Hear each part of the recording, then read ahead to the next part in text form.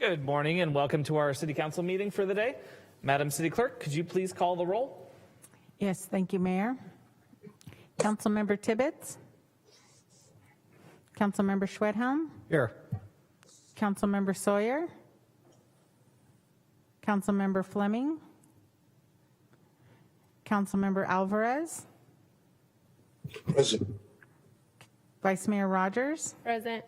Mayor Rogers. Aye. Here. Councilmember Tibbetts, have you joined us? Councilmember Sawyer, have you joined us? Councilmember Fleming, have you joined us? I have joined you. Oh, thank you, Councilmember Sawyer. Okay, let the record show that all council members are present with the exception of Councilmember Fleming and Councilmember Tibbetts. Thank you, Stephanie. We have 3 items on the agenda for closed session today. We are going to pull item 2.1. So we'll have items 2.2 and 2.3, and then if we need to, we'll have a break before our 2:30 study session.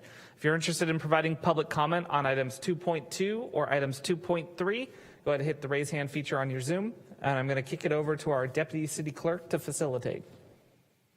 Thank you, Mayor. If you're participating by telephone, please dial *9 to raise your hand. Mayor, there are no hands being raised in Zoom, and there's no one in the council chamber wishing to make a public comment on item 2. Additionally, there were no voice message public comments on the item.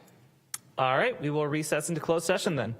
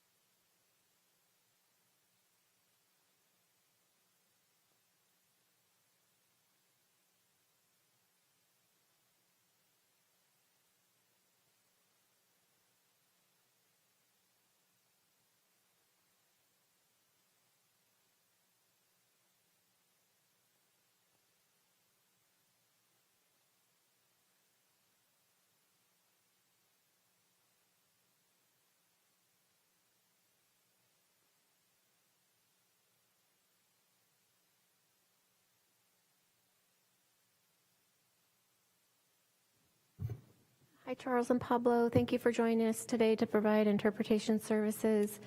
Is there a preference of who goes into the Spanish channel first today? No preference. Okay, since you spoke up first, Charles, I'll put you over to the Spanish channel, and then I will keep Pablo on the main channel to do the instructional portion, then move him over along with you. Thank you.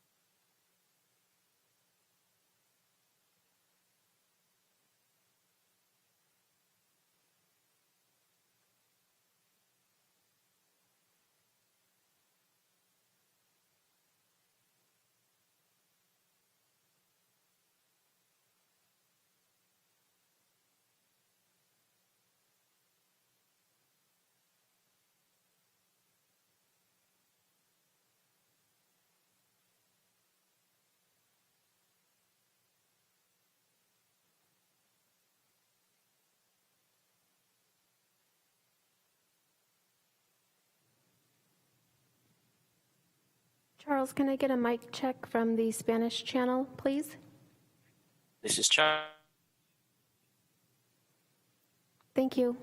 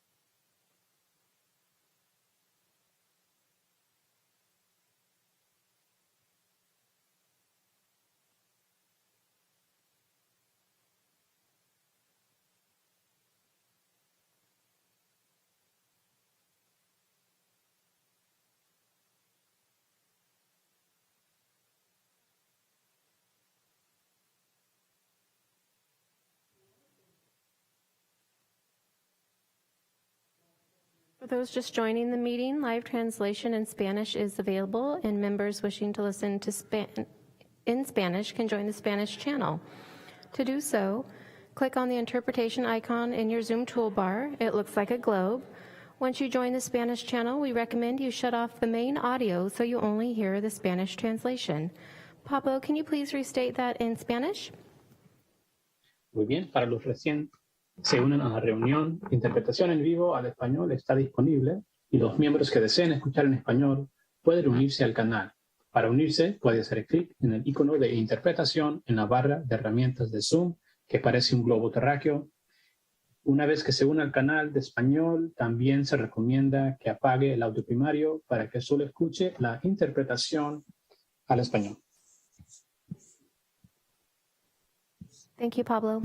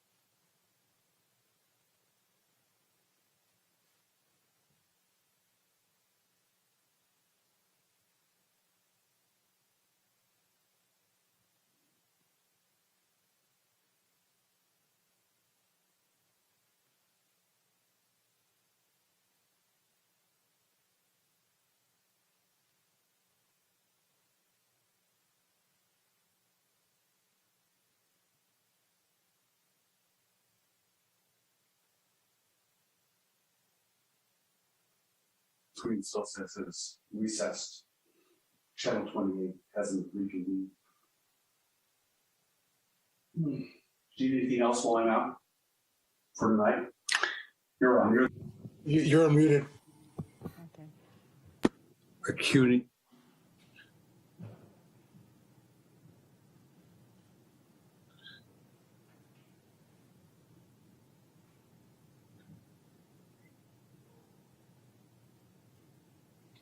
He's like putting his hand up.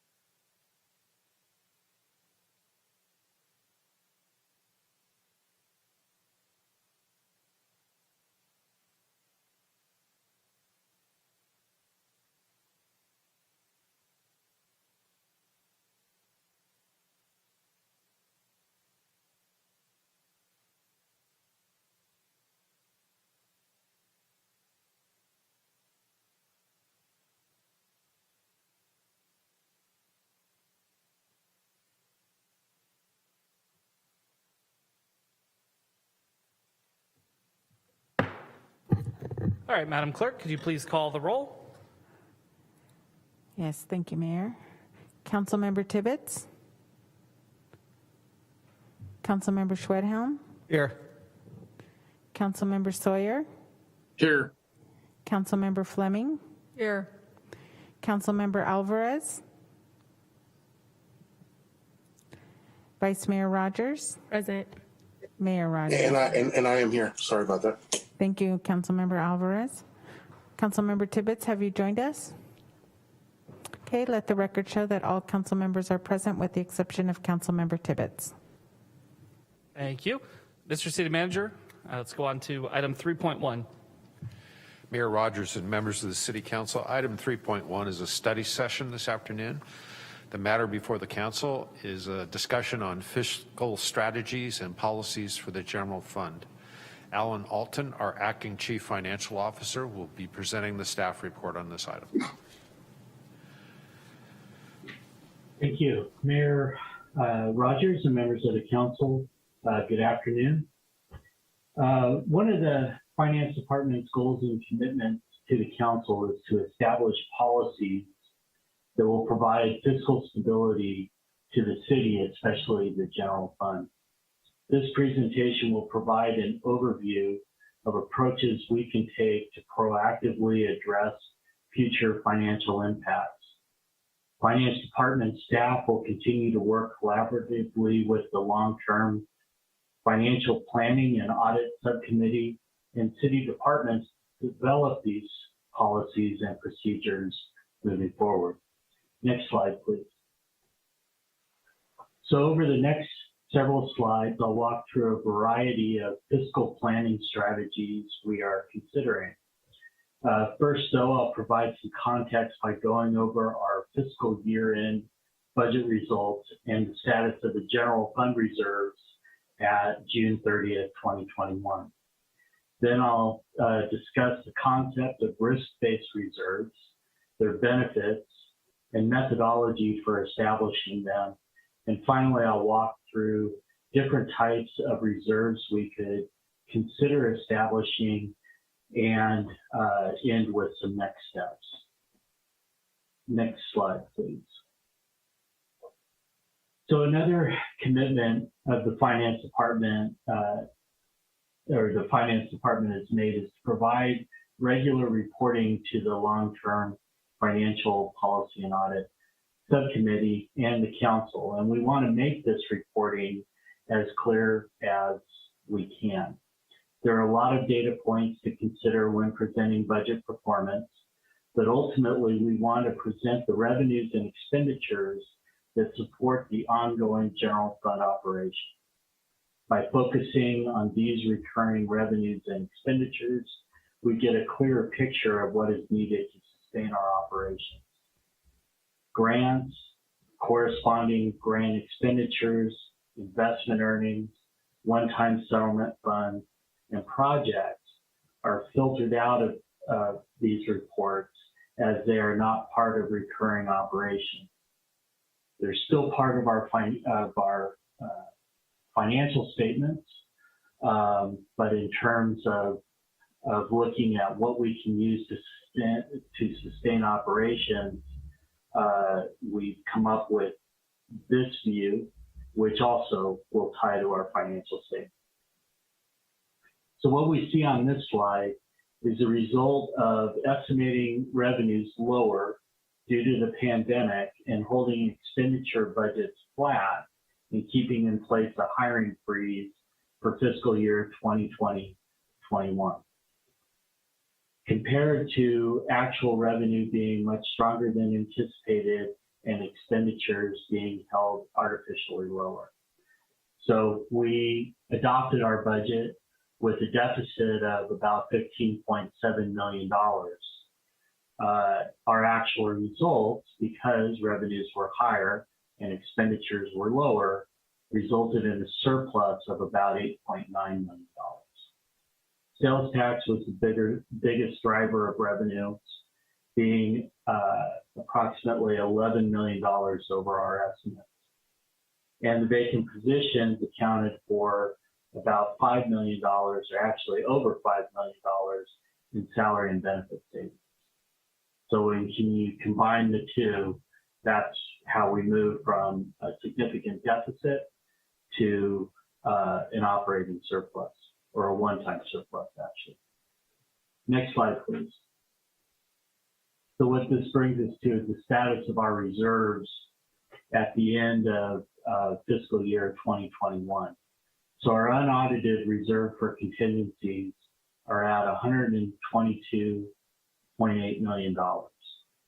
The City Council has a policy mandated reserve requirement from 15 to 70% of operating budgeted expenditures in the general fund. So 17% of that is about $30.4 million.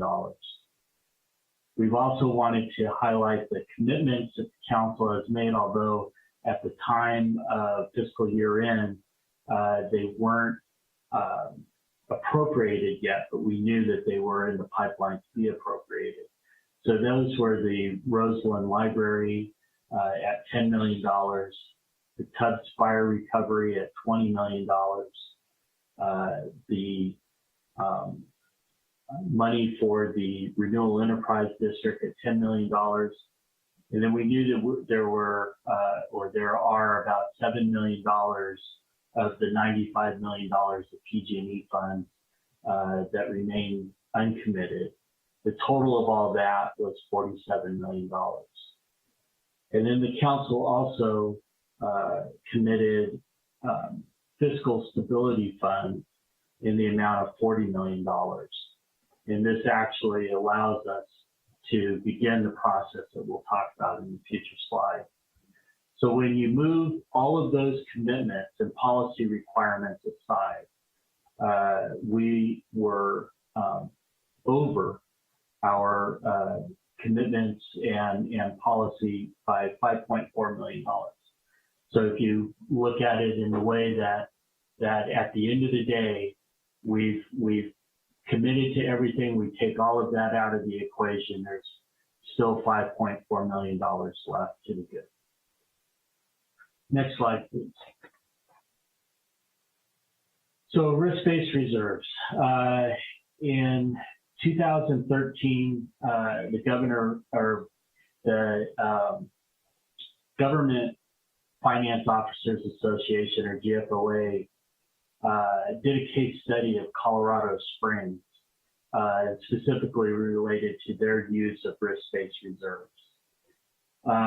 What these reserves do is, or what they do and what we are proposing to do is to analyze risk to the general fund operating budget. Those could be pension costs, revenue volatility, large capital replacement costs, deferred maintenance, any of those types of things. And then you assign funds for specific use. So when you assign funds in the general fund, they exist as committed, not to be accounted for in your general operating unassigned contingency reserve. What we would want to do and what the Government Accounting Standards Board would want us to do is to develop policies around those funds to basically tie them to that specific use and for nothing else. We could use on an annual basis a portion of year-end general fund surplus to fund these reserves. So like I said in the slide before, if you were looking at $5.4 million of uncommitted funds at the end of the year, a portion of that could go into these reserves. And we could create replacement budget to fund reserves where appropriate. And I'll get to that in a few slides. But basically, if you've got, say, a lease expenditure and you have, say, a 5-year lease, you budget for the lease payments of those 5 years. You just continue to budget that same amount going forward, and it becomes like a replacement reserve. Next slide, please.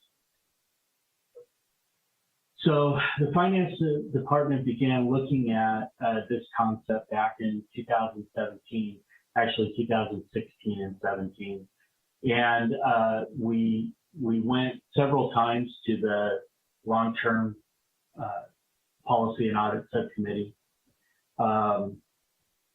presented some ways we could go about it, but then we were paused that work after the fires. During that time, we had reserves that were over our council policy, and we thought that would be a good opportunity to mitigate some of these costs that we saw that would impact the general fund going forward. But once the fires hit, we drained a significant amount of our reserves, and that kind of,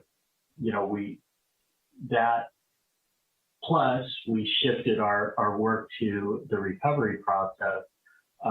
We paused that work, but now we're at a point where we can move forward with it again. Historically, large sale expenses we are paid for with operating reserves. There are some instances where we anticipate these items a few years in advance and would try to accumulate the funds through the budget process, but we didn't have a real formal mechanism.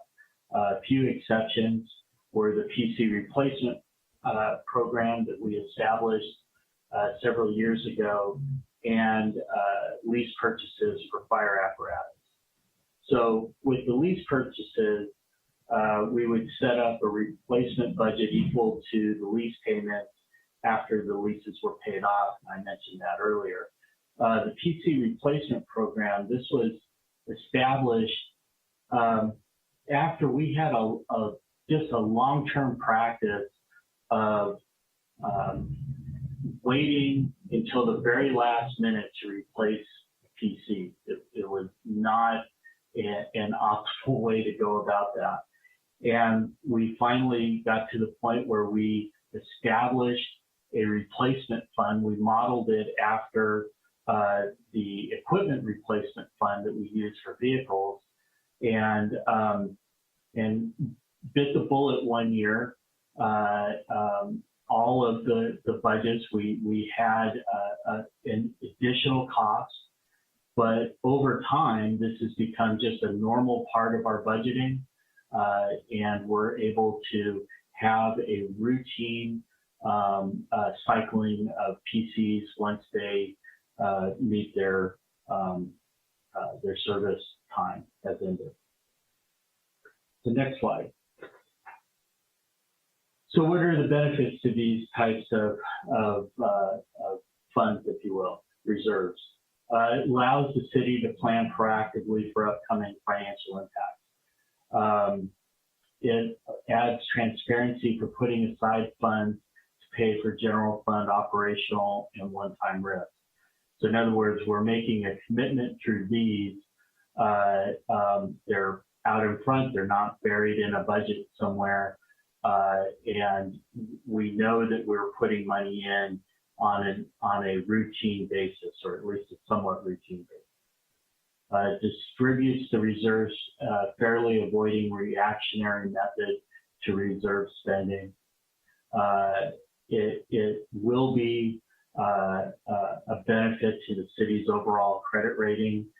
They would absolutely, the rating firms would absolutely want to see us doing whatever we can to proactively plan for major costs, especially known costs, up in the future. And we could outline major potential risks to the city. Next slide, please.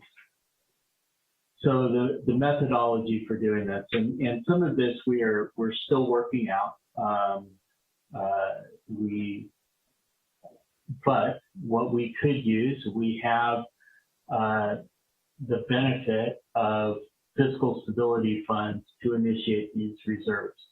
Back in 2017, when we looked at it, part of the heartburn there was in developing the funding strategy is that we didn't have a lot of money to initiate whatever reserves we were going to do.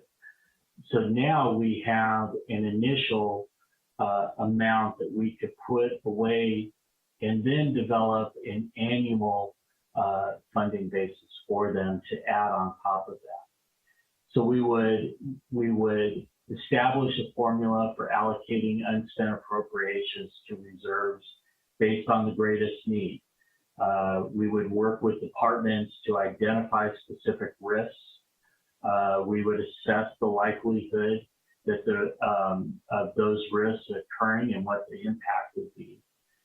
We would use the knowledge of those specific risks as well as their likelihood and impact to determine what annual reserve requirements would be needed. We would not do a one-size-fits-all approach. And then we would identify the funding that would be needed annually to maintain the reserves. One of the things that we would absolutely do is allow flexibility by not assigning all surplus funds to these risk-based reserves. We would want to hold some money in our unassigned operating reserves that would allow flexibility to the council should some unforeseen either project or event or whatever comes forward and to allow the council to react to that. Next slide, please. So a sample funding scenario based off of this, and this is obviously very rudimentary, but so we would look at a year-end surplus, let's say it was $1 million. We could identify 3 buckets, if you will, to put those funds into, with the 4th one, if we were to just take 0.25%, the 4th one would go into unassigned reserves. So that would be basically the way this would work. Obviously, what we may want to do is have some funding scenarios be higher than others. So maybe more money goes toward pension stabilization or capital replacement. This will all be as part of the risk analysis that we'll need to go through with the departments. Also, as I mentioned earlier, there was the GFOA case study. They also have items that spreadsheets and templates that will allow us to go through that evaluation process. We would also work with our partners. Let's say that we did establish a Section 115 trust, as we are looking at doing. We would want to work with whoever the fund manager was for that trust to try to determine what the right amounts go in on an annual basis would be. So we would try to do this as non-arbitrary as possible to really be able to establish an amount to go in there that would meet our needs going forward. Next slide, please. So as I mentioned before, there's a process to what we would want to do, and identifying the risks are a part of that. I mentioned pension costs and deferred maintenance and capital replacement. These are things that just off the top of the mind seems to be the things that we are of the most impact to us and the most known impact to us. Revenue volatility is something that we are trying to come up with a way of being of managing the fact that we have a lot of or the bulk of our general fund revenue coming from 2 sources, one being sales tax and property tax. And the reality of it is that sales tax provides us the largest amount of revenue coming in. It's also the most by incremental increase or whatever, but it can provide us with also the most volatility. And so if there's a way that we can offset that, it's something that we would look at.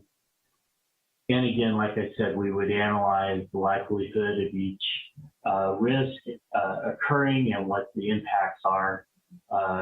For example, maybe better revenue forecasting helps us offset the volatility of our revenues coming in on an annual basis or adjusting to that.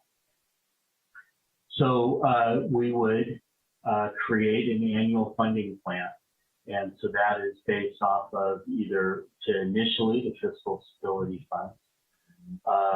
We would look at budget surplus if it exists at the end of each year. And if there are ways that we can just maintain existing lease or debt service payments that allow us to kind of create that budget appropriation from there that would fund a replacement model, we would do that. And we would establish all of those things into council policy. We would have them reviewed by the long-term finance policy and audit subcommittee. First, get their concurrence, and then move forward to have policy adopted by council in the near future. So next slide. So some of the types of funds that we could go and some of the risks that we're seeing right now. Pension, it seems to be at the top of the list of that. We know that we are going to have an unfunded liability cost that will accumulate over the next 14 years, an amount that's about $110 million over what we currently pay. So I believe our baseline of that is about a $30 million annual payment. And we expect that to go up over the years to an amount totaling about $110 million. While we have the potential of issuing pension obligation bonds to address that, it's not going to address our full UAL, which is about $400 million. So what we would do is we would need to target where that spiked, and then actually use like the Section 115 trust and pair that with a pension obligation bond if it made sense to do it, or we would simply just establish the trust and use that like we currently do to make annual discretionary or advanced discretionary payments to CalPERS. The benefit of such a trust, and we've talked about this before, would be that it would have more local control. We would be able to manage the growth of that and still be able to make our payments to CalPERS as we go through. We would want to, as I mentioned earlier, work with the trust manager to establish what type of annual funding amount that we would meet. Next slide, please. Capital replacement. So while we have an equipment and replacement fund, there are certain large capital items that are not included in that, and specifically fire apparatus. So, but on top of that, we also know that there are other types of needs that don't fall within a replacement fund that we will need to replace once they expire their useful life, such as body-worn cameras or tasers or anything like that. So we looked at what it would cost if we took all of and I believe there's about 26 fire apparatus in the city, and if you look at what their basic replacement costs would be, we think that we would need an annual charge of about $3 million to fully enroll all of these apparatus in a replacement fund. We have already started accumulating some funds. We have in the past leased fire engines or fire apparatus, and we've maintained that budgeted line item to be able to accumulate funds for future apparatus, but it is not enough to be able to cover the costs, and unfortunately, they tend to go out more than one at a time. We have actually, it may be on this agenda or on the 14th, we have a lease payment option for 2 fire engines that need to be replaced. They need to be replaced actually pretty quickly, since we've been notified that the costs are going to go up for that. So we know that we can, or we've costed out at least at about 7 years into 2.15%. So at the end of that 7 years, this would be another debt service payment that we would just continue and move into that. We need to try to figure out exactly how we would, if we would keep this just in operating budgets or move that money into the reserves and fund it as along with additional funds as a replacement fund within the general fund reserves. We would also model after PC replacement fund. I kind of mentioned where we went with that before, but that is the type of thing that could go toward these other items like body worn cameras or tasers or anything else within the city where we need to make large scale purchases and then need to try to, we know that over a period of time we will have to replace those. We could try to model after whatever existing fund mechanism that we have in place. Next slide, please. So infrastructure is another need that we know that we have in the city. In May 2019, at the budget study session, we included an infrastructure report card presentation. And in it, it showed that the current condition generally scores better than the state and national averages.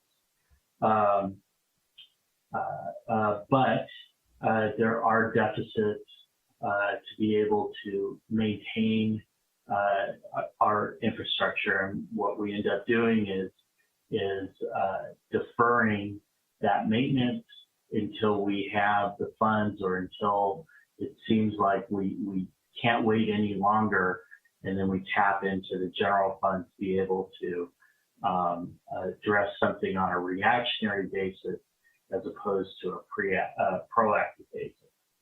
So on the next slide, we have what that report card looks like.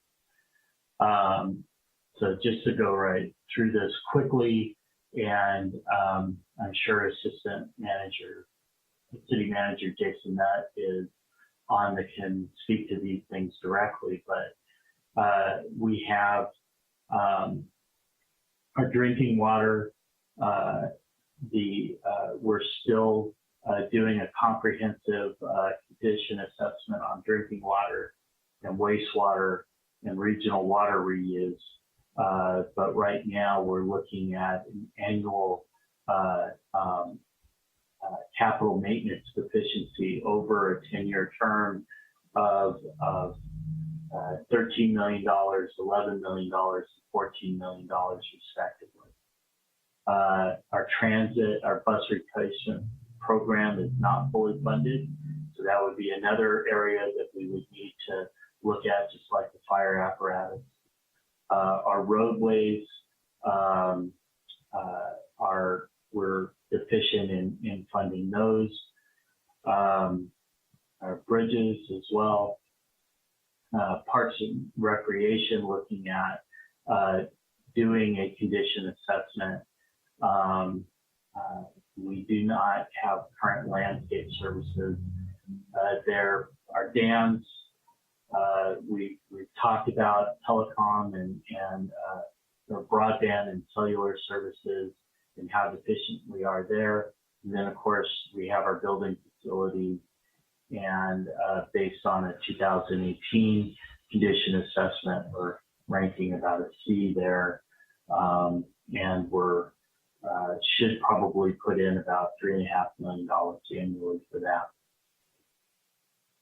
Next slide, please. And then, unfortunately, what we've noticed over the past 4 or 5 years is that we are susceptible to extreme events.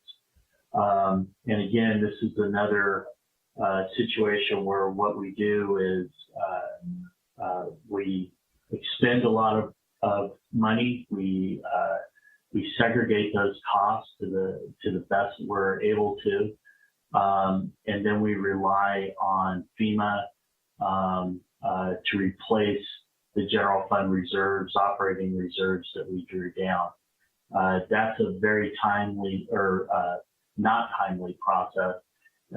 Usually takes years for the reimbursements. Case in point, we're still waiting on reimbursements for the non-congregate sheltering at the Sandman Hotel. The costs are approximately $3 to $4 million. We are still working with FEMA to get any of that back. We've yet to receive anything. We began that process in March of 2020, and we are still unfunded. So those are things that we know are going to come up, and we should probably work on dealing with that in the future. So what are our next steps? On the next slide, we have where we're going. So what we're hoping for out of this study session is really to provide us the acknowledgement that we're going in the right direction. We're going to continue to work with our departments and the long-term financial planning and audit subcommittee to develop the assessment of risks and the funding methodology for the reserves and the policy language. We work very closely with the subcommittee on these. We have in the past, and we've started that back up again. Obviously, the full council, we would return to the full council for approval of whatever policies we come up with and methodologies. But we would like direction that we are going in the right spot, that if there are any particular reserves that we should be looking at, especially anything other than what I've highlighted in this, that would be good to know. But basically, this is an overview of where we are and what you can expect. I think in terms of a timeline, and while this may be aggressive, what we are looking at is that I would like to have these in place by July 1, so along with our fiscal year 2022-23 budget moving forward, to have those in place. And with that, I'm available for any questions. Thank you so much, Alan. Council, questions?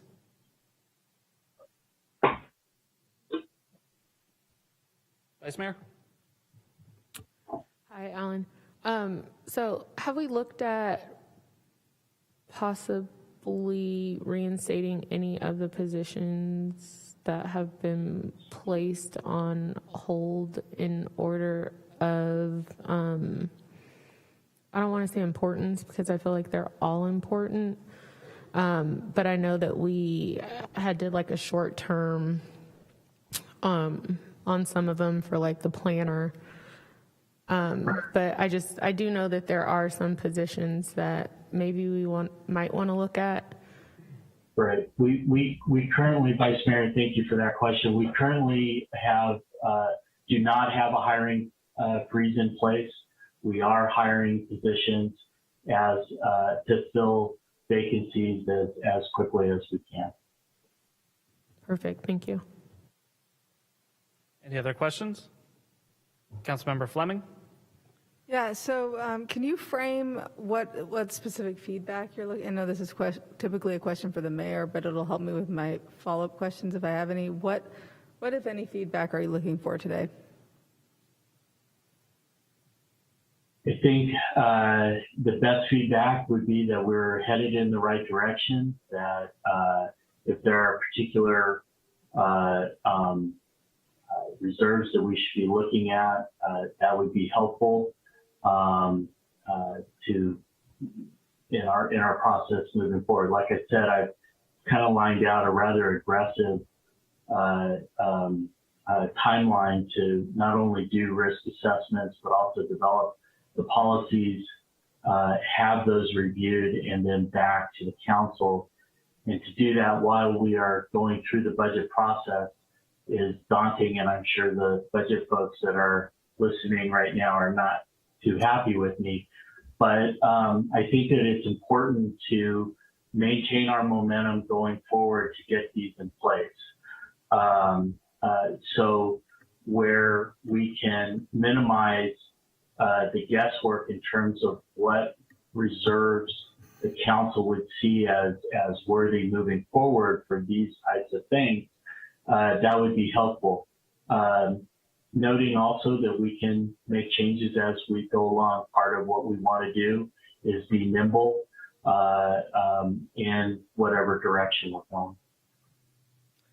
Okay, that's helpful. I don't have any specific questions at this time, except well, maybe I have one question, which is, at what point does the council priorities, I see here on slide 10 that you end up with council policy as your last bubble, but it doesn't necessarily say anywhere, and perhaps I missed it, about how you're going to take into consideration council goals in this process and determine, because there's some things, like we get to slide 14 where we have a listing of things, based on their status of disrepair or disinvestment, but there's nothing here that lets us know where these things fit into the council priorities that have been stated. Well, part of that is going to be working with the subcommittee as we move forward to make sure that we are keeping council goals in mind, and we usually have that in the back of our mind as we are moving forward. So I don't know that that's the best answer to that, but we do have council priorities and goals in mind as we go through. We do know that that we have an upcoming goal setting session, I think in February or March, that will help inform that. We absolutely do not want to get out in front of the council and whatever priorities they have. Typically, we work well with the finance subcommittee to make sure that we are meeting all of the needs that overall that the council will want. Okay, I'm wondering if you would consider working directly with Socorro Shields in this process to loop her in. I think that she's become very effective at identifying how our council priorities intersect with our financial policy. Okay. And then on slide 12, the replacement fund, is this something that is just going forward unless we say no today, or is this a part of something that will come back to us? Comes back. So slide 12. The example that I have of the 2 fire engines, that is on the council agenda moving forward. But in terms of the annual charge for that, or developing a fully functional capital replacement fund for those things that are not in our our existing equipment replacement fund is not. I think it's important to do, but it is again. This is just a study session and just a very preliminary view at this. It's something that we would want to assess and be able to have as a potential reserve going forward. But so there's. That answers my question. I do appreciate it, Alan. Thank you for your work. Thank you.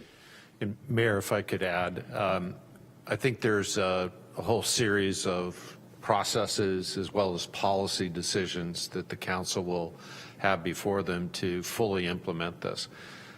Today was to provide that overview, share with you the thoughts and some of the ideas that have been generated with the Long Range Financial Policy Committee subcommittee. But you have your annual goal setting session where you establish your priorities. You have the annual budget process where staff then looks at those priorities the council has established and recommends funding levels and programs and staffing in order to achieve them. And then you review that annually when the budget is presented in a series of public hearings that allow the public to have input into that process. And ultimately, the council has the ability to shape those funding programs around their priorities. What we're talking about today is at the end of a fiscal year is if there are is a surplus situation, how do we plan in advance and try to allocate some of those additional resources that may come in to provide additional stability so that we can be prepared for natural disasters or crises that may occur, so that we can be prepared for the purchase of large pieces of equipment like fire engines were an example, so that we don't have as much up and down from year to year in our budget. Frankly, the goal is to regularly produce a surplus in the general fund that then gives the City Council the options and the flexibility to address many of the issues that we struggle with today. You notice the infrastructure slide up there that had a grades and then numbers. That's for maintenance of existing infrastructure.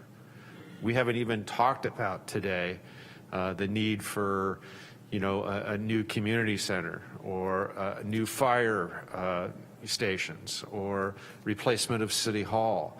All of these are things that we would like to be able to address in the future.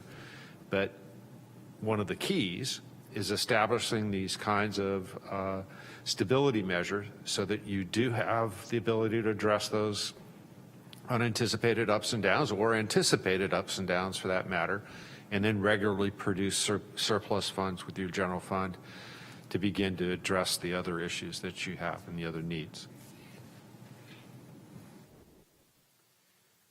And Alan, if I can ask a question about that slide, slide 14. It's a particularly interesting one to me, and I want to make sure that I'm understanding what it says properly. So for the bus replacement program, it shows the $750,000.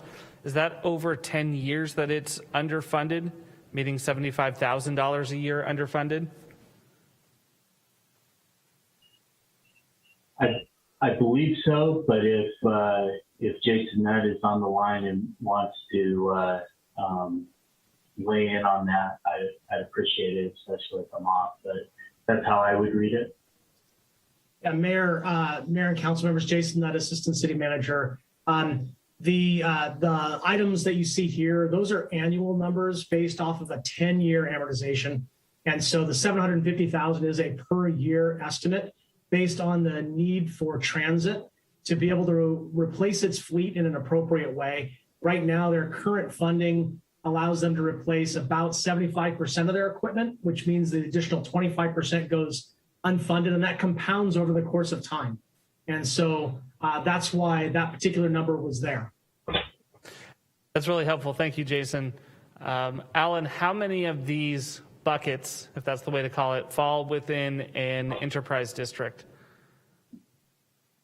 On this one, I think, well, definitely the top three are probably under the water enterprise funds.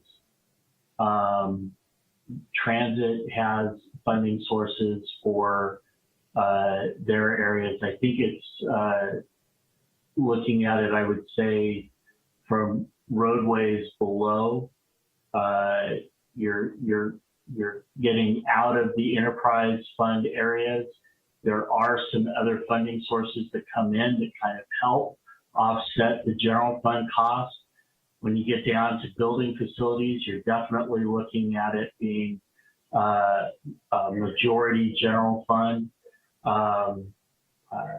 So that's kind of my high level take on that. I think also with the broadband and that you're probably looking at general fund where we can't find any other state or federal source for it.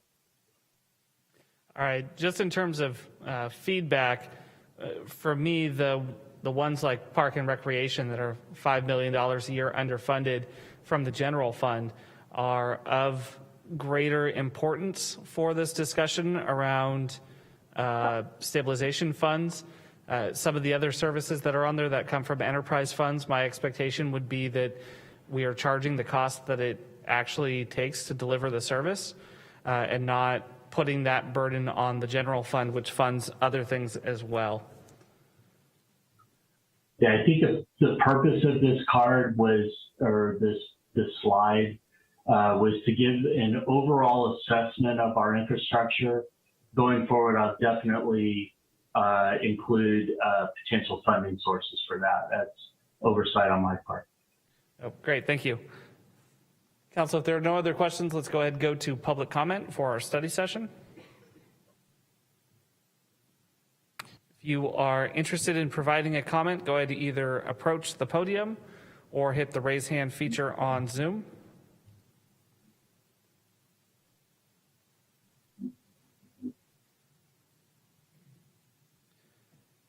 I see no hands, and I see nobody moving towards the podium.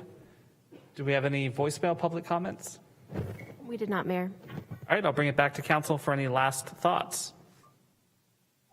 Councilmember Schwedam. Thank you, Mr. Mayor. And thank you, Alan, for the presentation. I really appreciate a lot of the conversations and comments that are made in the subcommittee meeting are incorporated into this presentation. So my feedback on the presentation is I think you are, or we are, on the right track. I really appreciate this. And for me, some comments or suggestions within those, you know, even just starting at the 4 buckets of 25%, I kind of like that strategy. I would be interested in hearing, because I'm a fan of the 115 trust, and you had some comments about working with the trust manager. I'd be really interested to hear what those thoughts would be from that person. In other words, if he or she says the first $1 million, you know, it takes $1 million, that's the key figure. I'd be a proponent of then whatever surplus we have, the first $1 million goes towards the 115 trust, then the whatever's left over gets divvied up, you know, 25%, 25%, 25%. But I'd be interested in hearing what that trust manager, if we go in that direction, what they would say. And then regarding the infrastructure, I think that is a key investment. And for me, because these are big ticket items, for me a priority is reinvesting in our roads, get that PCI up to, quite frankly, 65, because I think it's, for the last 7 years, I've been hearing it's about a 61.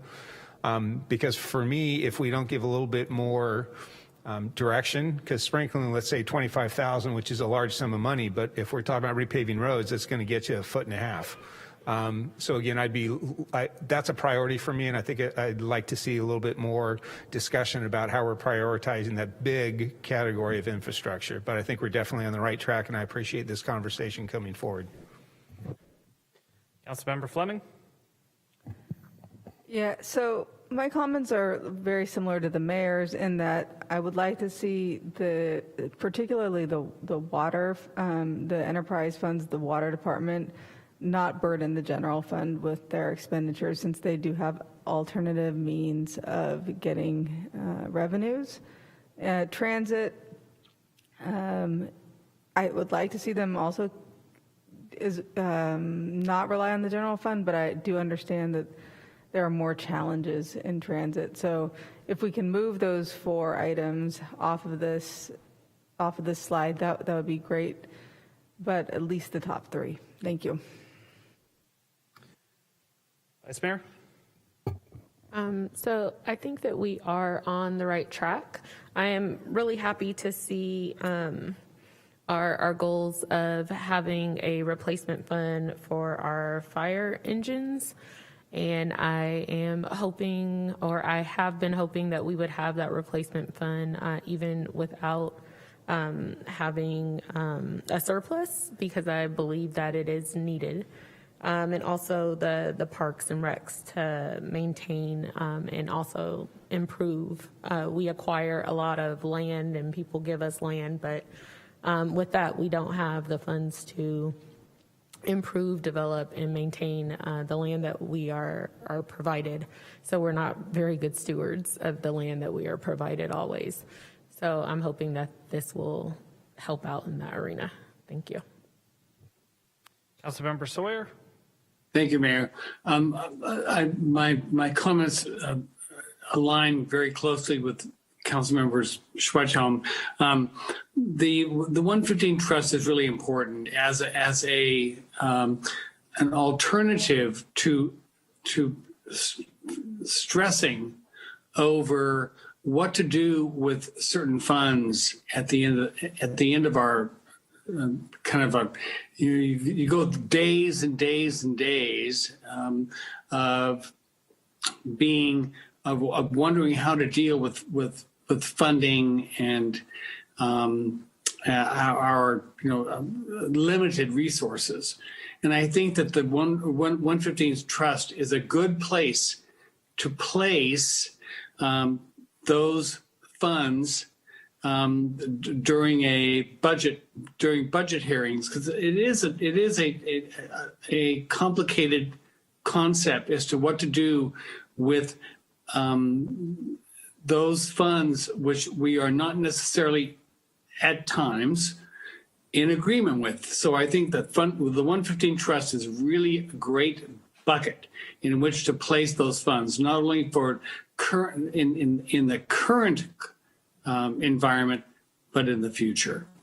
And the infrastructure needs, which could totally be a part of those 115 Trust is about not about infrastructure, but dealing with infrastructure is one of the main goals of our constituency. I don't believe there is a single council member, as far as I know, I could guess this, that has not been contacted about roads and infrastructure. So wherever we can be reasonable and thoughtful, where we can place funds in infrastructure, I don't believe that there would be many individuals in our various constituencies that would complain about that. So I am very much in favor of that bucket. And if one has to place funds into buckets, that would be one that I would be majorly supportive of. There are so many needs across the board with our council. It is very difficult to decide where we are, where we have the priorities. But infrastructure is one of those that if you don't dedicate funds and you don't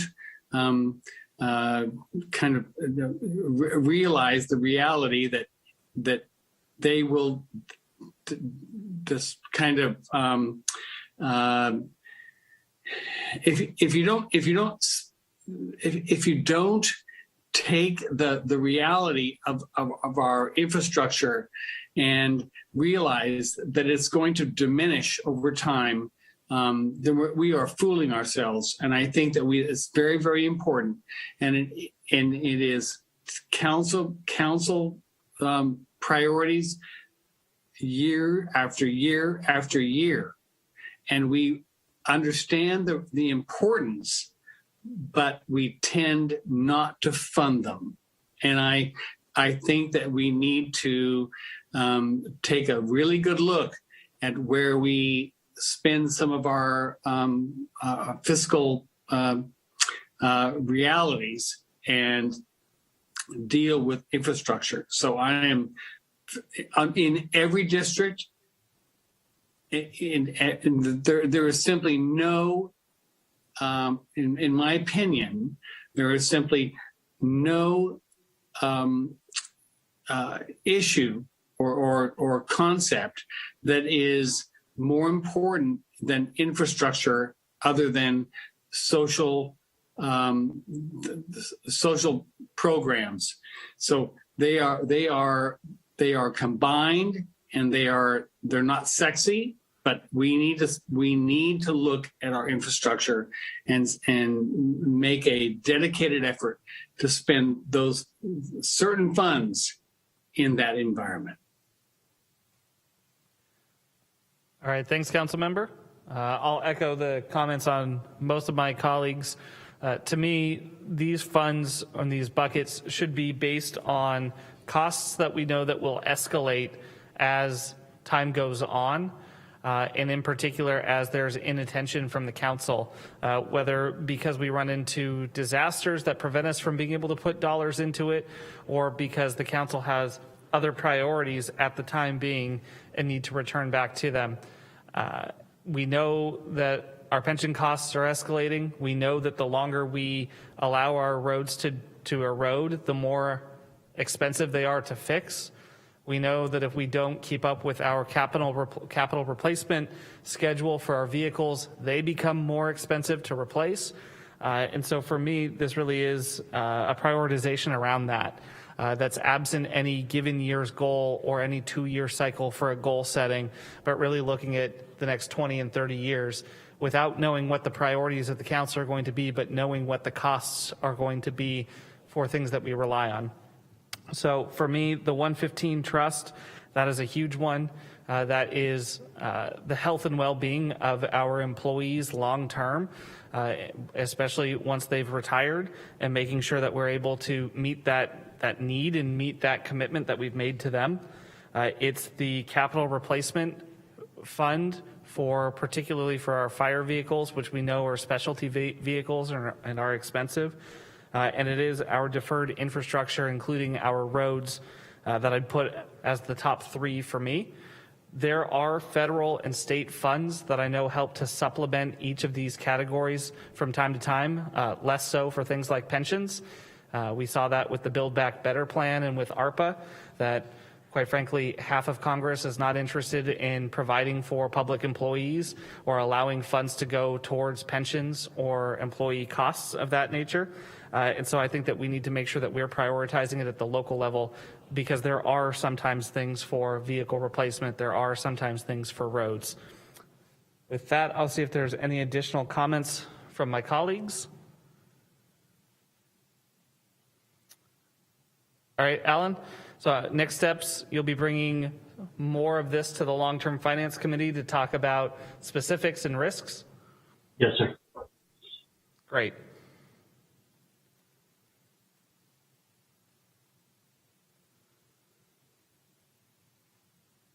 All right, Council, we have about 29 minutes until 4 o'clock. We'll go ahead and take a recess, and we'll be back at that time.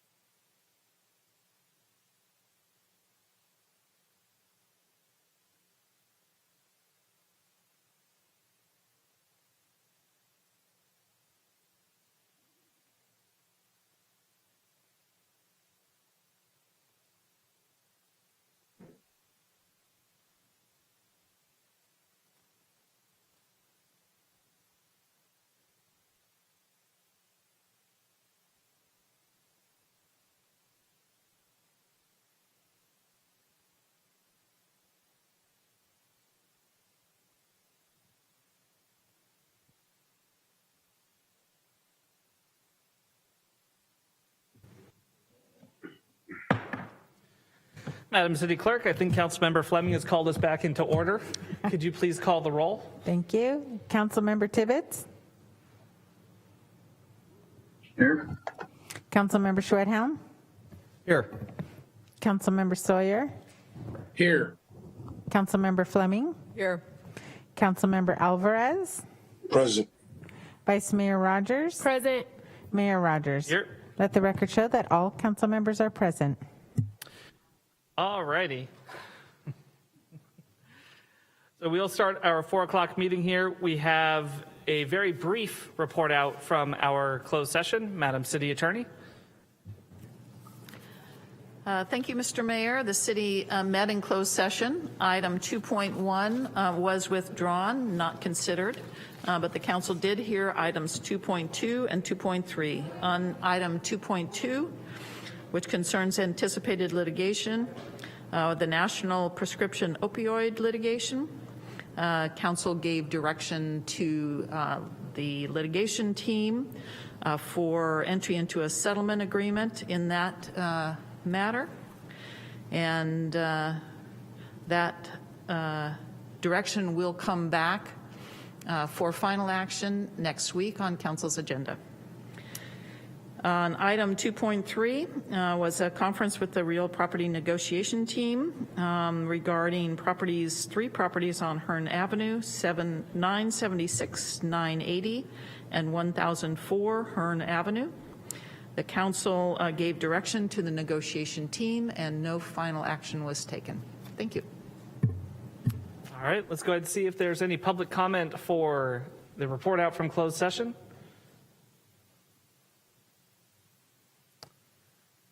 I'm seeing no one approach the podium. I see no hands on Zoom. So we'll go ahead and keep moving through our agenda. We have no proclamations this evening, but we do have a couple of staff briefings. Mr. City Manager. Mayor Rogers and members of the council, item 7.1 is our COVID-19 update.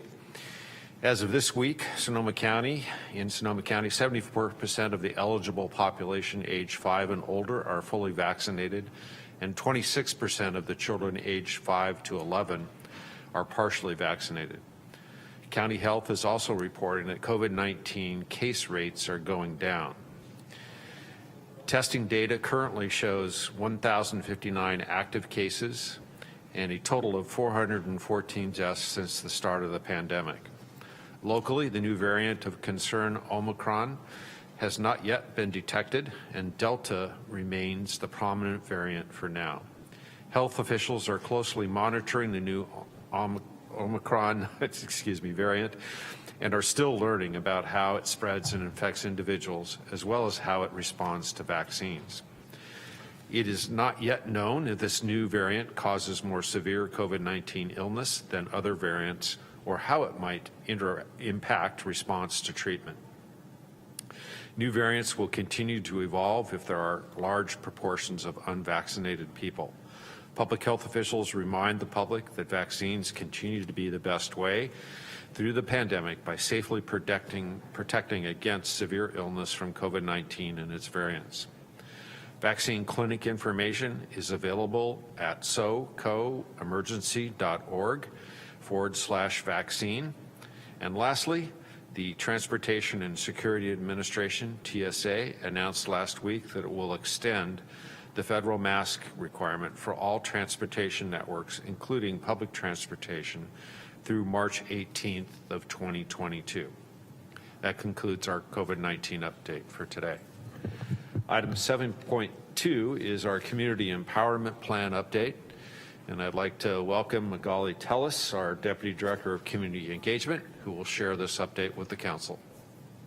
Good afternoon, Mayor Rogers, Vice Mayor Rogers. Magali Tellis here with a quick update on our Community Empowerment Plan. In terms of the Mary Lou Lowrider, the artwork has begun on the car. This includes the pinstriping and the mural, and we just wanted to recognize and thank one of our local lowrider community members Paul Marquez for his contribution in the pinstriping, and also Gustavo Mendoza for his contributions for the mural. Once complete, the car will go back to the body shop, and we'd like to thank business owner Manny Aguilar because they will complete the final clear coat. And the new stereo system will be installed this weekend by Viejitos Car Club, so thank you to them. And as a reminder, the stereo equipment was donated by Enterprise Rent Cars, and we anticipate the car build will be completed by the end of January to early February. The Sonoma County Lawyer Council has been meeting with our staff to plan the reveal event, and they'd like for you all to mark your calendars for Saturday, March 26th from 4 to 8 p.m. The event will include Indigenous dancers, music, other special performances, and food from local food vendors, as well as a resource fair component where the Lowrider Council invites city departments and programs to disseminate information and connect with community. At the event, we will be viewing the documentary with the car reveal at the end. And then a quick update on the report out on sideshows, on the sideshow listening sessions and the community survey. Our staff conducted 4 listening sessions. 3 were in Spanish between October and November on sideshows with community members from various Santa Rosa neighborhoods. The Office of Community Engagement would like to thank the council members and city staff who joined us in person and online for these sessions.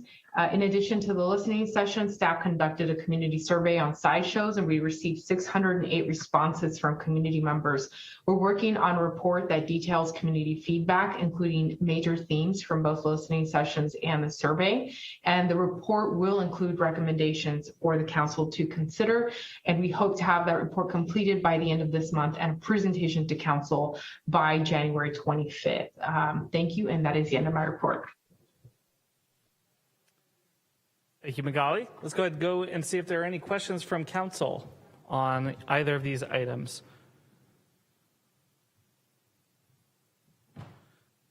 Councilmember Tibbetts, I know you had your hand up for a second. Do you have a question? We'll go to Councilmember Sawyer. Thanks, Mayor. Just a very brief thanks to Magali. It's very difficult to deal with these issues that affect the entire community. I just wanted to thank her, as I'm sure that the entire council does, for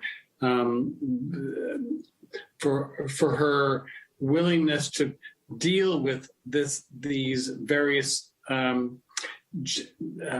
difficult challenges. And so it's just merely a thanks to her. It's not easy. Thank you. Appreciate that, council member, and I want to thank my team because they're incredible. So thank you. You bet. All right, let's go to public comment on the COVID-19 update. Let's see if there's anybody in the chambers who's here to speak about COVID-19. See if there's any hands on Zoom. And do we have any voicemail public comments? We did not, Mayor. Okay, we'll go ahead and bring it back. Thank you so much, Director. Thank you, Mr. City Manager. We'll keep moving through our agenda. Let's go to item 8. That's the City Manager and City Attorney reports. Let's start with you tonight, Madam City Attorney. Thank you, Mr. Mayor. I have no report for this evening. Thank you. All right. I also have no report this evening, Mayor. Okay, we'll keep moving. Council, are there any statements of abstention on tonight's agenda? Let's start with Councilmember Sawyer, and then I'll come to Tibbetts after. Thank you, Mayor. I will be leaving early, around 7 o'clock this evening. Other than that, I have nothing else to report. All right. Thank you, Mayor. I've got to abstain from item 12.9. That's just my general ongoing obligation relating to the declaration of homeless emergency, and then also 14.1 safe parking contract for Catholic Charities. My organization leases a building to Catholic Charities at this time, so I will have to recuse. And Mayor, if it's all right, I did have my hand raised for a COVID-19 update. Could I ask a quick question about that? Yeah, go ahead. Thank you. Mr. Colon, I hope I'm not putting you on the spot with this question. I don't know if you have an answer or not, but I noticed that there was a change in the update today, and that was that we're now counting people from the age of 5 to 12 in kind of the overall population, and we're at 74%. Do you know what the original, I think it was 12 and up, who was eligible for vaccines, what percentage they're at? It definitely was a higher percentage, Councilmember Tibbetts. I believe it was in about the 78% range, if I recall correctly. Okay. Well, thank you very much. Appreciate it. Any other recusals for tonight's meeting? So I have Councilmember Tibbetts down for item 14.1 and item 12.9. With that, we'll go on to mayor's and council member reports.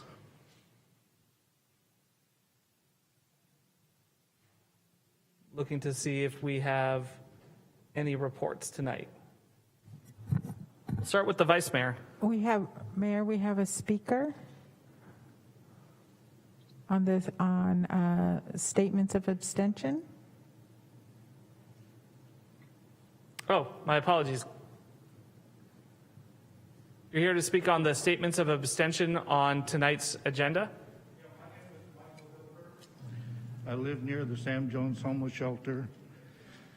I just want to reinforce effectively what's gone before me now is that Jack Tibbetts needs to be abstaining from any and all items having anything whatsoever to do with the homeless issue, because he's looking at it as a money-making opportunity. So anything having to do with homeless presents a conflict for him. Thank you, sir. And Councilmember Tibbetts did announce he was abstaining from a couple of those items.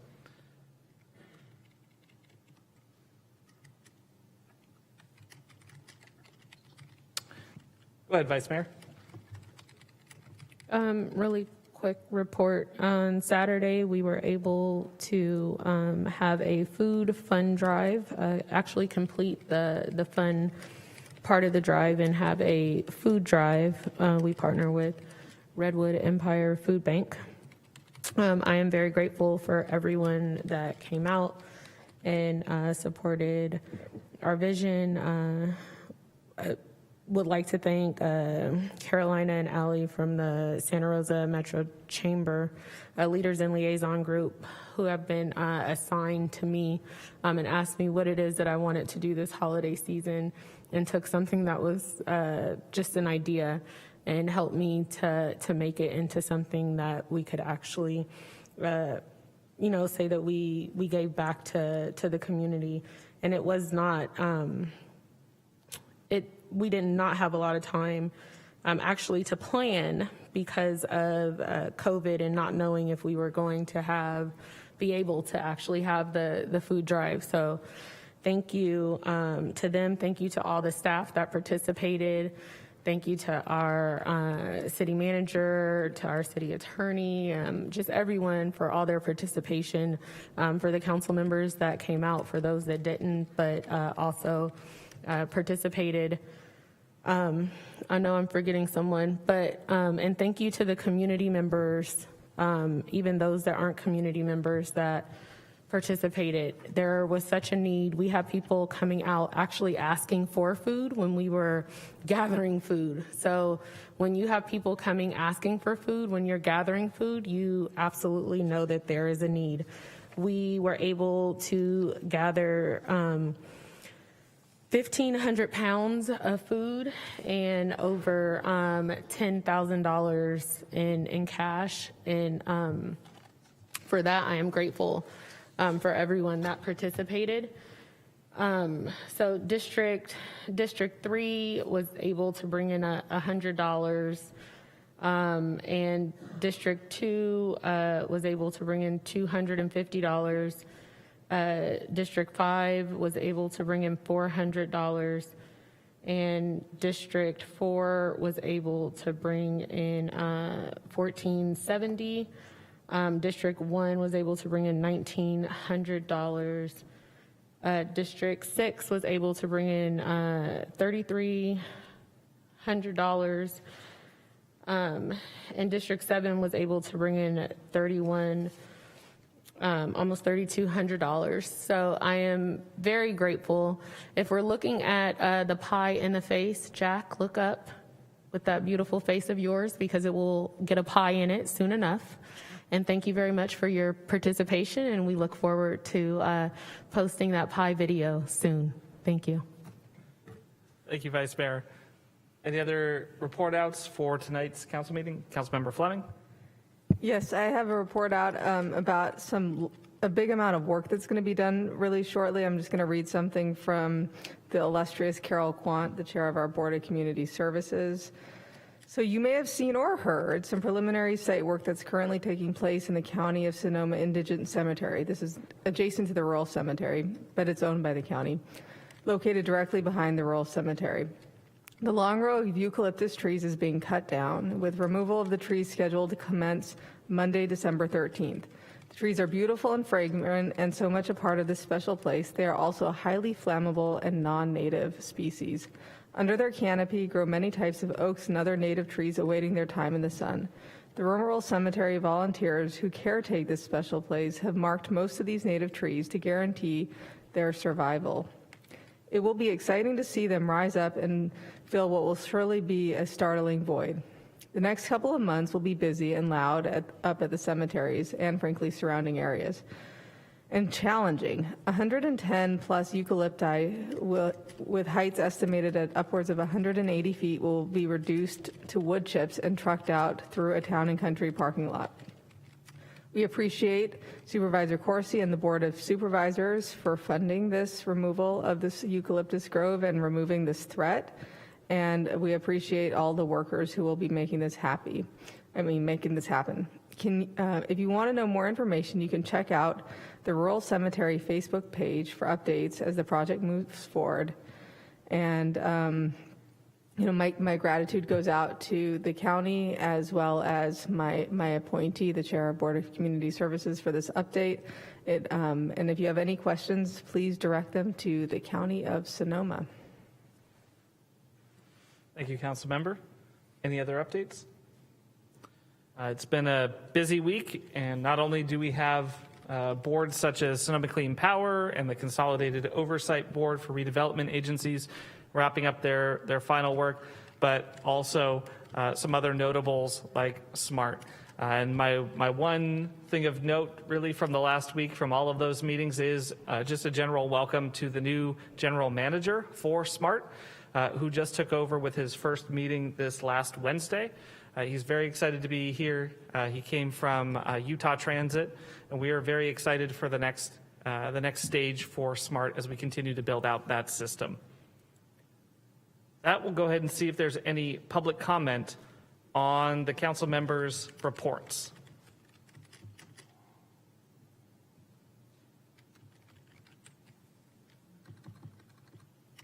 See no hands, and I see no one rise. Do we have any voicemails? We do not, Mayor. All right, let's go to our next item. That's item 10.2. It's the election of the vice mayor. Council, how we'll do this is we'll see if there are nominations. We'll get them all out on the table. And then once a nomination has a second, we will then go down the line and have council members vote for which individual that has been nominated and seconded that they'd like to serve as vice mayor. So I'll open it up and see if there are any initial nominations. Madam Vice Mayor? I would like to nominate Councilman Alvarez for vice mayor. Okay. Are there any seconds to that motion? I'll second it. Motion from Vice Mayor Rogers and a second from Councilmember Sweathelm. Are there any additional nominations for the position of vice mayor for 2022?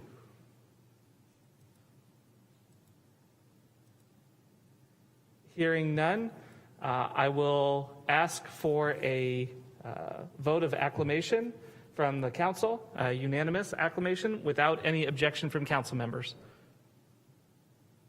I hear no objection. Congratulations, Councilmember Alvarez. Looking forward to having you in the vice mayor role from this meeting on forward. I appreciate it. Thank you very much. Would you like to say anything? If I can get it out. First of all, es un honor. Es un honor servirle a la ciudad de Santa Rosa en esta capacidad. Quisiera darle gracias a mi mamá, a mi papá, al distrito que me dio la oportunidad, a mis colegas que me han respaldado y han dado refuerzo, oportunidad y esperanza. A mi ciudad de Santa Rosa, es un gran honor poder servirles a ustedes en esta capacidad. It's an honor. And I want to thank my mom and dad, District 1, for giving me the opportunity, to my colleagues who have made themselves available to guide, to educate, to lend their experiences, to really help me become the best public servant that I could possibly be. To Santa Rosa, it's an honor to serve you at this capacity. Thank you. Thank you, Mr. Vice Mayor. Let's go ahead and open it up and see if there's any public comments on 10.2. I see nobody moving towards the podium. Go for it, sir.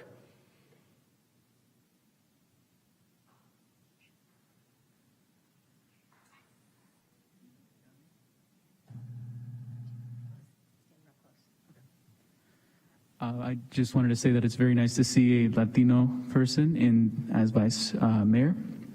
And I think that this would be a really great step to move in terms of cultural understanding, because this is a primarily Latino community, or at least in Roseland.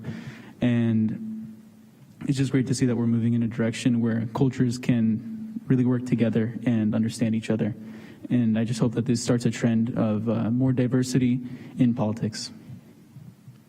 All right, thank you so much. Is there anybody else who'd like to speak?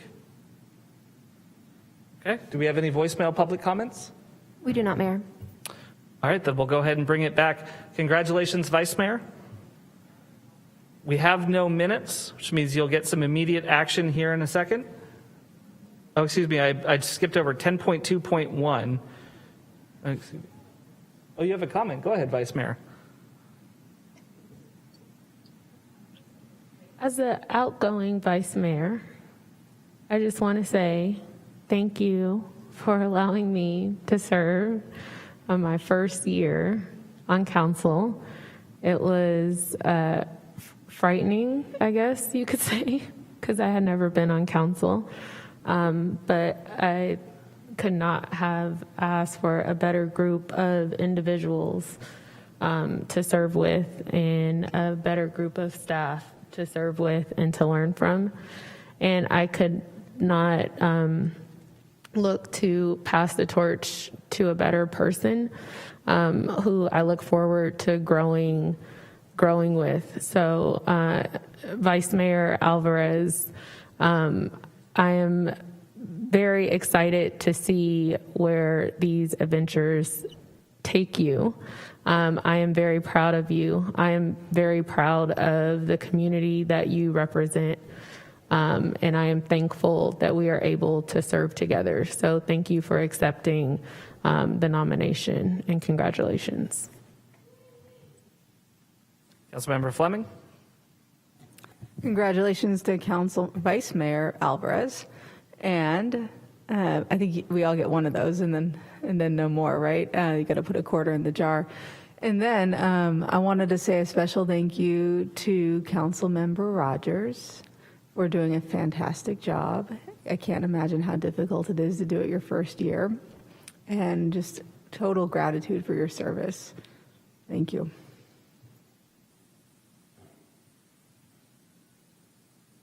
All right, thank you both. Mr. City Manager, let's go on to the consent calendar. Mayor Rogers and members of the City Council, we have 9 items on the consent calendar this afternoon, beginning with item 12.1, a resolution approving a waiver of competitive bid, blanket purchase order 160811, an amendment to the IPS Group Incorporated for single-space parking meter services and supplies. Item 12.2, also a resolution approving General Services Agreement F002387, an award for uniform, mats, and linen delivery services to Mission Linen Supply. Item 12.3, a resolution approving a summary vacation of right-of-way for a portion of an easement located at 1108 Trombetta Street, Santa Rosa, California. Item 12.4, a resolution approving an amendment to the city classification and salary plan to add 6 full-time equivalent limited term firefighters and 1 full-time equivalent fire captain positions in the fire department to staff the in-response team. 12.5, a resolution approving the adoption of a memorandum of understanding with Unit 8 Transit, represented by SEIU Local 1021, effective July 1, 2021 through June 30th, 2024. Item 12.6, a resolution approving an extension of a proclamation of existence of a local emergency relating to the threat to community health posed by COVID-19. Item 12.7, a resolution making the required monthly findings and authorizing the continued use of teleconferencing for public meetings of the City Council and all the city's boards, commissions, and committees pursuant to Assembly Bill 361. Item 12.8, an ordinance adoption, an ordinance of the City Council of the City of Santa Rosa, amending Section 1404-015 of the Santa Rosa City Code, revising language applicable to the water shortage rate, and revising the excess use penalty structure. And finally, item 12.9, a resolution approving an extension of the proclamation of local homeless emergency. Thank you, Mr. City Manager. Are there any questions on the consent calendar?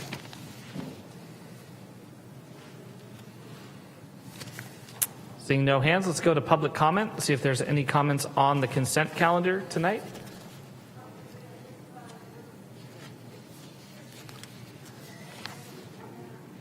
Seeing none, do we have any voicemail public comments? We do not, Mayor. All right. Vice Mayor Alvarez, would you like to put a motion on the table, please? I would. Thank you, Mayor. I would like to move items 12.1 through 12.8. Waive further reading of the text with Council Member Tibbetts abstaining from 12.9.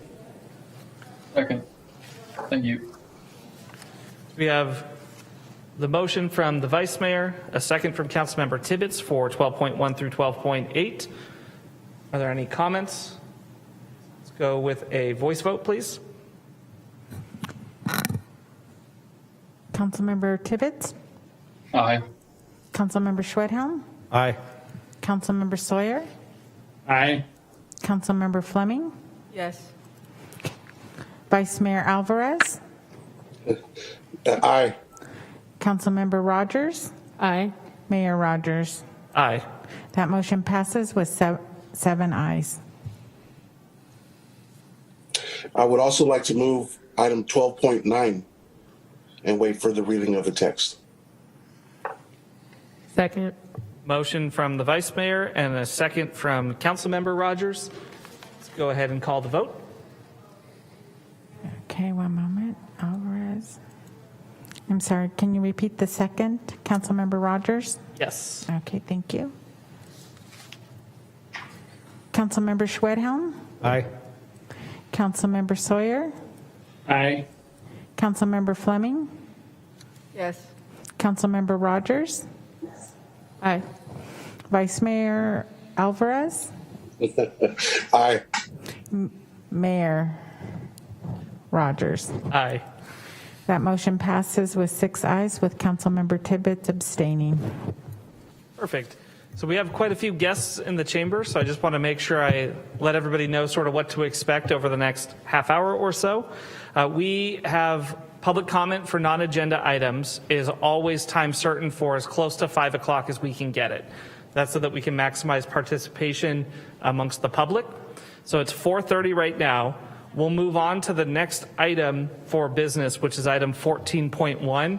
And then I suspect that by the time we finish that, we'll be right around that 5 o'clock mark, and we'll come back and we'll do public comment for non-agenda items. Typically, when we do our first non-agenda items discussion, we limit it to 12 speakers. If there's no objection from the council, you're all clearly from the same group in the same school, and I don't want to split you up if that works. So if you give us just a couple of minutes to do this next item on 14.1 and bear with us, we'll take everybody who's here for that moment for our public comment as soon as we can. Does that work for you all? Thank you. Cool. All right, Mr. City Manager, let's go on to 14.1. Mayor Rogers and members of the council, item 14.1 is our first report item of the afternoon. The matter before the council is the selection of a program operator and approval of an operating agreement for safe parking pilot program. Kelly Kuykendall and Marita Wallace from the city manager's office will be giving the staff report on this item. Thank you, City Manager. Good afternoon, Mayor Rogers, and welcome, Vice Mayor Alvarez. Kelly Kuykendall, I'm the city's homeless services manager in the city manager's office, and I'll be co-presenting this afternoon with Marita Wallace. She's a program specialist in homeless services and also with the city manager's office. Want to acknowledge Marita as being a very integral part of the team that has worked on pulling this pilot program together and part of bringing it forward to you this afternoon. So we'll be covering the safe parking pilot program. Sorry, I just realized my camera was off. There we go. Including making a recommendation on a program operator and then seeking your direction to execute an operating agreement. With that, I'm going to turn it over to Marita, and she's going to cover the next several slides. Thank you.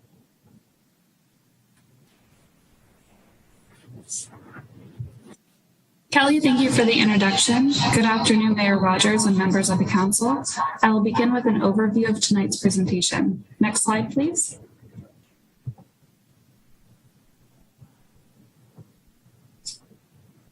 This slide covers the purpose of tonight's report, which will include council's direction from the June 22nd study session, the purpose of the Safe Parking Pilot Program as it applies to vehicular homelessness in Santa Rosa, the program design, the request for proposal, the proposals as they were received and reviewed by the evaluation committee, the operating agreement, budget and funding, and we'll wrap up with discussing next steps. Next slide, please. Staff were given the direction to pursue a one-year pilot program for a 24/7 operated safe parking pilot program with wraparound services targeted at housing participants. The 24/7 model allows for more engagement and meaningful case management opportunities that would have otherwise been limited in an overnight program.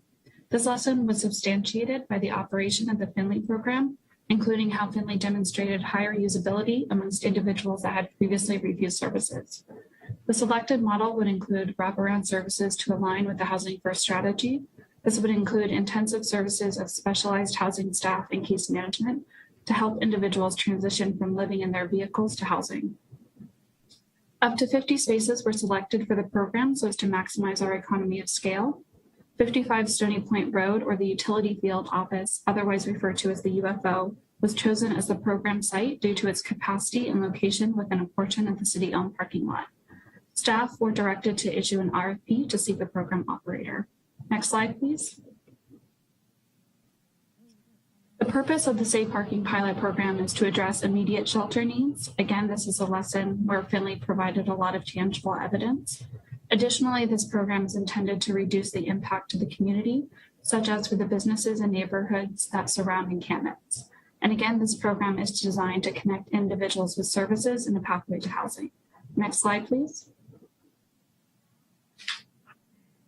Between July and September, staff were focused on developing the RFP, beginning with an internal work group to discuss program logistics, as well as submitting input for the design, layout, and scope of services. Each of these will be discussed in more detail in the upcoming slides. The RFP was issued on September 10th on Planet Bids, while a dedicated webpage for safe parking was created on the city's website that included FAQs and the proposed site plan. The RFP was due on October 8th, and the city received 2 proposals. I'll also add that during this time, staff reached out to our chat partners to learn more from their experiences. Several of those points of view were incorporated into the RFP. Next slide, please. Here I'll discuss the program design. The program design within the RFP includes lessons learned through the operation of the Finley program. The next few slides will cover the content of the RFP drafted by staff. Later on in the presentation, Kelly will be reporting out on the specifics from our applicants' proposals. The operator is responsible for the oversight of the program and coordination of services. The program will be staffed 24/7 with program staff on site 7 a.m. to 7 p.m. with a third-party security agency on site with an opportunity to scale back through the duration of the program. Staff have proposed a combination of vehicles and RVs. This could be adjusted by the operator as long as they meet city specifications outlined in the RFP. Perimeter fencing would delineate the footprint of the program within the lot and give participants additional privacy. Sanitary facilities, including showers, would be provided with a required maintenance component. Additionally, refuse containers, meals, and case management would be provided. And I'll go into more detail in the upcoming slides regarding the case management component. Next slide, please. We know that this isn't the best visual, but it gives a general idea of the site plan. This layout was allowed for 43 vehicles with a recommended breakdown, of which was 13 RVs and 30 vehicles. Adjustments could be proposed as long as it did not exceed the overall occupancy and complied with city specifications. For instance, if fewer RVs were identified, this would augment the number served, given that RVs take up multiple spaces and vice versa. In the lower right-hand quadrant, you see that there's the staff tent, shower trailer, and trash receptacles built into the design. Next slide, please. For the RFP scope, the target population and prioritization would include individual adults experiencing vehicular homelessness identified through the Homeless Outreach Services Team or HOST and referred to the Homeless Encampment Assistance Program, otherwise known as HEAP. The operator would be responsible for coordinating with the HOST and HEAP teams to enroll identified individuals for the program. Site and program management would include, and what we required of the operator, to provide coordination and oversight of the 24/7 day-to-day operations. This could include, but is not limited to, the laundry services, mobile showers, sanitary facilities, and meals. Additionally, the operator would provide that case management and housing support. In the RFP, we asked for the experience the operator had in providing case management. Specifically, we asked about triaging, caseload numbers, case notes, and case management roles such as housing navigation and housing locator positions, so those more specialized roles, as well as their application of certain methodology, including trauma-informed care and harm reduction. For general service requirements and expectations, this included COVID-19 protocols, a grievance procedure, and a good neighbor policy requirements, as well as coordination with the city to keep staff informed of progress and activities. For reporting requirements, the operator will submit comprehensive monthly reports. I think that it's important to note that this deviates a little from our other programs that gather data on a quarterly schedule. Because this is a pilot, we want to gather those monthly touch points to be informed of any trends that may arise in keeping with the data-informed objective. Next slide, please. The city received 2 proposals in response to the RFP from Sonoma Applied Village Services, otherwise referred to as SAVES, and Catholic Charities. The city convened an evaluation committee to review both proposals. The committee was comprised of city staff members from the city manager's office, fire department, transportation and public works, the water department, a staff member from the Sonoma County Community Development Commission, and the Vice Mayor Rogers. Over the next 2 slides, we will provide a summary of each of those proposals. And I'll hand this over to Kelly. Thank you. Thanks, Marita. Before I jump into the proposals received and the evaluation committee scoring, I do just want to acknowledge the work group that came together to put together the program design and the scope. Marita and I are here presenting before you this afternoon, but there's a whole team within the city of Santa Rosa that makes our homeless services programs happen. So just want to acknowledge staff from fire, water, IT, transportation and public works, recreation, and police. Thank you. With that, I'll move into the next slide, please. Slide 10. So again, I'll cover the proposals and then go over the evaluation committee scoring. So the first proposal here is SAVES, or Sonoma Applied Village Services. They have direct experience in providing the services outlined in the RFP. They hold a contract currently with the county for outreach services. They also operated a safe parking program at a private site for approximately 2 years, providing 20 spots, safe parking spots overnight. In terms of their proposal, the proposal outlined a village model that included both program and site management staff as well as case management staff. The village model really embraces resident empowerment, including involving them in operations and governance via a village council. The proposal also included, per the RFP, 24/7 security and reevaluating the need for that security on a monthly basis. There were some site plan adjustments from those outlined in the RFP, which Marita shared that's allowed. However, the site plan adjustments in their proposal could result in reduced overall capacity, so the ability to serve fewer individuals. There were also some adjustments proposed for storage to include shipping containers, portable toilets and hand washing stations throughout the site rather than in one location, and 2 resident pods. For basic services, just to touch on that, what we're looking for there is obviously to provide shelter, but also meals, laundry, access to showers, portable toilets and hand washing stations. So their proposal did include those components. One thing I do want to highlight, a positive aspect of their proposal is just the volunteer coordination throughout their program design, and that includes even delivering meals as well as a volunteer mentor program.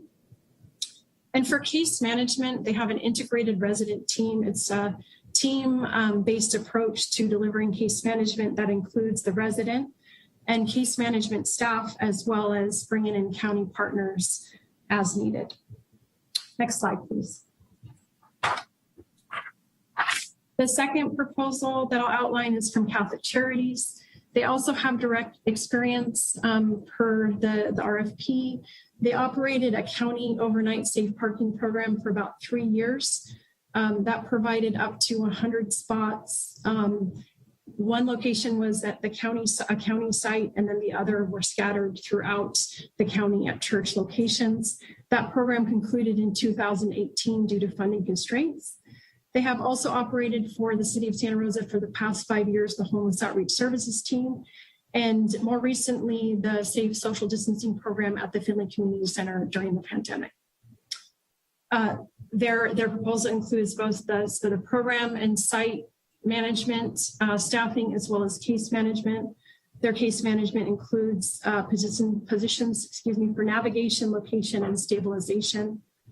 24/7 security as well, and plan to reevaluate that following the first 3 months that the program is up and running. Their site plan and their proposal aligned with the site plan in the RFP, and that is included with the agenda packet. And basic services, I already went through that in the previous slide. I would say a positive, there were positives in both of the proposals, but a positive for Catholic Charities is the ability to provide on-site medical services. And then for both proposals, I forgot to mention with SAVES, a coordinated entry is part of their program design and delivery. So individuals coming into the program, if they aren't already enrolled in coordinated entry, they would be enrolled once they come into the program. Next slide, please. I'll cover the budgets that were submitted with the proposals here in this slide.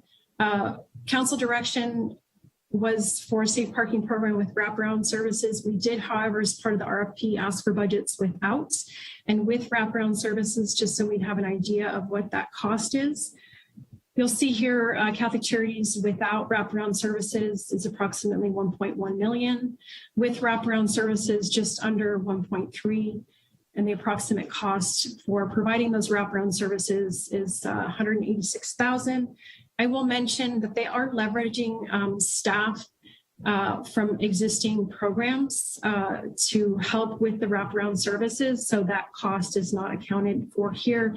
That's a cost savings to the program, to the overall budget. For SAVES, their proposal contemplated receiving an award of $100,000 in ESG or emergency solution grant funding through the continuum of care. So you have two costs here. So without wraparound services, with the ESG, it's about $887,000, and with wraparound services, 1.1. So the total cost for the wraparound services being right about $238,000. And that last column there, a row, is just without the ESG, and that's an increase of approximately $100,000. Next slide, please. For criteria and scoring, this is the criteria that came directly out of the RFP, and it's what we used, the evaluation committee used to rank the proposals. There were 7 key areas. 2 of them were based on experience. We had 1 for wraparound services or case management, data and reporting, and 2 for budget, and then lastly, other category. And you'll see here in the slide, Catholic Charities' average score was 82.9, and SAVES was 64.3. So based on the scoring arrived at by the evaluation committee, we are recommending Catholic Charities as the operator this afternoon. Next slide, please. The next couple slides, I will cover the operating agreement. That's part of your packet this afternoon. The term is January 2022 to December 2022, so that's 1 year. Contract is just under $1.3 million. That is for operation of the site and provision of the wraparound services per request. One sec. Scope of services, the agreement includes a pretty detailed scope of services, which aligns with the RFP, and Marita went into detail about that. Goals and, sorry, did we jump forward? Okay, I got it, sorry. It includes goals and outcomes, and I will go into that in the next slide. And then staff and case management, reporting requirements, as well as an option for a second year subject to contractor performance and funding. Next slide. Actually, sorry, go back to that slide. My apologies, I got turned around on my slides here. So just a couple other things I wanted to touch on in terms of the scope of services. As I mentioned, it will include the basic services. It will also include the wraparound.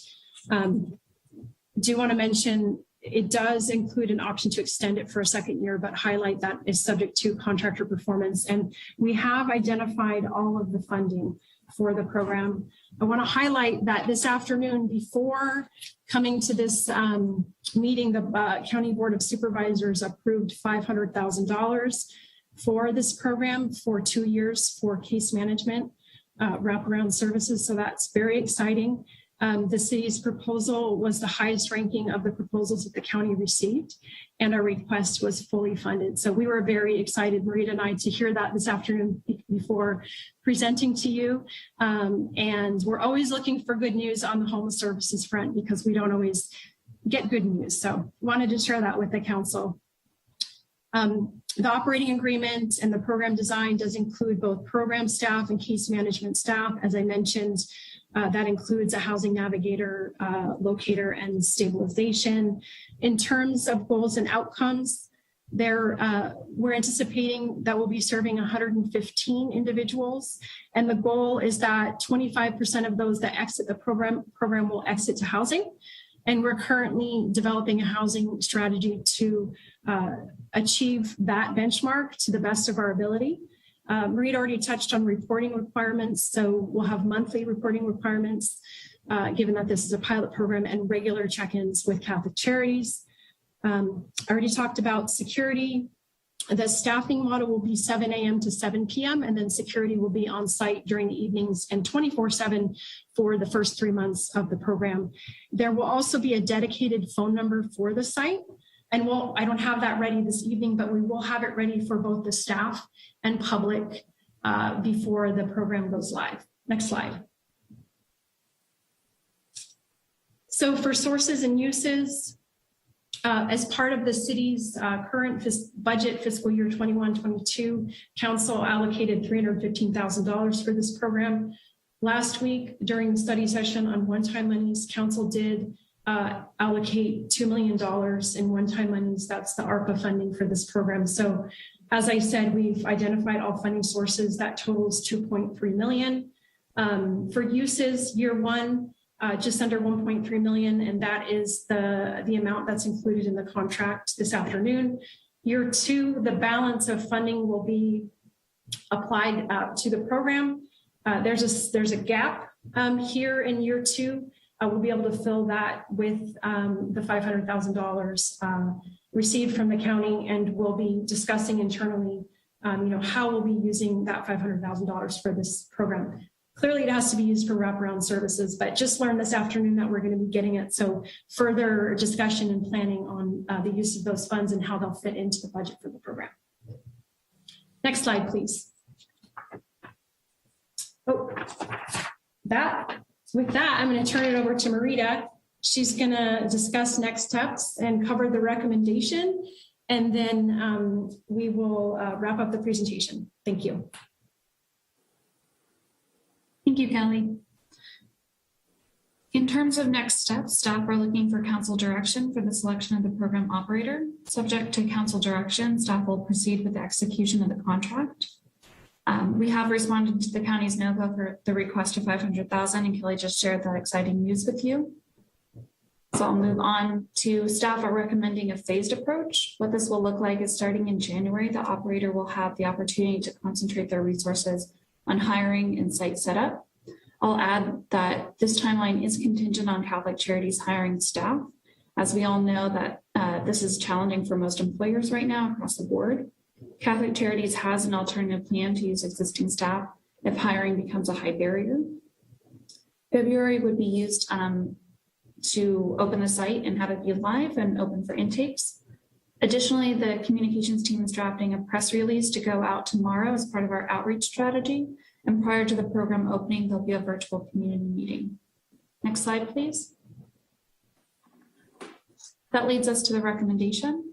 It's the recommendation by the city manager's office that the council by resolution select Catholic Charities of the Diocese of Santa Rosa as the operator of the safe parking pilot program.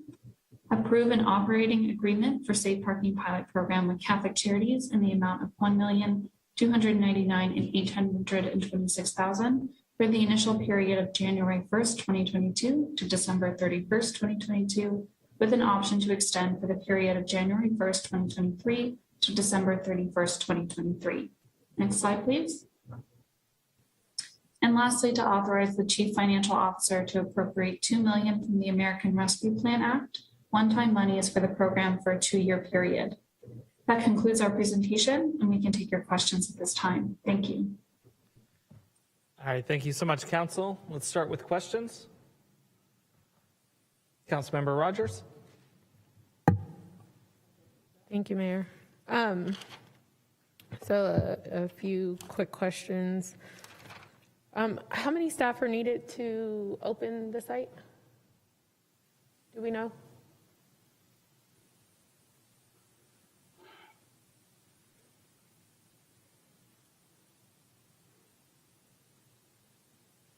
Silence. So I'm not sure they heard you. Oh, how many staff are needed to open the site?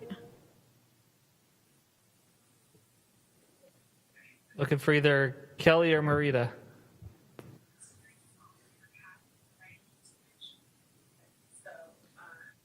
Vice Mayor, you got your hand up? I do, but I believe Council Member Rogers was asking a question. Oh yeah, I was just waiting to see if you were going to tell us we're having technical difficulties. Kelly and Marita, can you two hear us? Yes, I can hear you. All right, I think Councilmember Rogers was directing this question at you.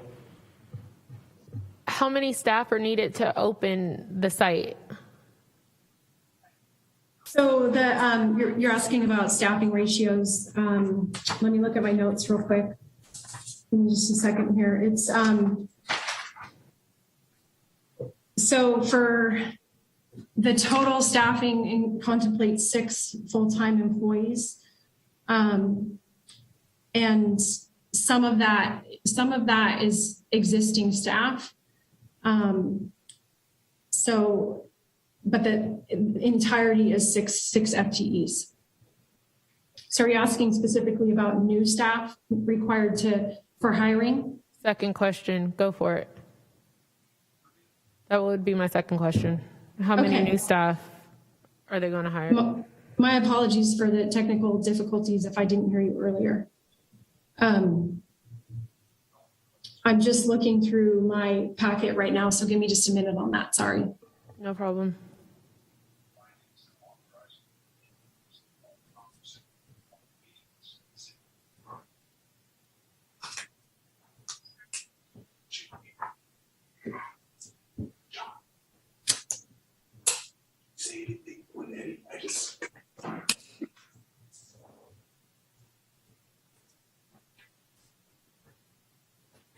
I made sure to note the total, but I forgot to note how many new staff. It's okay. A lot of information. Yeah, there was a lot to go through for.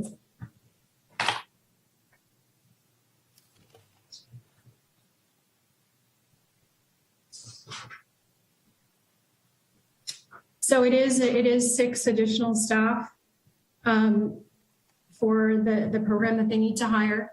2.5 of those are going to be for case management, and they will be using an existing locator position, a housing locator position from another program. And I know that as they're ramping up and doing their hiring, that they will be using some existing staff to ramp up the program as they're hiring and training the new staff.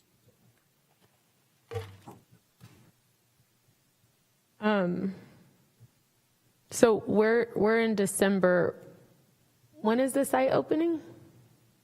So the plan is subject to your direction and approval this afternoon that we would execute the contracts this month. Mm-hmm. Next month in January, and I know Catholic Charities is prepared to start release their recruitments for the new positions very soon following council approval. So January, we're going to be getting the site ready, putting up the fencing and portable toilets and all of the site logistics. And then the goal is to have a soft launch in February, not bringing everybody in at once, but doing a phased opening. And again, contingent on Catholic Charities being able to staff up within that time frame. We have talked with them about that. Okay, it's a concern. And Sam Jones, which happens to be one of our of interest. So, how many residents exit into housing? Do we happen to know like the success rate and how many residents actually exit Sam Jones into housing versus how many are in that re-evolving stay there for long periods of time or leave and then they exit and then they have to come back and then they exit and then come back? So we've provided some flexibility throughout the pandemic and recently reinstated the 6-month cap on stays to try and encourage people to work with their case managers on their housing plan.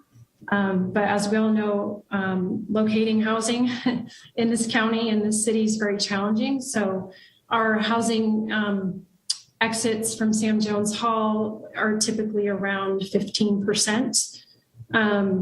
And that is something that I would like to improve upon. I would like to see, higher exits to housing from our shelter. I do know that we are serving some of the most vulnerable residents in the county. Our shelter is low barrier, and they can be the hardest people to house. So, Family shelter, for example, family support center, it's much higher. It's much easier to house families. That exit rate is closer to 35 to 40% in terms of families leaving the shelter that go to housing. And system-wide for housing exits from shelter to housing is typically 15 to 20%. I know Los Guilacos has seen 30 to 40% of exits to housing, and we're hoping to do the same here, but we recognize that we have to have a pretty solid housing strategy in place to do that, and we are working on that. Yeah, I think I was asking about Sam Jones specifically because that is managed by Catholic Charities, if I'm correct, right? You're correct. If one of the family housing that you were speaking of, are those also managed by Catholic Charities? Yeah, the Family Support Center is operated by Catholic Charities. Okay, and so what specifically that shelter would be their success or their exit into housing rate? It's easier, frankly, it's easier to house families than it is to house chronically homeless single adults. And that's the bottom line.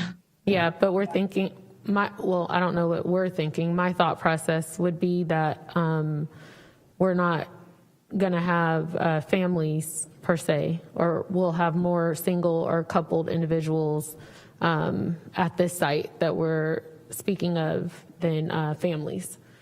But may surprise me. I don't know. And then with the leveraging of staff from existing services, how many residents are we thinking will be per, I call them case managers, I'm not sure what they're going to call them.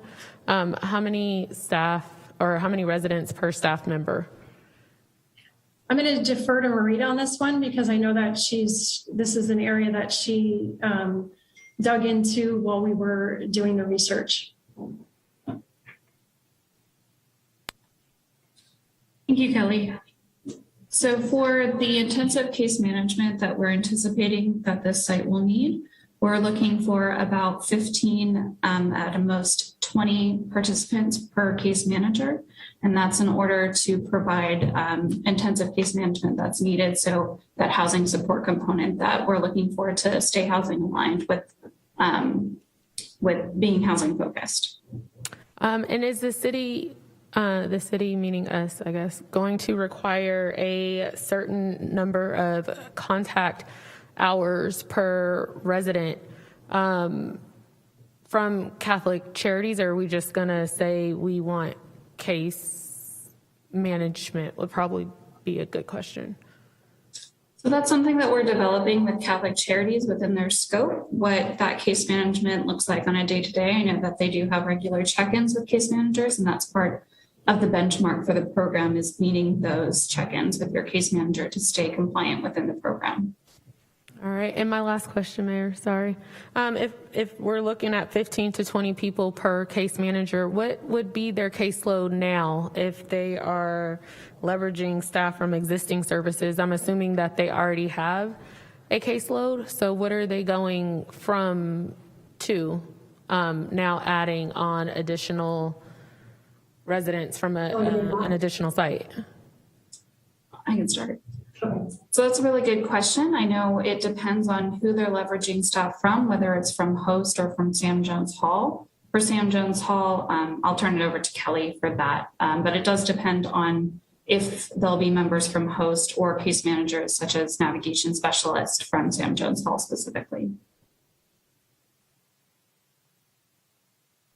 I just want to add to that, they're hiring new staff. So while they are leveraging some existing resources from existing programs, they're hiring new staff for this program so that there's enough capacity for the case managers to focus on this program.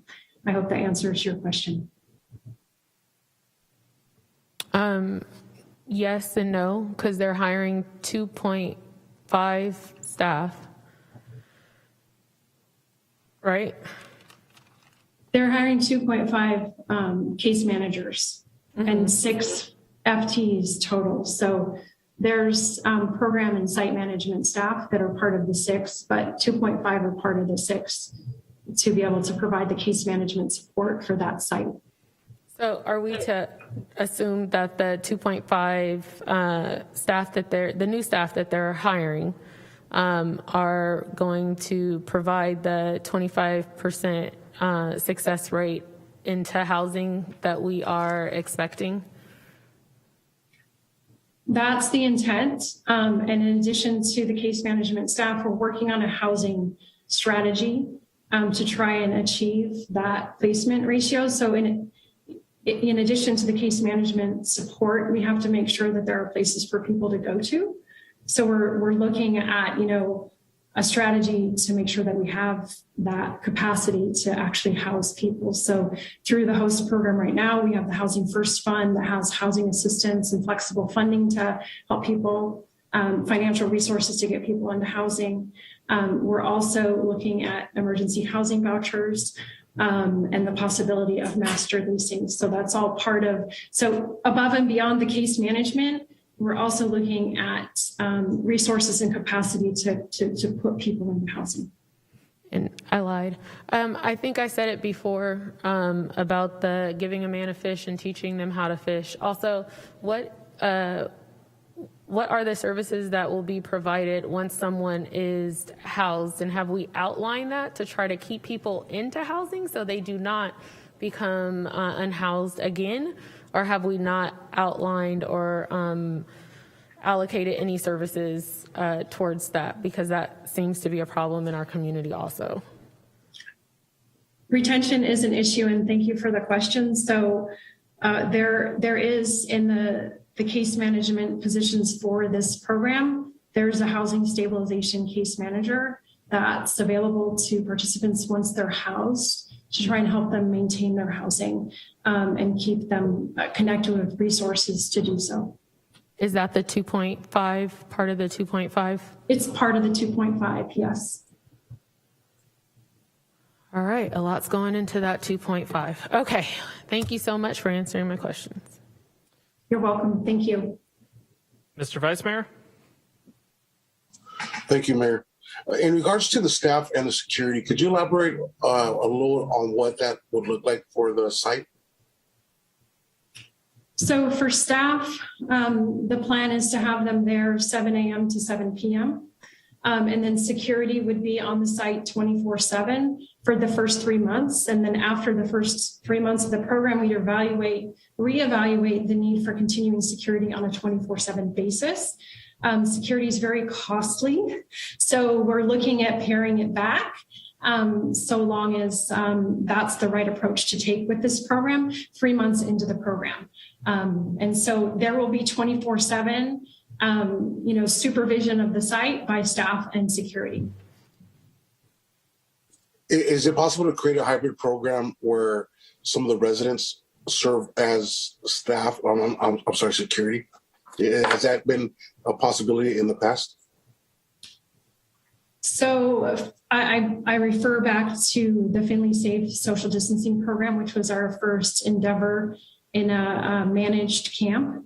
And we used private security for that program.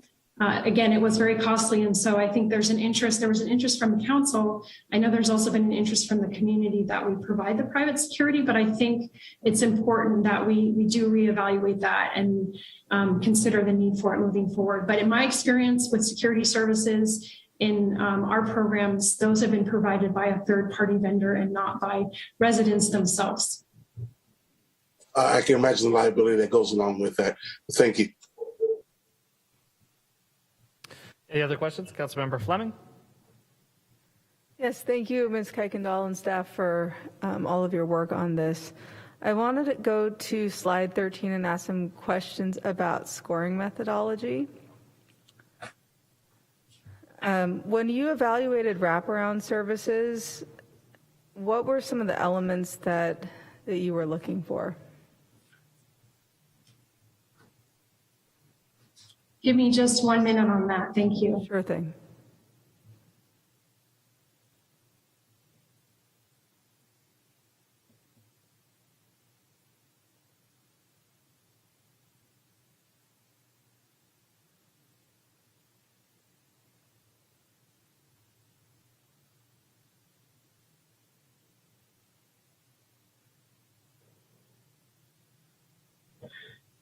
So I just was pulling out one of our scoring sheets that provides a really detailed breakdown for each of these categories. So for wraparound services, we looked at whether, in the proposal, it was clear that the operator had a clear understanding of the wraparound services. If case management roles and responsibilities were defined, there was a component to look at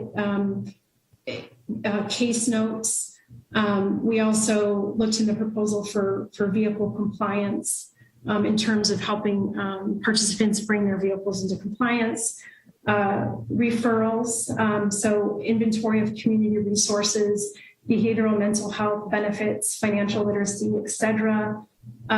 Also linkage to mental health and drug treatment, job training and employment, and capacity to triage different degrees of urgency, and a benchmark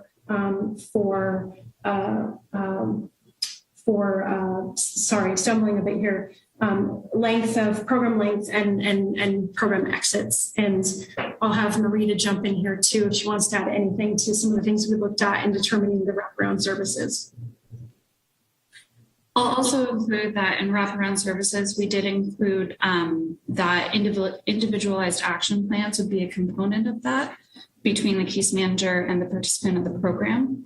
And then another big metric within safe parking will be about getting document ready in terms of for housing needing that driver's license and to be document ready to have that driver's license, as well as birth certificates in order to apply to market rate housing. Okay, thank you. Can you tell me what the other category includes? Yes. So other was pretty broad, but some of the things we looked at were completeness and quality of the proposal, quality of reference materials, alignment with council goals, and any other factors the evaluation committee deemed to be relevant. Okay, thank you. Council, any other questions? Shredhill? Thank you, Mr. Mayor. Gail and Maria, thank you for the presentation. I have a couple in the weeds or operational questions. So will the clients that utilize the safe parking location be via only invitation or referrals from the host team? Yes, we want those referrals to come in via host and HEAP. Yes. Okay, and so how will the program deal with folks that just drop in? They just show up, we have capacity, but would they not be accepted until they've been vetted through the HEAP or the host team? Yes, and we won't be doing any intakes on site. That needs to be done off site. That's most likely going to happen in one of our encampments. Okay, and then what about a curfew? There will be a curfew, and we're working through those details, subject to approving Catholic Charities as the operator tonight. But I know, we had one at the Finley Safe Social Distancing Program, and we'll have one here as well. And we'll have that information. We're going to be having a community meeting on January 12th, informational community meeting, and we'll have information about what the curfew will be. Okay, and so for me, this next question is because I'm not sure the city's ever operated the safe parking, but someone drives up, what if they're obviously under the influence? How would staff handle that? So we're trying to make this as low barrier as possible and keep it safe for both the participants and the operator, as well as, minimizing impacts to the city facilities that work out of the parking lot, as well as the surrounding neighborhood. So that said, it is a low barrier model. And so individuals can be under the influence, but they cannot be a threat to themselves or others. They have to follow the program rules in order to be part of the program. Now that they can't use drugs or alcohol on the site. I do want to clarify that, but we'll work with them so long as they're following the rules and it's safe for themselves and others. And I appreciate that. And what's the reason I posed a question for the safe parking? Someone comes off a city street and it's clear to the person at intake that they're under the influence, a crime's just been committed. I get it's a low barrier, but I think it's something that I think we should understand. How are we going to respond to that? What is the expectation? I'm not sure.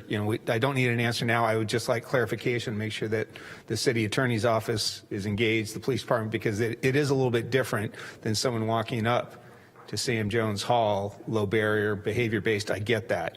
But driving a vehicle under the influence, to me, is a little bit different situation. So I'd be interested in making sure that we're all on the same page as to how we will deal with if that were to happen.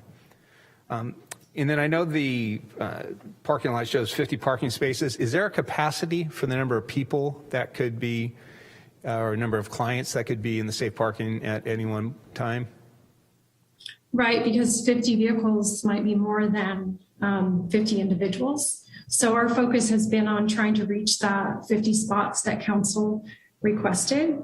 And I think it's really going to depend on the mix of vehicles and RVs that are in there. We might not reach that benchmark of 50, depending on how many large vehicles we have in there. So, with up to 50 spots, we could have, potentially 60 to 70 individuals there. But we're going to be watching that. We want to keep it to a manageable size and still try and achieve the 50 spots that council requested. Okay. And are guests allowed? There will be, again, we're working through the program rules, or we will be working through the program rules with Catholic Charities. And so guests will be allowed, but there will be a policy around that to be determined. Those details will be fleshing out. Great, thank you. And I really appreciate this. I'm just one of those, let's try to anticipate what potentially could occur so that we're all on the same page with that. And then you had mentioned the security issue, and I totally appreciate that. Let's go 3 months, see how it goes. The concern I have is, do we have funding if the need is identified to continue it past 3 months? Is that somewhere embedded in this? There's a buffer in the budget to, contemplate. We contemplate that, and we have a contingency as well in the event. I don't think we could not keep the security 24/7 for the full first 12 months of the program.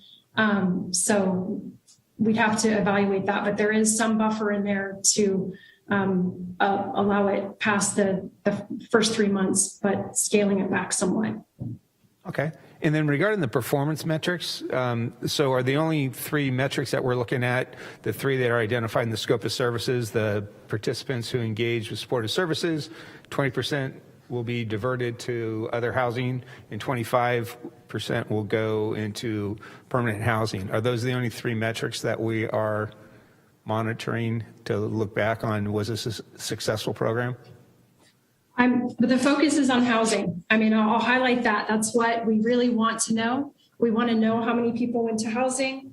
Again, want to reiterate, we're working on a housing strategy so we can try and achieve that benchmark. I do think 25% is ambitious, but we're gonna go big and try and make it.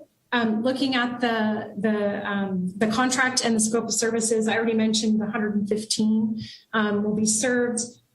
We have some benchmarks for case management in terms of 100% coming in will engage into some level of case management services. We do want the contractor to provide a percentage of those that are document ready for housing. That's going to be a big focus of people coming into the program, because we know many are not ready. We want to get them document ready for housing. I want to know the percentage that have accessed public benefit programs, and then the percent that have entered into an individualized housing plan. Beyond the 25% of exits to permanent housing, we are also asking for Catholic Charities to provide data on exits to temporary housing. Even though that's not a goal of the program, we do want to know if people aren't going to housing, where are they going? And then those that are exiting to the street or an unknown destination. Great, thank you. And I guess if I could just put a plug in for consistency throughout the county, because I know some other jurisdictions, it's been in the newspaper, Sebastopol is dealing with this issue. You had mentioned some other challenges when you're dealing with certain more vulnerable populations, how much more difficult it is to housing. You had also mentioned the Oakmont location. And I think it'd be great to understand, here's who the clients that each program is trying to serve, and here's the data points that show how many people are getting housed. Because I think the community as a whole don't understand the difference, but how would one get into the Sebastopol Inn? Whereas we've just heard tonight, folks can get into this program through the host team and the heat team. And just so we're very consistent with it, because I have heard different numbers being thrown out there from the community saying one program is more successful than another, but there's a lot more information that you've shared with us tonight. So I would just ask, if it hasn't already been done so, anyone who's got some type of program, and let's just use the city of Sebastopol, what metrics are they using for their safe parking location? So for community members, we can kind of be consistent with what metrics we're looking at to be successful. So thank you for that. And then, Mr. City Manager, I have one question for you just regarding the process and the amount of information that was in this presentation, because we go through these RFPs and selection processes all the time. And I just, some that came to my mind is when we did the Sacramento lobbyists, very little information. We had the ORI group, a little bit of information. And now this is much more information than we ever had. And not only for me, but for other members of the community, the expectation of future selection process. Where is it going to go from a staff perspective? What information is going to be coming to council in the future? So to some extent, we try to look case by case and determine the level of detail that's needed by the council to make a well-informed decision and understand the criteria that we've used for the selection process. And so there's an aspect of judgment in that. We do have all of the documents available for any member of the public that's interested in seeing those, and they can request access to those and review the proposals themselves and see the scoring sheets and all the rest of the stuff that goes into the selection process.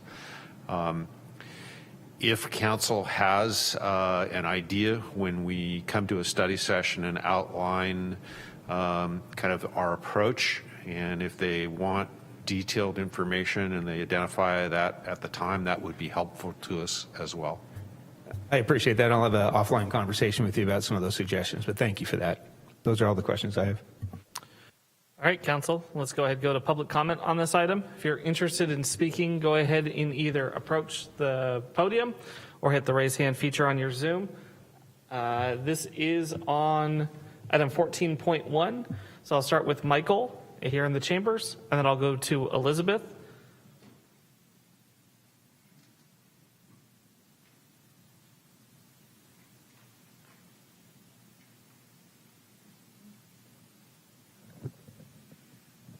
Michael Hilber. Low barrier means that alcohol and drug use is condoned. I'm really disgusted by this. The amount of money that's being wasted on this, you could go ahead and buy the Roseland University prep property with the amount of money you're wasting on this.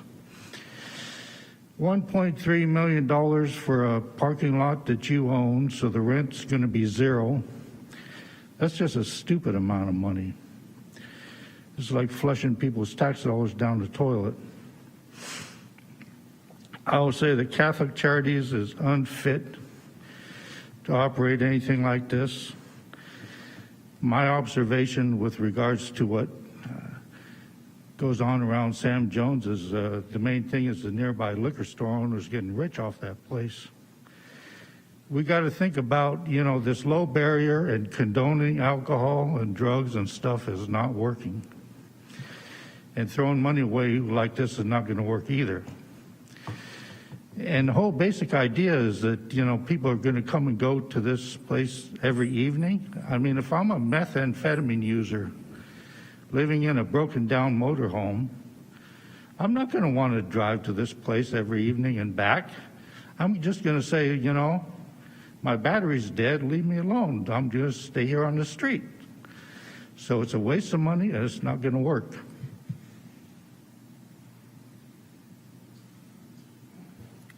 Thank you, Michael. We'll go to Elizabeth, followed by Naomi.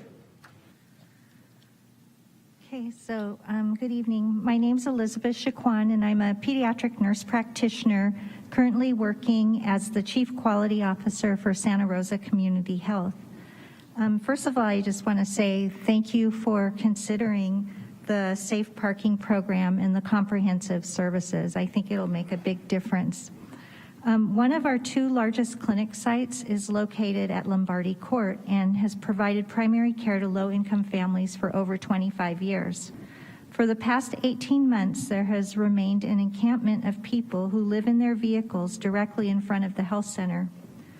Over 200 patients a day come to that site for care, many with their families, including infants, children, frail elderly, and those with chronic disease and disabilities. We have reports from our patients regarding the challenges of having to navigate getting through the encampment to access their health care services. We heard from 2 farm workers who attempted to come to the clinic to get their COVID vaccine. As they started walking from the corner where they were dropped off toward the clinic, they were verbally harassed by people in the encampment. Fearful of the situation, they turned back and never got their shots. With drug deals in public view now commonplace in front of our health center, families with children have reported reticence to come in for care. We've had several staff be harassed when coming or leaving work, and 1 person physically assaulted. Another staff person came to work early in the morning, was confronted by a screaming naked man in the parking lot. We've had to reduce our hours of service and no longer have evening hours available for our patients. Our patients who are already stressed by the pandemic, by housing and food insecurity and health challenges, are severely impacted as they witness the situation and have to experience fear when trying to get a vital service. Our staff feel helpless when their voices have gone unheard, and sadly, we've lost staff because of this. This has especially been difficult with COVID, when working conditions are complicated by wearing masks and face shields all day. Finding a safe place outside to take a mask break or eat is not always easy, with human feces, urine, and drug paraphernalia strewn about on the property. I want again thank you for considering the safe parking program, and I really urge your approval. And I also ask that you further consider a no overnight parking ordinance around healthcare facilities to protect the vulnerable and the safety of essential healthcare staff. Thank you. Thank you, Elizabeth. We'll go to Naomi. Thank you very much, council members. And I'm Naomi Fuchs. I'm the CEO at Santa Rosa Community Health. So I'm going to just build a little bit on Elizabeth's message and just acknowledge that we totally understand the complexity and difficulty of addressing the needs of people who are homeless, as well as the legal and regulatory limitations that you're under. Furthermore, we have tremendous compassion and respect for the challenges that homeless people are facing, and our mission is to care for all people regardless of ability to pay. And we provide medical, mental, and dental services for people experiencing homelessness. Nonetheless, with these 200 patients a day, over half of whom walk or take the bus to get care, we feel that this incredible program that I'm hopeful that you will approve for safe parking doesn't go quite far enough. 50 parking places will be used up really quickly, and our patients have no other choice. It's not like they can go to a different store or go to another place. They have no choice but to walk down this street littered with drugs, paraphernalia, feces, etc. So I am urging you to establish a policy that prioritizes the safety of staff and patients at healthcare facilities, and issue no overnight parking ordinance in the areas that staff and patients have to walk each day. Our staff have dedicated their lives to caring for the most vulnerable community members through fires, floods, and pandemic, no matter what. We need to protect them and the people seeking care. It's unclear why or how Kaiser was able to get a no overnight parking established around their facility on Challenger Way. And Santa Rosa Community Health has been unable to get that approved after over a year of asking. It seems grossly unfair. All healthcare providers should have the same opportunity for a safe environment for their staff and patients. Thank you. Thank you. We have a number of hands on Zoom. Let's go to Hannah, followed by Alistair.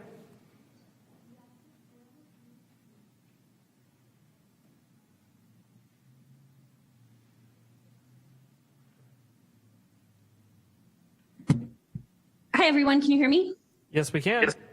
Excellent. Thank you so much for taking my comment. I'm a family physician and the co-medical director of the Lombardi campus of Santa Rosa Community Health.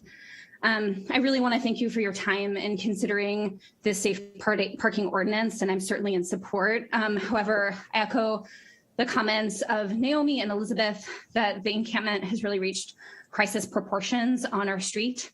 And so fortunately, there are so many unhoused folks living on the street outside our clinic that really is an urgent safety issue. I personally have been verbally harassed after work.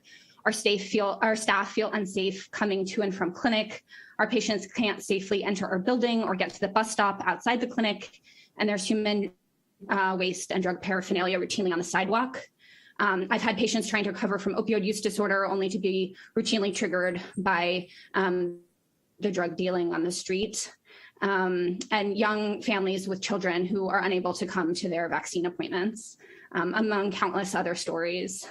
So I urge you to pass this safe parking ordinance, but to pair it with a no overnight parking sign for critical access to services such as healthcare clinics, and to protect access to healthcare and to protect the safety of essential healthcare staff. Thank you.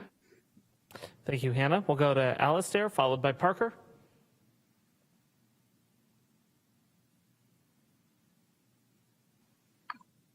Hello, can you hear me? Yes, we can.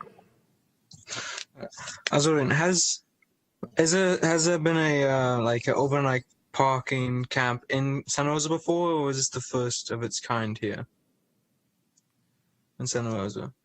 So we have had them. I will tell you, we can't get into a back and forth during your comment, but if you have a couple of questions, I can ask staff to follow up after.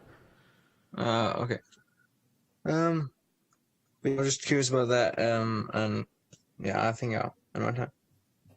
Also, wait, where would it be located around, by the way? I can go ahead and have staff answer questions at the end if you want to get them all out. Oh yeah, got it. Thank you. That's it. Okay. Yeah. Thank you. We'll go on to Parker.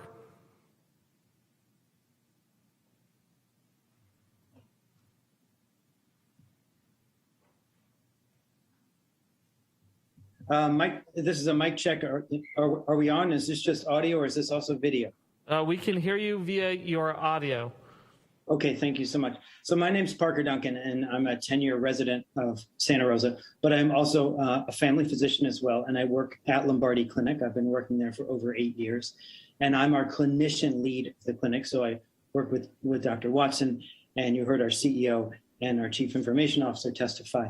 So I share the same request and the same point, and I won't belabor that except to really emphasize a couple things. One is, this is the #1 source of distress for both our patients and our staff. And that is such a powerful comment in the midst of our biggest global pandemic that any of us have ever seen, right? People have adapted to COVID, and this is what's putting them over the top. So our patients are just terrified, and our staff are just completely unexcited about coming to work. And we have a number of staff taking mental health days, taking prolonged time off. And every time I talk to them individually, this is a huge factor. The other piece I want to put into perspective there is, if any of you are not familiar with this, the geography of the street, right? This is a dead end street. So the only way to get to our clinic is to walk down the street. And as of this morning, there were 13 vehicles parked on both sides of that street. Some are big vans, some are, trucks or pickups. So you've got already a quarter of your planned safe housing program right there on our street that you could come get and be an easy recruitment strategy. But the only way in is getting past that. And so it's really a choke point that's very unsafe. And then I realized I want to add the third point is this is very much as well. I mean, I understand. I used to work in San Francisco as a homeless advocate, so we all working at our health center understand both sides. However, from the lens of health equity and particularly ethnicity, right? We have predominantly poor Latino people who are not able to access their health services. And this could be so easily fixed by a little bit of funds put in to create this ordinance put up some no parking overnight street signs, and then with just a minimum of surveillance, folks could be out of there, and this could be done well, and we won't be infringing upon the safety of staff and hundreds of patients. 200 patients a day, we see 15,000 patients a year. So this is, I will guarantee you there's no other area in this city, probably not county, probably not state, that has this unique setup and a juxtaposition of an encampment and a health services center. Thank you so much. Thank you, Parker. It's the last hand that I see on Zoom. I do see that a card was put in for Virginia. Mayor, she will require some translation services. Okay, so Virginia, we'll have you speak, and then we have our translator who will repeat what you said after. Thank you so much. Muy buenas tardes. Gracias por hacer algo por la gente sin hogar, por homeless people. Realmente pienso que es una vergüenza que la gente sin hogar, nadie haga algo por ellos. Los programas que se crean simplemente no están funcionando. Aquí en Santa Rosa, realmente la gente sin hogar está creciendo por todas partes. Si manejas alrededor de Santa Rosa, ves que hay mucha gente que está sin hogar. Y es verdaderamente una vergüenza, porque yo estoy viendo que están construyendo casas por todo alrededor de Santa Rosa y existen estas gentes, y bueno, la llamo gente, ¿verdad? Es gente sin hogar, gente sin esperanza, gente sin trabajo, gente sin dinero.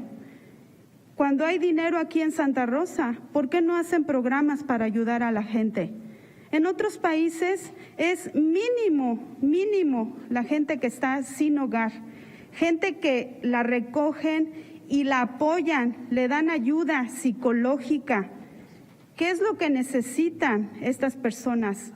¿Acaso no tenemos amor? Yo veo a la gente que está sufriendo en las calles, que tienen frío.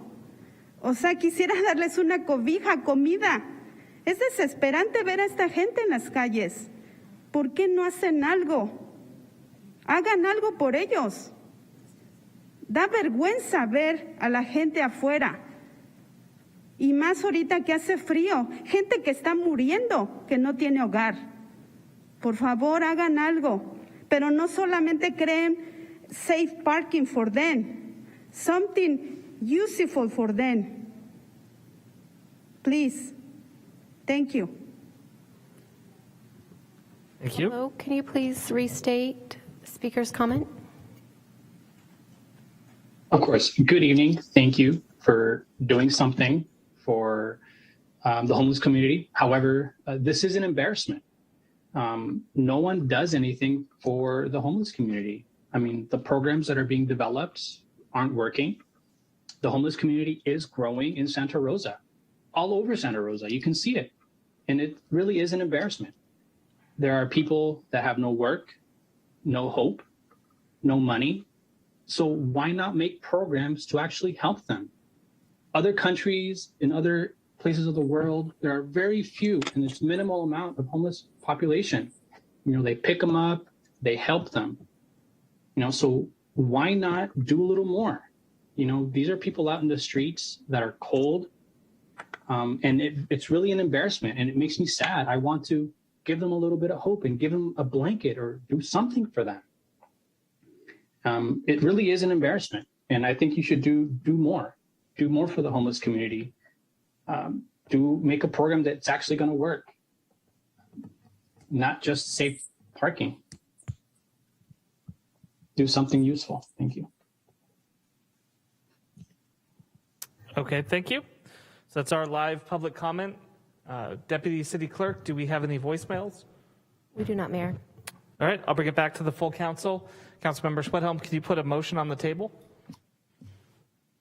Absolutely, Mr. Mayor. I would move a resolution of the Council of the City of Santa Rosa approving Catholic Charities of the Diocese of Santa Rosa as the operator of the Safe Parking Pilot Program and approving execution of an operating agreement for Safe Parking Pilot Program with Catholic Charities in the amount of $1,299,826 for the initial period of January 1, 2022 to December 31st, 2022, which is year one, with an option to extend for the period January 1, 2023 to December 31st, 2023, aka year two, and authorizing the Chief Financial Officer to appropriate $2 million from the American Rescue Plan Act one-time monies for the program for a 2-year period, January 1, 2022 to December 31st, 2023, and waive further reading of the text. I'll go ahead and second. We have a motion from Councilmember Sweathelm and a second from the Vice Mayor. Is there any discussion from council members?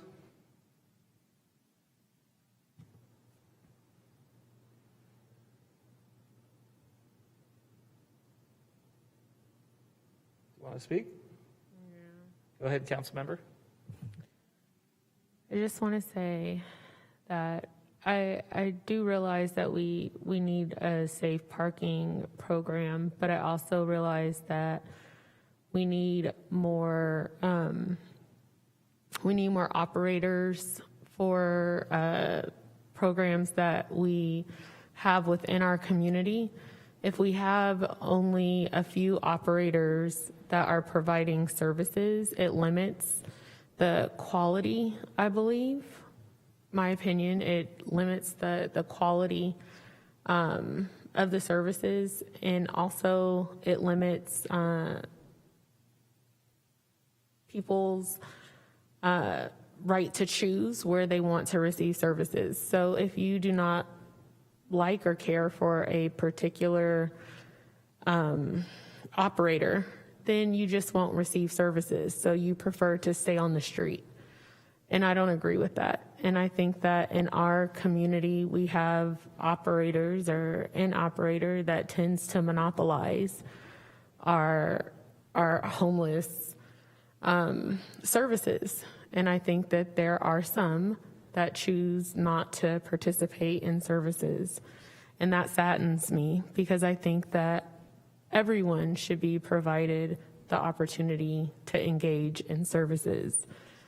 So with that being said, I agree with the safe parking, but I will not be voting yes on this, because I think that we need to really diversify the operators that we have within our community and give people the right to choose. And just because they are unhoused, I don't think that they should only be able to get services from a very large operator because they have the best written proposal. I just think that we need to diversify our services, think more out of the box, and know that things that we have been doing is not working. Otherwise, we would already have this in the bag and know what we're doing, and we don't. And we can see that it's not working what we have been doing, and we need to do something different. So until we do something different, I don't really think that I can support it. So. All right, Vice Mayor. Thank you, Mayor. Before I make my comment, I do have two questions. Muchas gracias, alcalde. Y antes de hacer mi... Sorry. You're good, brother. My question is, when can we revise this program again? Will it also be in 3 months? Or must it be the full year? So you said something about revise, and so I didn't catch that. Oh, I'm sorry, revisit, not revise. Just to see the update of the program. How often are we going to get updates of how the program is coming along?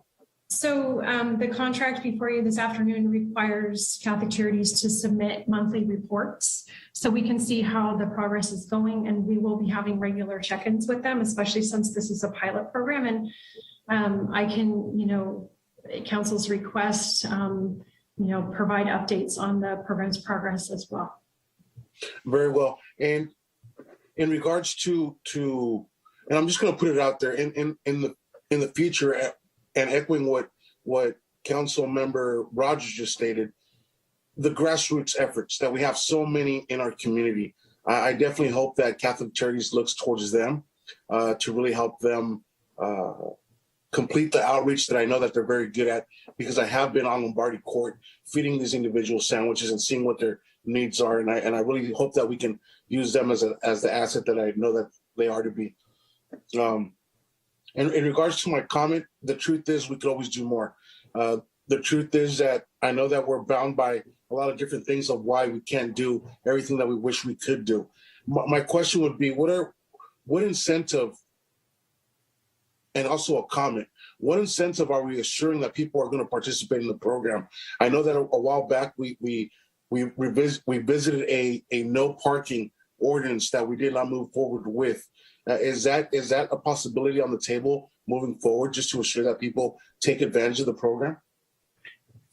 So, and I'll look to the city manager to jump in on where we're at with the parking ordinance, because I know that is something we're considering. But the first step here is getting safe parking up and running, seeing how many people we get to come in. I anticipate that we're going to be oversubscribed. I could be surprised and that not be the case, but I think we need to gauge our capacity within the program as part of moving forward with the parking ordinance. And to the comment of doing more for the community, again, I do agree with that statement. And I hope that the community will see that we are doing something and that we're moving in the correct direction, I believe, which is offering a service. I know that some might disagree with the idea that we have such low barriers, but my feeling is that in order to help people, we have to bring them in before they actually are even helped sometimes. And that includes those that are dependent on drugs. If we simply do not offer them something, how do we expect them to come in and know that there's services that are available to them? So that is why I hope that community understands why we placed a low barrier on such a program. Thank you, Kelly.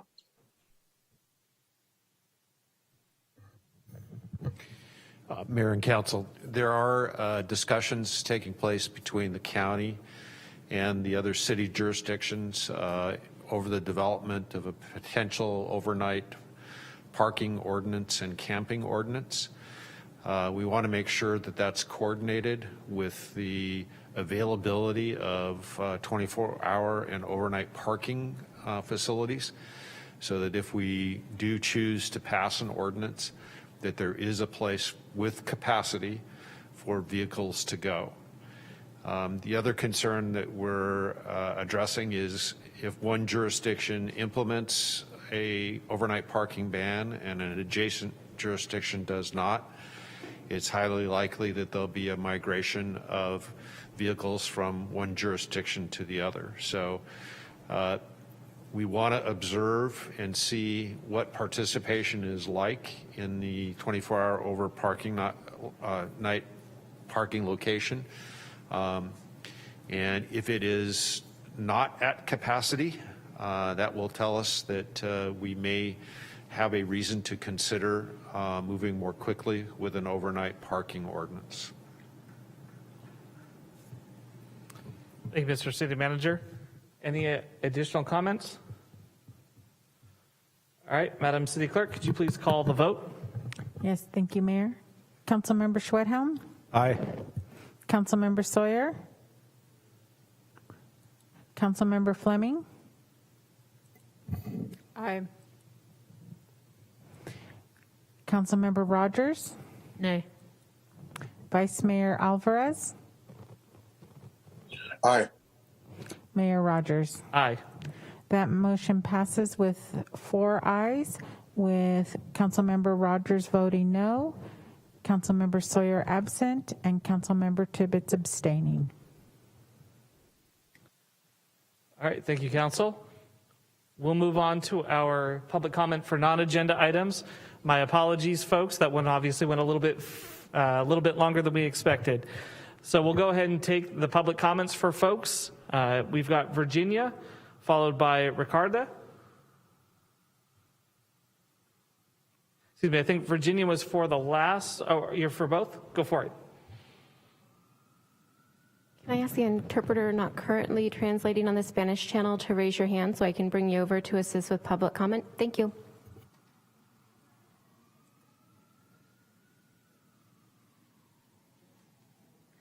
Muy buenas tardes, Concilio. Vengo a pedirles en representación de padres de nuestros estudiantes de Roseland Universidad Preparatoria que por favor rechacen la propuesta del dispensario de marihuana que se quiere poner en el lugar de 100 Sebastopol Road. Quiero un futuro libre de drogas para mis hijos y no se diga para los estudiantes de Roseland. No quiero drogas, no quiero que se exponga a los estudiantes ante esta situación. Un dispensario de marihuana sería lo peor que nos pueden traer a nuestra comunidad. Tráiganos educación, tráiganos entretenimiento, pero no drogas. Pueden utilizar ese lugar para música, por ejemplo. Los estudiantes quieren estudiar música y cuesta caro. O inclusive la biblioteca. En la biblioteca de Roseland no se ha puesto porque no encuentran un lugar. Actualmente está enfrente de lo que era Dollar Tree, un edificio pequeño. ¿Por qué no ponen la biblioteca ahí? Es un lugar grande. Por favor, tráiganos educación, entretenimiento, pero no drogas a nuestra comunidad de Roseland. Alrededor hay varias escuelas y eso lo expone a los jóvenes. Por favor. Y hablo en nombre de muchos padres que están indignados por esta situación. Gracias.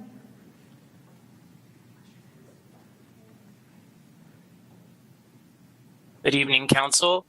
I've come to ask in representation of parents of our schools or the students at Roseland Prep that you reject the proposal of the marijuana dispensary at the location of 100 Sepultipol Road. I want a future free from drugs, and I'm not just saying that for the Roseland students, but I don't want drugs nearby, and I don't want the students exposed to drugs. A dispensary is the worst thing you could bring to our community. Please bring us education. Please bring us entertainment, but not drugs. We could use the location for music instead. For example, if students want to study music, but it's expensive, so we could spend money there, or even the library that hasn't been built yet because we haven't had a location. There was a small building in front of, I think, the Dollar Tree. Why not put a library there? But we just don't want drugs in the Roseland community. There are many schools around, and it puts kids at risk. So I'm speaking on behalf of many parents that are disgusted with this. Thank you. Thank you, Virginia. We'll go to Ricarda, followed by Eliseo. I apologize if I messed that up. Good afternoon, everyone. My name is Ricardo Suarez, a student at Roseland University Prep. I am here to demand that you, the City Council, uphold the appeal to the old school cannabis dispensary. You have the power to improve the heart of Roseland. We demand that the location in question, the former home of Roseland University Prep, that served as a learning center for youth, be repurposed as a location that will provide desperately needed resources to our community, such as a permanent location for the Roseland Library, a multicultural center, child care center, or a resiliency hub. Roseland has been asking for a place like such mentioned before for over a decade. You make me wonder why our needs have not yet been met. Youth well-being will be heavily impacted after the approval of this proposal. Our health and safety should be prioritized. As Vice Mayor Alvarez stated, it is an honor to serve you at this capacity. We now hold you and the City Council members accountable to your word and request that you support your youth activism and uphold the appeal. We are part of Santa Rosa. We too need to be heard. Our needs must be met. I've just heard you all listen to fund distribution, and as we are all aware, there's a huge fund to which you should focus a portion of this to giving back to our community, to our working class. Because let's face it, Roseland is full of working class people. Their children, majority Latinx. So we are not being heard. That's why we stand here today. We too deserve a place of safety and wisdom. Numbers show we don't stand alone. It's not just those in this room today. It is Roseland as a whole who expects expects each and every single one of you to uphold this appeal. Thank you. Thank you, Ricarda. Eliseo, followed by Veronica, or excuse me, Veronia.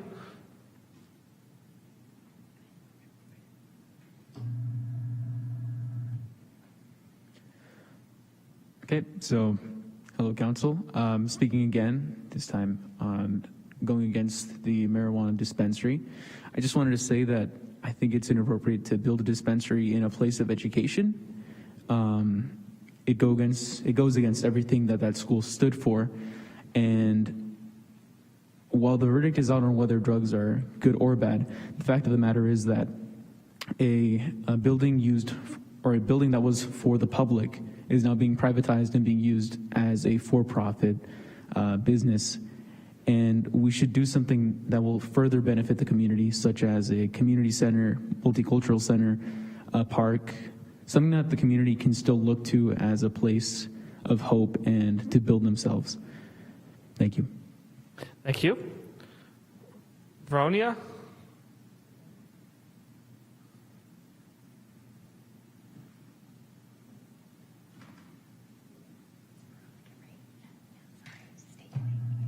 We'll come to Daniel next. Hello, my name is Veronica. I'm a current student from Rosa University Prep. And just like many other people in our community, our parents immigrated here for education for our future. And this school, Rosa University Prep, was a place for education for those in that community. And I wish to appeal the marijuana dispensary to add a place where we could continue this education for our future and for our community, that many of them, parents focus on giving their children opportunities to learn an education like culture, like a culture center to go more in deep within their culture and other cultures, and a library, because not only a library gives opportunities to the youth, but even to parents, such as when I went to a library once, they would have classes for parents to learn English as their second language, to be able to help their children with homework or to be able to communicate with their teachers. And not only that, but citizenship. I've seen classes where they give help to people and parents who want citizenship. And I feel like continuing this place that was an education would bring more love, more hope, and more union to our community, because in Roseland, there's not really a place of education anymore. They just barely put a library there, and I wish the library could be more bigger to give these opportunities, such as the library here that's really big and gives so many opportunities. I wish Roseland could have the same opportunities, and that's all. All right, thank you, Veronica. We'll go to Daniel, followed by April. Hello, my name is Daniel. I am also a student at RUP. And like all my classmates here, I'm here to ask you all, the council, to reject the marijuana dispensary that's trying to be built on Sebastopol Road. I found out that it was going to be built during school, and not once did people on my street find that I live one street over on Boyd Street. That's like a block or so away from where the dispensary is going to be built. Not once did people on my street find out that that dispensary was going to be built there. So, and to top it all off, the information that was provided wasn't in Spanish. So the people of the Roseland area where it's going to be built, they didn't know that it was going to be built there.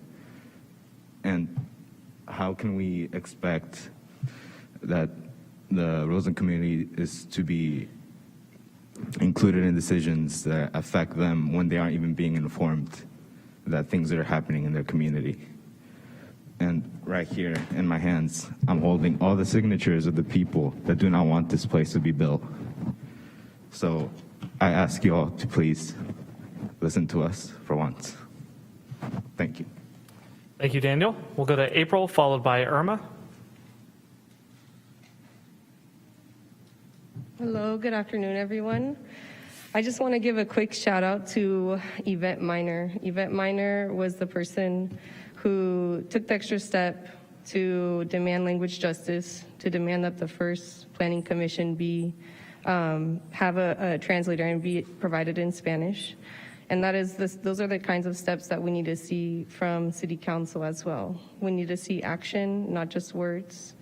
I'm here to support the students of Roseland. I currently work in an after-school program. It's a social emotional learning program. And I think I speak for myself and also for other people that provide social services, people like the teachers that are here today. When they say that this is going to negatively impact their students, they're speaking from experience.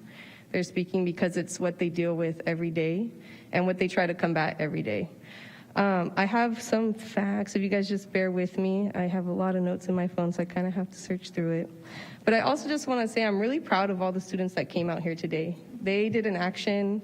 They helped organize this action. So when you're asking for equity, they're actually meeting you here at the table, and they're taking the initiative. When the dispensary didn't go to them, didn't provide any information, we call that bajo del agua, and that reeks of corruption. And I'll let the interpreter interpret that for you guys, but that reeks of corruption. So these students took the initiative to come to you with valid information, with information directly from their community. And if you're seeking equity and if you're seeking equitable justice and equitable decisions and community input for decision making, they're here. They're here, and they made that effort. It's 6 o'clock at night, and they're here, and they're high schoolers, and they made that happen, and they're not getting paid. So I did want to kind of go over real quick, if I could just find it. I'm sure you guys have already accessed the Roseland specific plan. It was the final report published in 2016. If you haven't referred to it, please refer to it.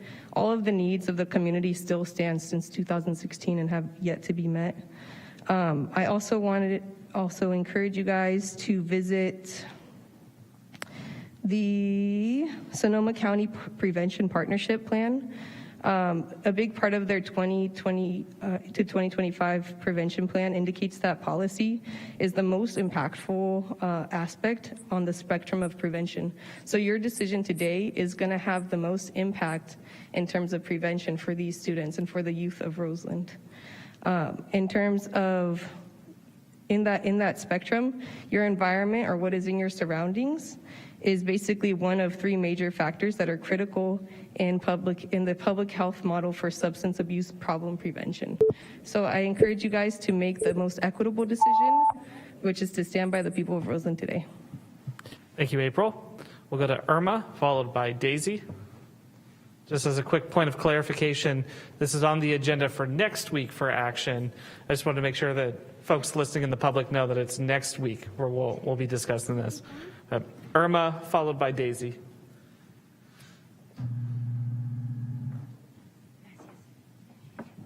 Estoy trayendo este letrero porque uno de los muchachos me lo dio. No son mis palabras, son las palabras de estos muchachos. Y yo me pregunto, si nosotros los adultos somos los que tomamos decisiones, ¿por qué vienen nuestros jóvenes que no tienen voz ni voto, que todavía no pueden votar, a decirnos lo que ellos necesitan? Creo que somos nosotros los que debemos de escuchar a nuestros jóvenes, qué es lo que realmente ellos quieren. Y entonces nosotros tenemos que apoyar para que ellos puedan tal vez ocupar esos lugares que ustedes están, porque el día de mañana ellos ocuparán esos lugares y qué ejemplo le estamos dando. Yo lo único que les digo es que no podemos tomar decisiones sin antes preguntarle a la comunidad. Y tomé un día completo para entrevistar y preguntar a muchas personas, a muchas.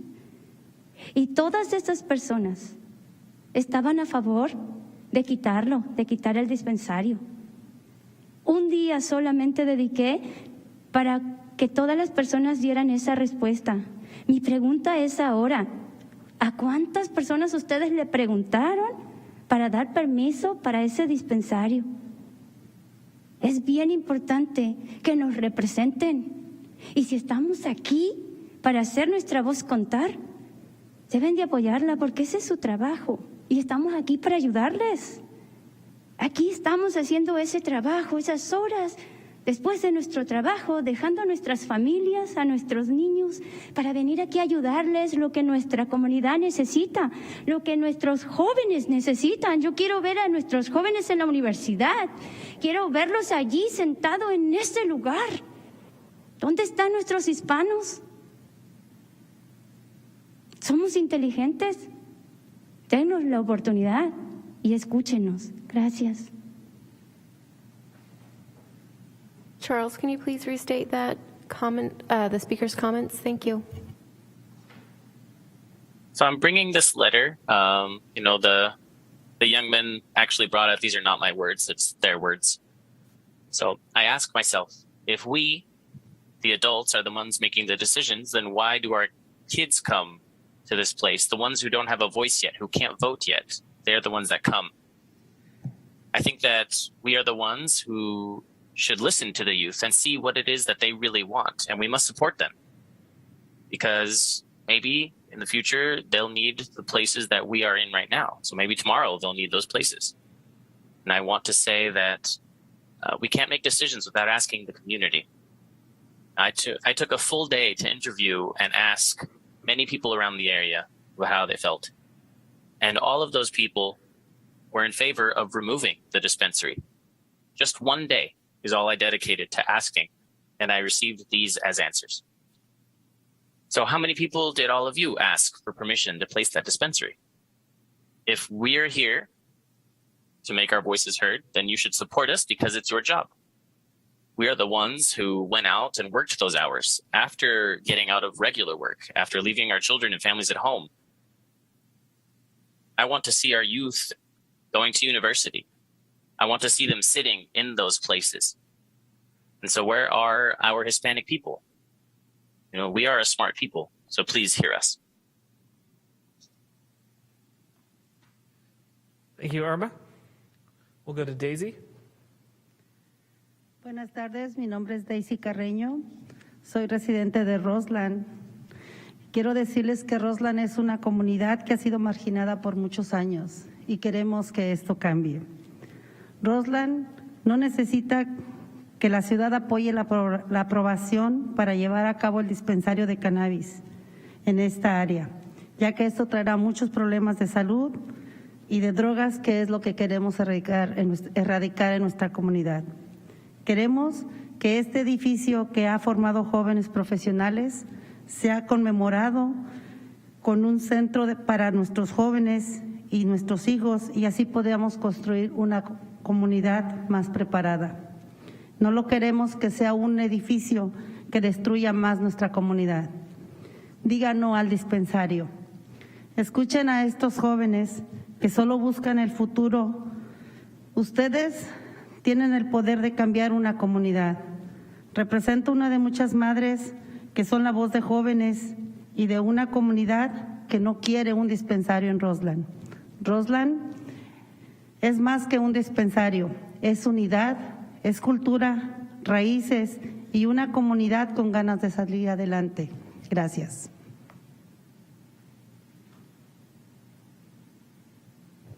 Charles, can you please restate the speaker's comments? Thank you. My name is Daisy Carreño. I'm a resident of Roseland, and Roseland has not been heard for many years, and we want that to change. Roseland doesn't approve of a dispensary in the area, and it will just bring health and drug problems to the community.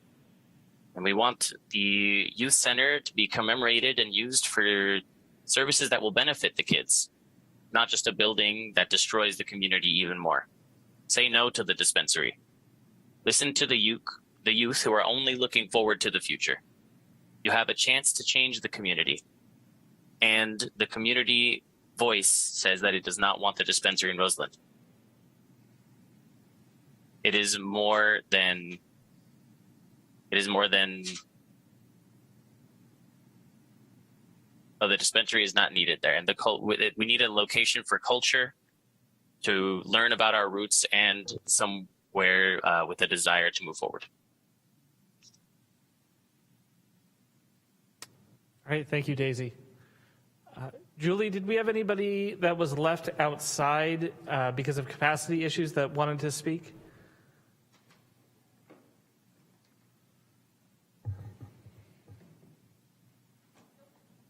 No? Okay. Michael, you're up. And I want to thank everybody for being here tonight. I know it was a long wait to get here. We'll see you next week as well, but just thank you.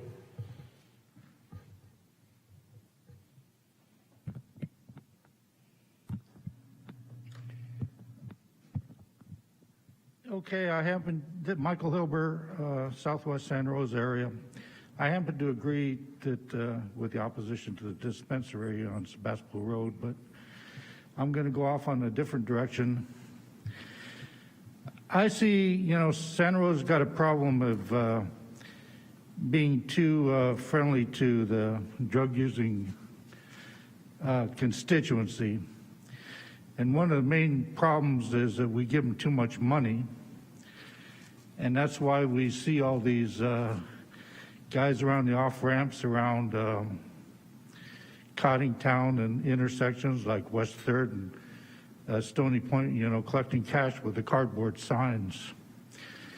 I've been told that you can realistically, if you got a good spot, you can bring in $200 or $300 a day collecting cash from a left turn lane or off-ramp, if you got a cardboard sign.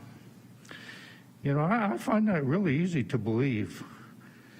Let me give you an example, and you might be offended by it, but I will tell you that I saw a Mexican come out of a liquor store with a 30-pack case of beer, and a crackhead was out front asking for cash. Mr. Hilbert, I'm going to ask you to just be respectful of people. Yes, I am. No, but please, with your language, be respectful of people. I am. Okay, so he set the beer down and took out his wallet and handed over several bills to this guy. Now, let me tell you, if you see a privileged white male asking you for money, do not be flattered, because what you're doing is giving cash to a drug user to buy drugs. There's nothing flattering about that, and there's nothing being generous by doing that. You should just tell them to get lost, go do something else. Don't be here, collecting cash from people.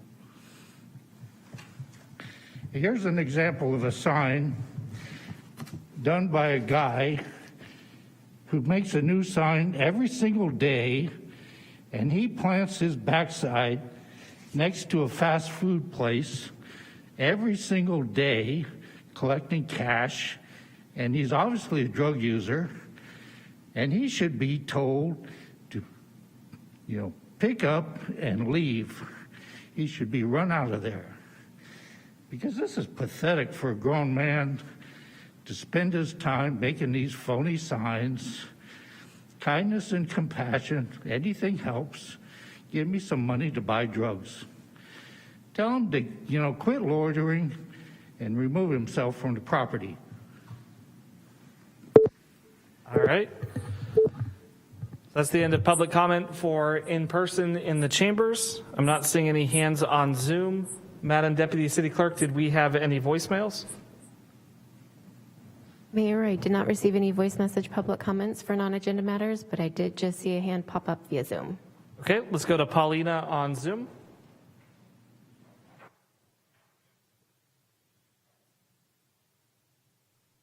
Good evening. Can you hear me? Yes, we can. Hi, good evening. My name is Paulina Lopez. I am a commissioner for the Human Rights Commission, and I'm just popping in here to say that as a commissioner of human rights, I support the Roseland families and the students. And if I can please recommend you to meet with them before you vote on this next Tuesday, that would be amazing. And just hear their voices out and do what's best for them. Thank you. Thank you, Paulina. All right, we'll go ahead and close public comment for our non-agenda items. Thank you, everybody, for being here. We will move on to item 15.1. And just so that the public is aware sort of how the rest of the meeting will flow, we'll have item 15.1, take a quick dinner break, come back for 15.2, and then finish up with item 14.2. Mayor Rogers and members of the City Council, item 15.1 is our first public hearing of the evening.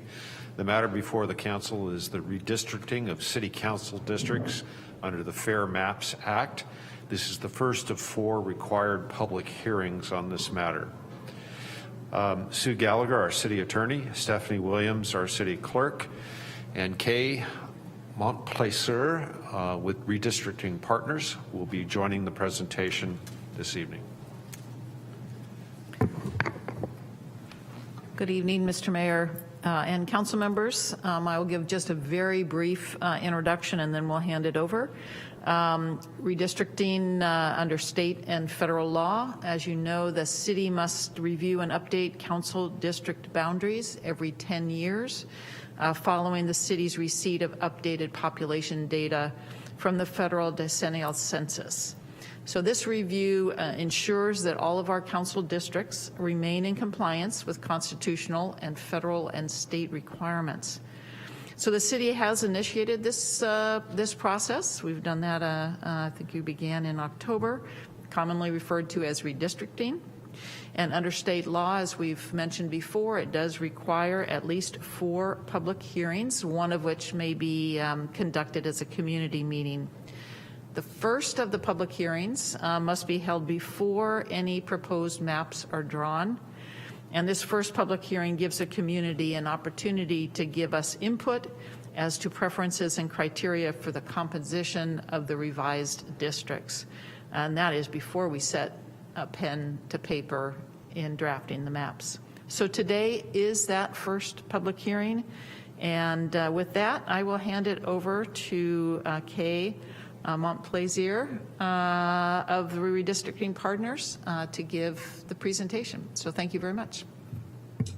Thank you. Hi, my name is Kay Montplaisir. I am a project manager with Redistricting Partners, and we are going to talk at length about communities of interest and how they affect the redistricting process. So we can go ahead to the next slide.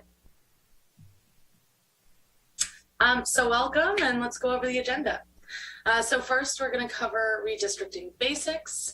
We're going to talk about the Redistricting Commission, go over our traditional redistricting principles, really go in depth on communities of interest, what they are, what they're not. We are going to do a mapping tool demonstration online. We're going to talk about how you can give public testimony on your communities of interest, and then we will go over our public hearing schedule.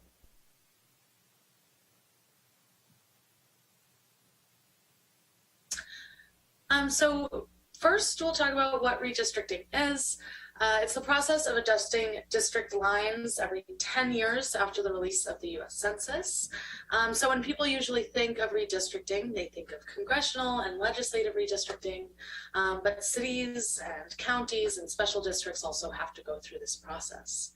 And so the city of Santa Rosa districted a few years ago, but we have new census data from 2020, and we have to make sure that we are using that to create equal and balanced districts. And beyond creating districts of equal population, we are also focused on empowering local communities and preserving voting rights.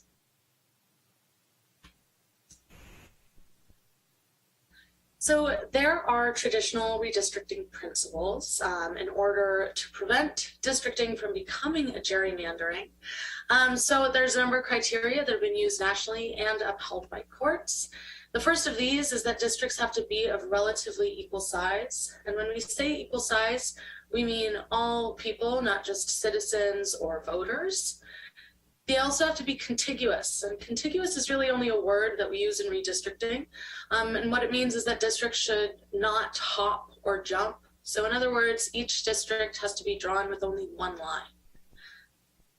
Next, we maintain communities of interest, which is really what we're here to talk about tonight. Communities of interest are a group of people that have common policy interests, and we'll get into that a little bit more in the next slide. Next, districts have to follow city, council, and local government lines. And finally, we need to make sure that we're keeping districts compact in both appearance and function.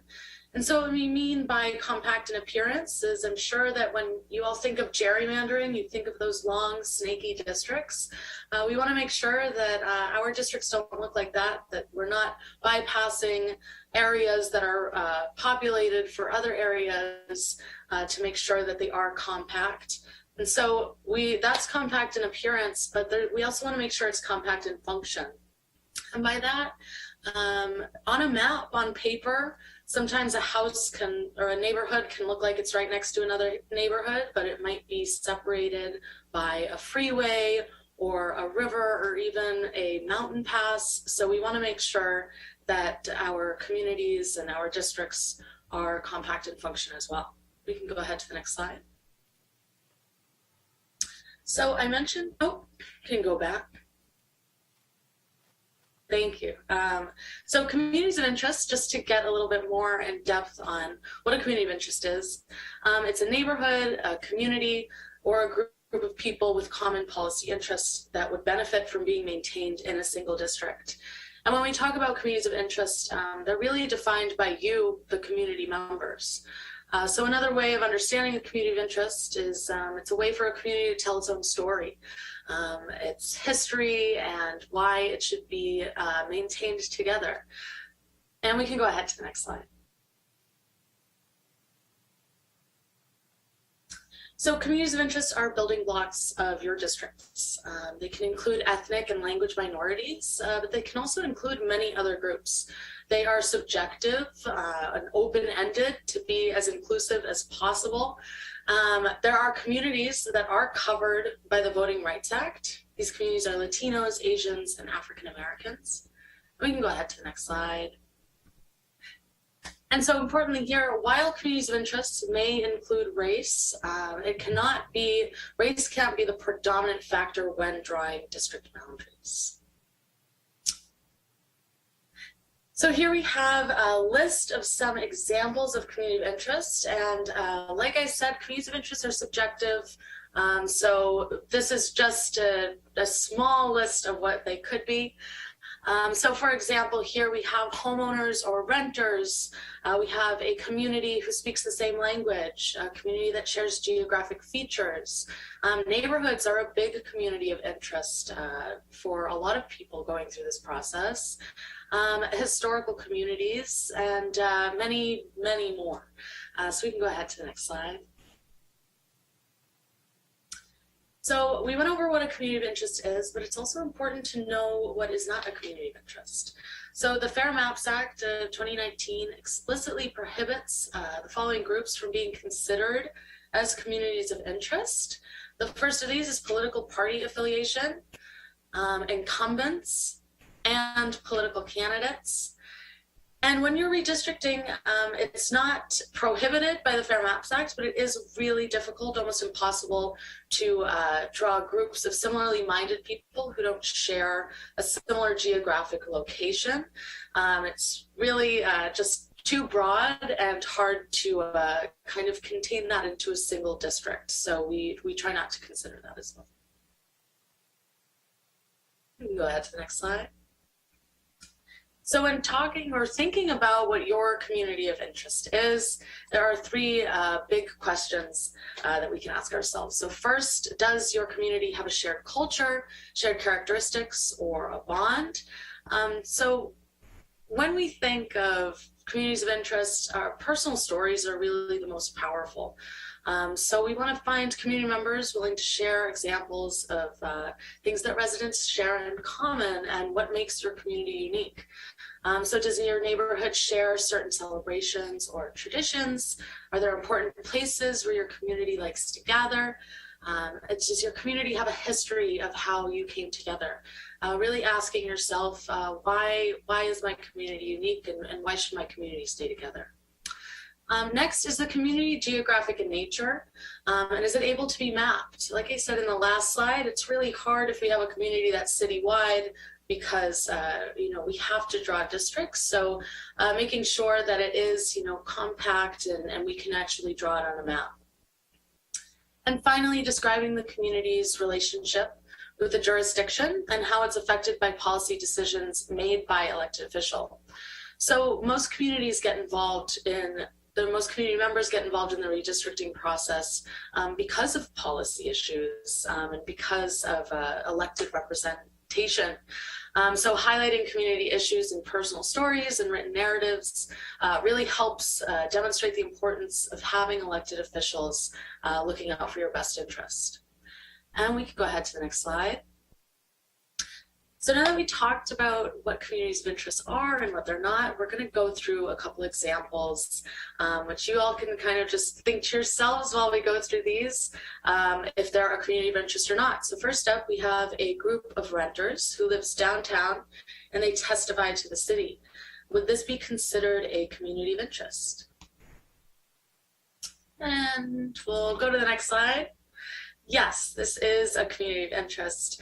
This group of residents can easily be mapped. They're in a distinct area downtown, and they share a common policy interest, which is that they're all renters. And that can be addressed through legislation or public services because they have policy issues that they all care about. We can go ahead to the next slide. So there's a part of town that has a historic nature, either as a former hub of business, community, or as an area that has been discriminated against through redlining or racially restrictive covenants. Should the city prioritize this historical area when drawing their maps? We'll go to, this is a community of interest. It should be prioritized. Historical communities and areas with historical discrimination can and should be recognized as a community of interest. We'll go to the next slide. All right, so now we have a statewide group of fans of the San Francisco Giants, and they testify to the city of Santa Rosa. Would this be considered a community of interest? No, this is not a community of interest. So it's a statewide group. It's really hard to draw on a map. It overlaps throughout this whole state, and it's also unlikely that the city of Santa Rosa has any say over the issues that they care about. We'll go ahead to the next slide. So now we'll talk about how we can submit testimony on communities of interest. So input can be provided in public hearings like the one we're having tonight, or by using the community of interest survey form on the city's website. We can go ahead to the next slide. And so there are two types of online map submissions that we will have on our online mapping tool called districtr.org. And there are two expected types. First of these is community of interest maps, which we will do a demonstration of after this presentation. And the second is district plans based on the 2020 census data. We'll go to the next slide. And like I said, the city of Santa Rosa will be using districtr.org as a public mapping tool. It's a really user-friendly tool, and we will be showing you a demonstration of that after this presentation is over. And there will also be laminated paper maps that we call, at Redistricting Partners, we call them placemats, for the public to use to draw their own community of interest at public meetings in person. You can go ahead to the next page. So here we have our timeline. So tonight is our first public hearing, our community outreach, and we are going to have another community outreach meeting in January 25th. We will have our draft maps, and then after that, going through final passage, and then finally adopting final maps. And we can go to the next page. And you can find all of this information at srcity.org/redistricting, where you can find that community of interest form. And when the districtor page is up, it would be on that website as well.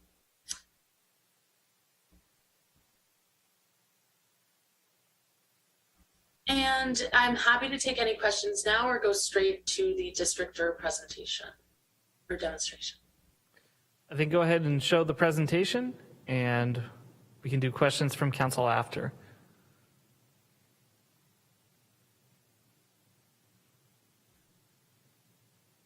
And that's, if you want to do districtor.org/California, that'll bring us right to it.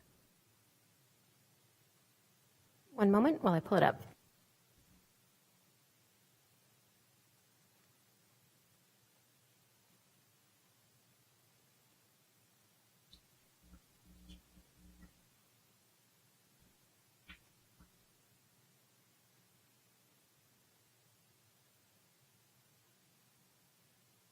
All right, fantastic. So this is districtor.org. And as you can see, this is our homepage for California. And we're going to talk about drawing our communities tonight. So you're going to go underneath the big California. It says Draw Communities. We're going to click on that. And right now, since we don't have our Santa Rosa page up yet, we're going to do statewide. So you can click on that red button that says California. So this takes you right into the map. And so you can zoom in. And if we want to just zoom in to Santa Rosa, which you can do either scrolling or by using in the upper left-hand corner, the plus and minus signs.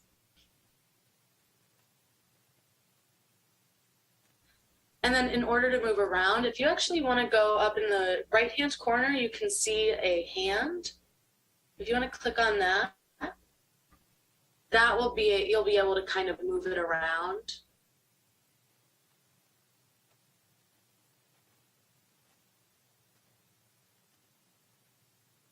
You can keep coaching me through it. This is what our public's going to go through, so they need to hear it too. So we can zoom in as much as we want, really anywhere, just a random place. It doesn't matter where we go, but we can zoom in a little bit more.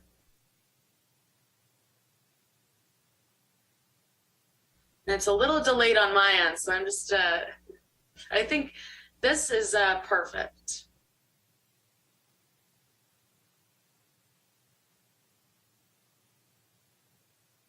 Okay, all right, so say that this is our community here. We are going to go ahead and click on the paintbrush in the upper right-hand corner. And then once you have the paintbrush, if you just go over and you don't click on the map, you can see that these census blocks all, these are all our census blocks, and they kind of light up in like a shadow. So you can click on it, and then that marks your community of interest. Perfect. Maybe even let's get the high school in there. Fantastic. So this is our community of interest. And if you made a mistake, there is an eraser that you can use to get rid of anything that you accidentally put in there. Perfect. And so then once you have your community of interest, feel good about it, we can start describing it. So first you're going to want to name it under areas of interest. You can name your community whatever fits, whatever you like. Some people like to name it their neighborhood or community E, that works as well. And we also want to describe your community. So when we describe our community, something helpful to put here is those 3 questions. So what does your community have in common? What are the characteristics or bond of your community? What is the geography of your community? Obviously, we can see it on the map, but if there are important geographic points, that would be helpful too.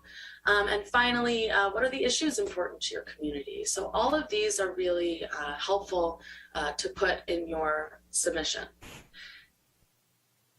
And also at the bottom, we can see important places, and slow me down if I'm going too fast. So if we click on the new button under important places, and then we go on to our map, we see that it's changed into that little plus sign.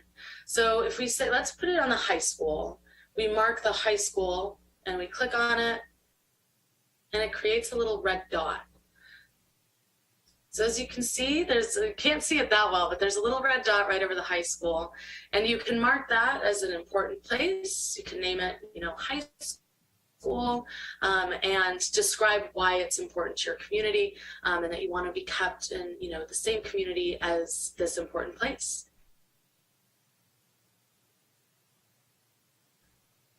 And so now we've drawn our community of interest, we marked our important places, and next we can really look at our data layers and population. So if we want to go over to up where it says drawing, next to that it says data layers and evaluation. Do I need to save? Click save? No, we're still going to be in the same page.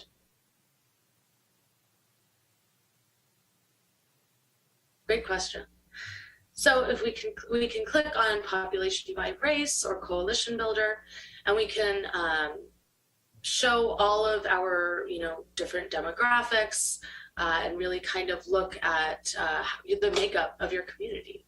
So you can look, you can click on show population or show voting age population.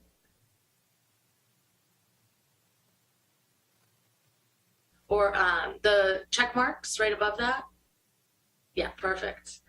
So then if you go over to the map, hover over the map. Oh, I'm sorry, I'm in the wrong one. If we go into, excuse me, so this kind of will show us, let's go into the magnifying glass, excuse me, I forgot the word for it, up by the hand. Then we can see what our blocks are made up of, what the different demographics are here, which isn't necessary to look at for our communities of interest, but it is interesting to kind of look at the makeup of your community. And when drawing district lines, it's helpful to look at that as well.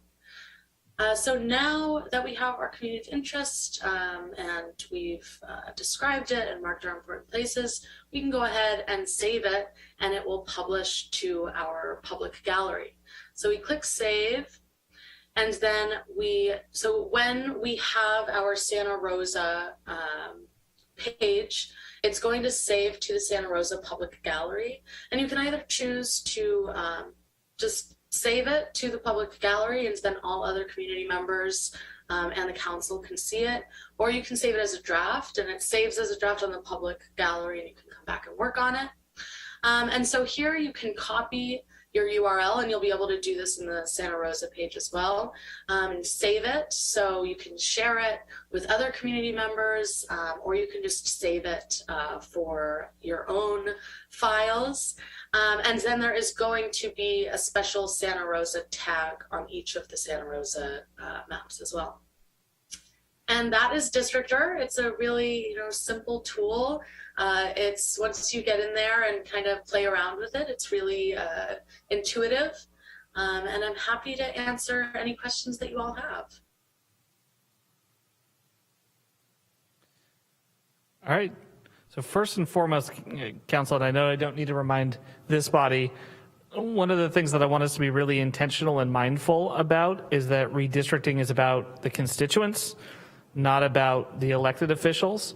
So let's try to be intentional when we talk about the different districts to not say my district, the vice mayor's district. Let's talk about them based on their numbers and based on the populations that we serve and the communities of interest that reside within each of the districts.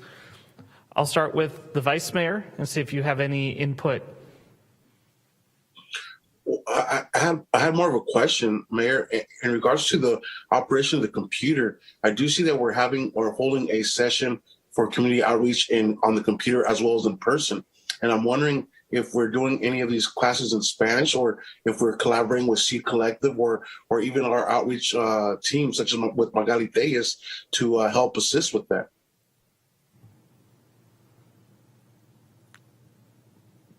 Councilmember Alvarez, this is Stephanie. Yes, we are coordinating with our community engagement office to help us with outreach, and we are planning to have interpreters at the meeting. That is required of us. So yes, all of that that you asked will be taking place. Thank you, City Clerk Steph Williams. And a second question: as one of the council members, am I able to assist in this process on that meeting, or because of the perception of swing, was it more advisable for me to allow the process to happen without my assistance or input, or without the input, but really the assistance? I'll jump in, Vice Mayor. My expectation is that all council members are working with the community to gather the input, whether it is helping folks to understand the districting tool, helping to facilitate communities of interest being brought to the full discussion. And then we can all work together to sort of piece it together and sort through it. But our role, I think, largely is gathering that input and make sure that folks in the community know what tools they have available to them to try to draw maps or to articulate what their district should look like. Thank you. Councilmember Rogers. Hi, Kay. I'm not going to try to say your last name because I don't want you mad at me the first meeting. So for the tool, I went to a technology high school, but I'm not tech savvy. It's been a long time. Is there a way to plop down what our districts, the lines our districts already hold, and have someone just kind of move those lines according to, for census purposes, for numbers, or do they have to reinvent the whole shebang? Yeah, so when Santa Rosa gets its own district or page, we will have, you'll be able, from that home page with California, you'll be able to just go to City, Santa Rosa, and it'll bring you straight to Santa Rosa with the district lines already. So it will be the whole district, and then you can put your community of interest wherever, and then you'll also be able to draw community maps of, even if we want to click on a city just to show you what it'll look like, that could be helpful. Is there a like-sized city I think if you go to the Sonoma County map under counties, that might be more readily understood for community members, since we are very aware of the area. And Madam City Clerk, did you have something you wanted to add before we go to that? I did. I wanted to just clarify, if Kay could clarify for us. I know that there are other cities listed. Once the Santa Rosa map is available, people can just click on cities and find Santa Rosa. Is that correct? They don't have to click on the statewide, then drill down to county and then to city. Can they just click on the cities there and then find Santa Rosa? Yeah, and it should also be that redistricting page on the website. It will also be linked there, so you don't even have to start at districtor.org. You can just start at the Santa Rosa website. Great, thank you. I'll go to Councilmember Fleming really fast, and then let's pull up the Sonoma County map. I have a question about communities of interest and how that interplays with districts.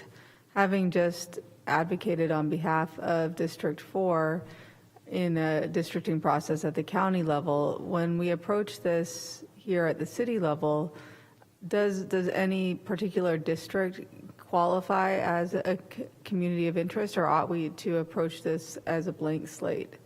Or is that a matter of discretion? Yeah, so a community of interest, it could be district wide. It could be, we have traditional principles and the Fair Maps Act. We cannot consider, certain things like where incumbents live, but we can consider communities that want to stay together. And if that's a whole district, then a community member can absolutely advocate for that and testify on behalf of the districts that they have currently. So yes, that can be a community of interest. And we can consider that as well.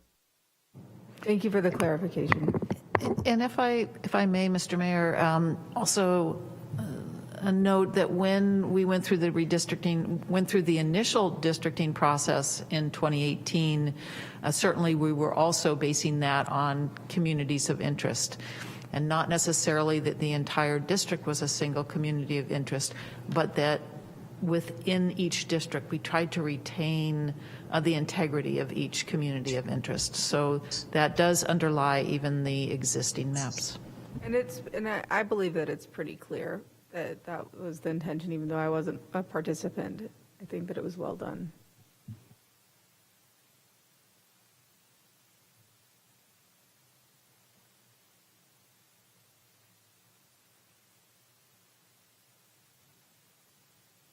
I'm popping up Sonoma County and walk me through it. Yeah, so it's, pretty much is the same page that we showed you earlier, but we can see, I guess, if you want to go towards the edge, the boundary of the district, we can show you that you can't really draw past it. So you're not going to accidentally put a bunch of a different city in a district.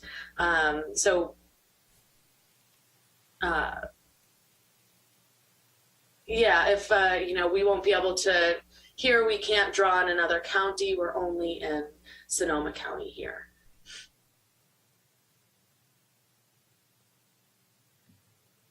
And I think to the previous question, if you go to data layers, if you click on that, there's a current districts under the boundaries there, that if you click on that, it shows the existing. So I think to the question earlier, that will be a useful function when we start to dig into what are the existing districts in Santa Rosa, and then allowing folks to sort of build around that and with that, should they choose.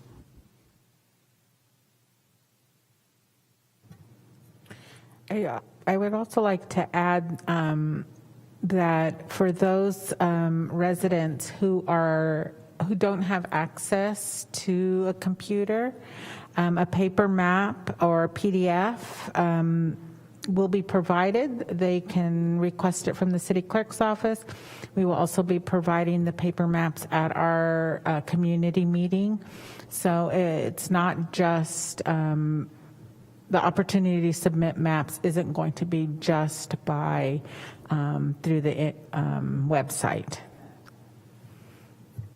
Right, and just as a matter of process with the public engagement that's happening, will the community engagement department and our DEI folks be engaged in those discussions and help facilitate? Yes, they will. Perfect, thank you. Councilor, are there any other questions? Councilmember Rogers?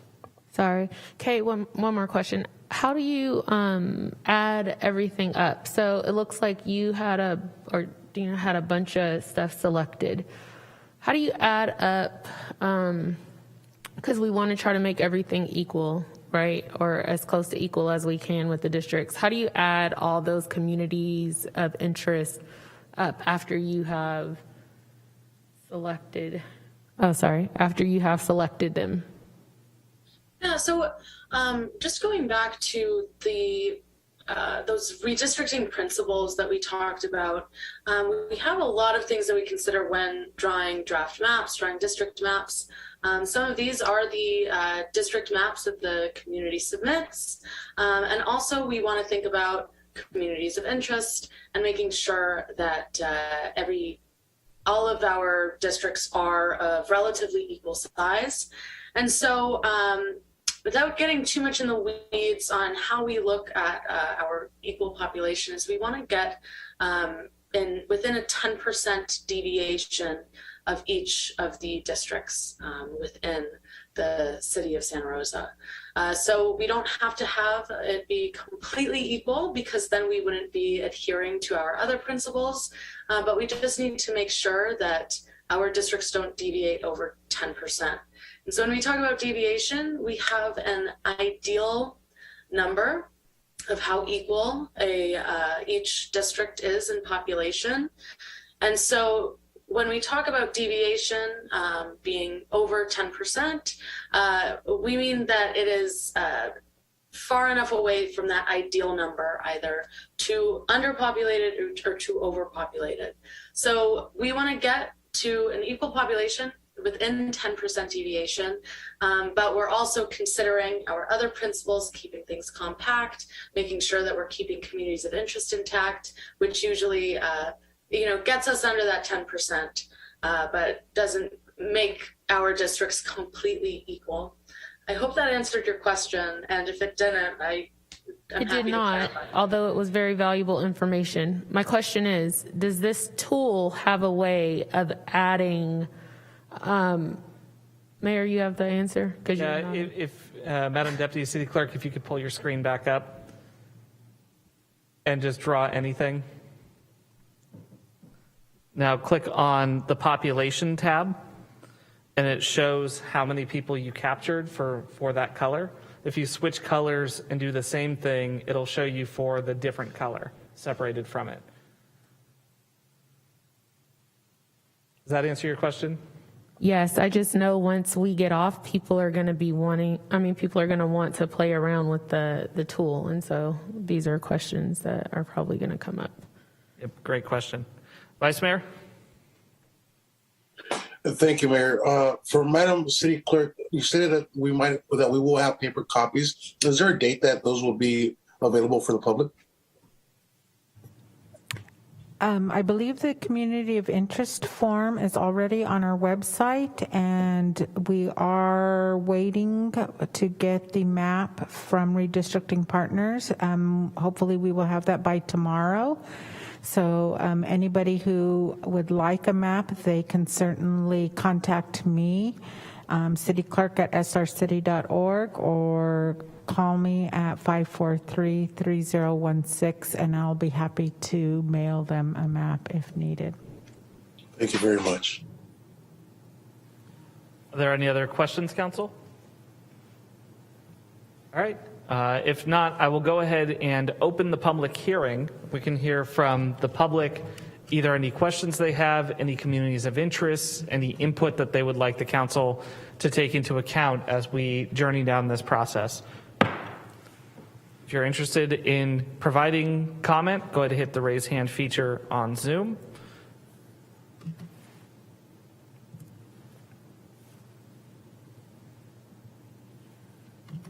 I see none. And I will say, in our experience doing this a couple of years ago, it is difficult to give comment until we start to see draft maps. Then people really start to be able to visualize it. Dina, did we have any pre-recorded voicemails? We did not, Mayor. Okay, I will close the public hearing. And I'll bring it back to see if there's any comments or questions from council members.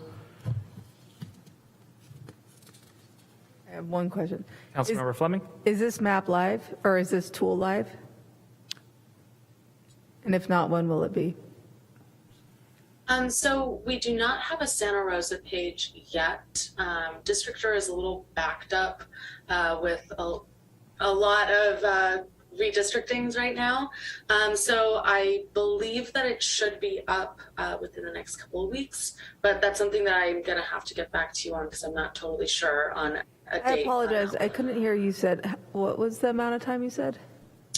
Hopefully within the next 2 weeks, but not totally sure on that. It's kind of out of our hands. Okay, thank you for letting me know. But as a point of clarification, we'll make sure the page is up before we do our community input session that shows folks how to use it. Correct. Any other comments, council? All right, that's it for our study session then. Thank you so much, Kay. We'll be talking with you a number of times over the next couple of months. And with that, council, we'll take a quick dinner break. Let's come back at 7:30 to resume our meeting with item 15.2.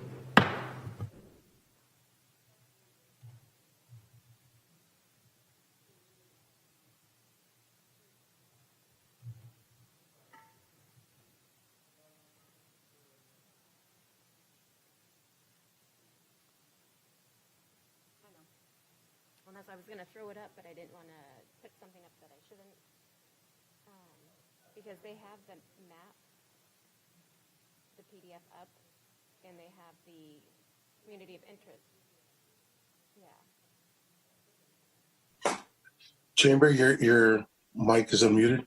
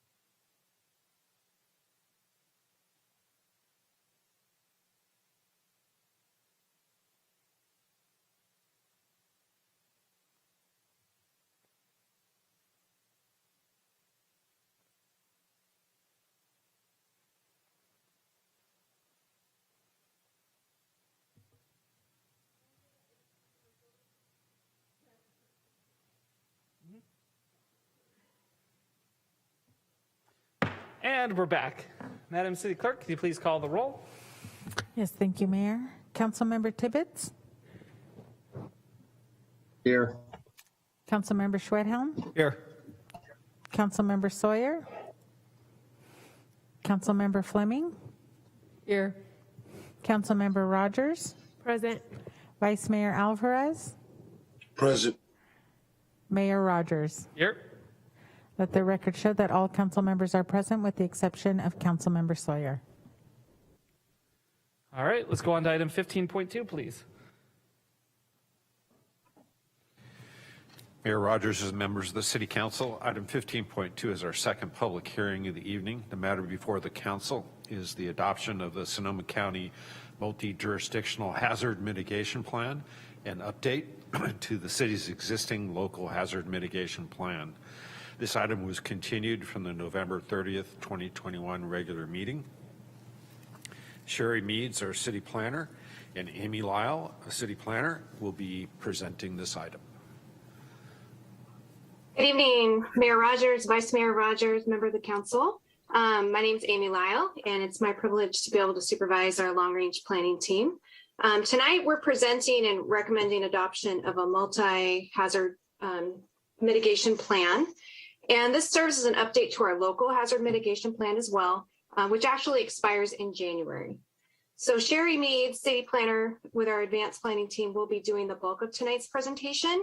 And then on the call, we also have Neil Bregman, our emergency preparedness manager, Paul Lowenthal, assistant fire marshal, Jesse Oswald, chief building official, and also Bart Spencer with Tetra Tech, which was the consultant that helped prepare this plan. Dina, next slide, please.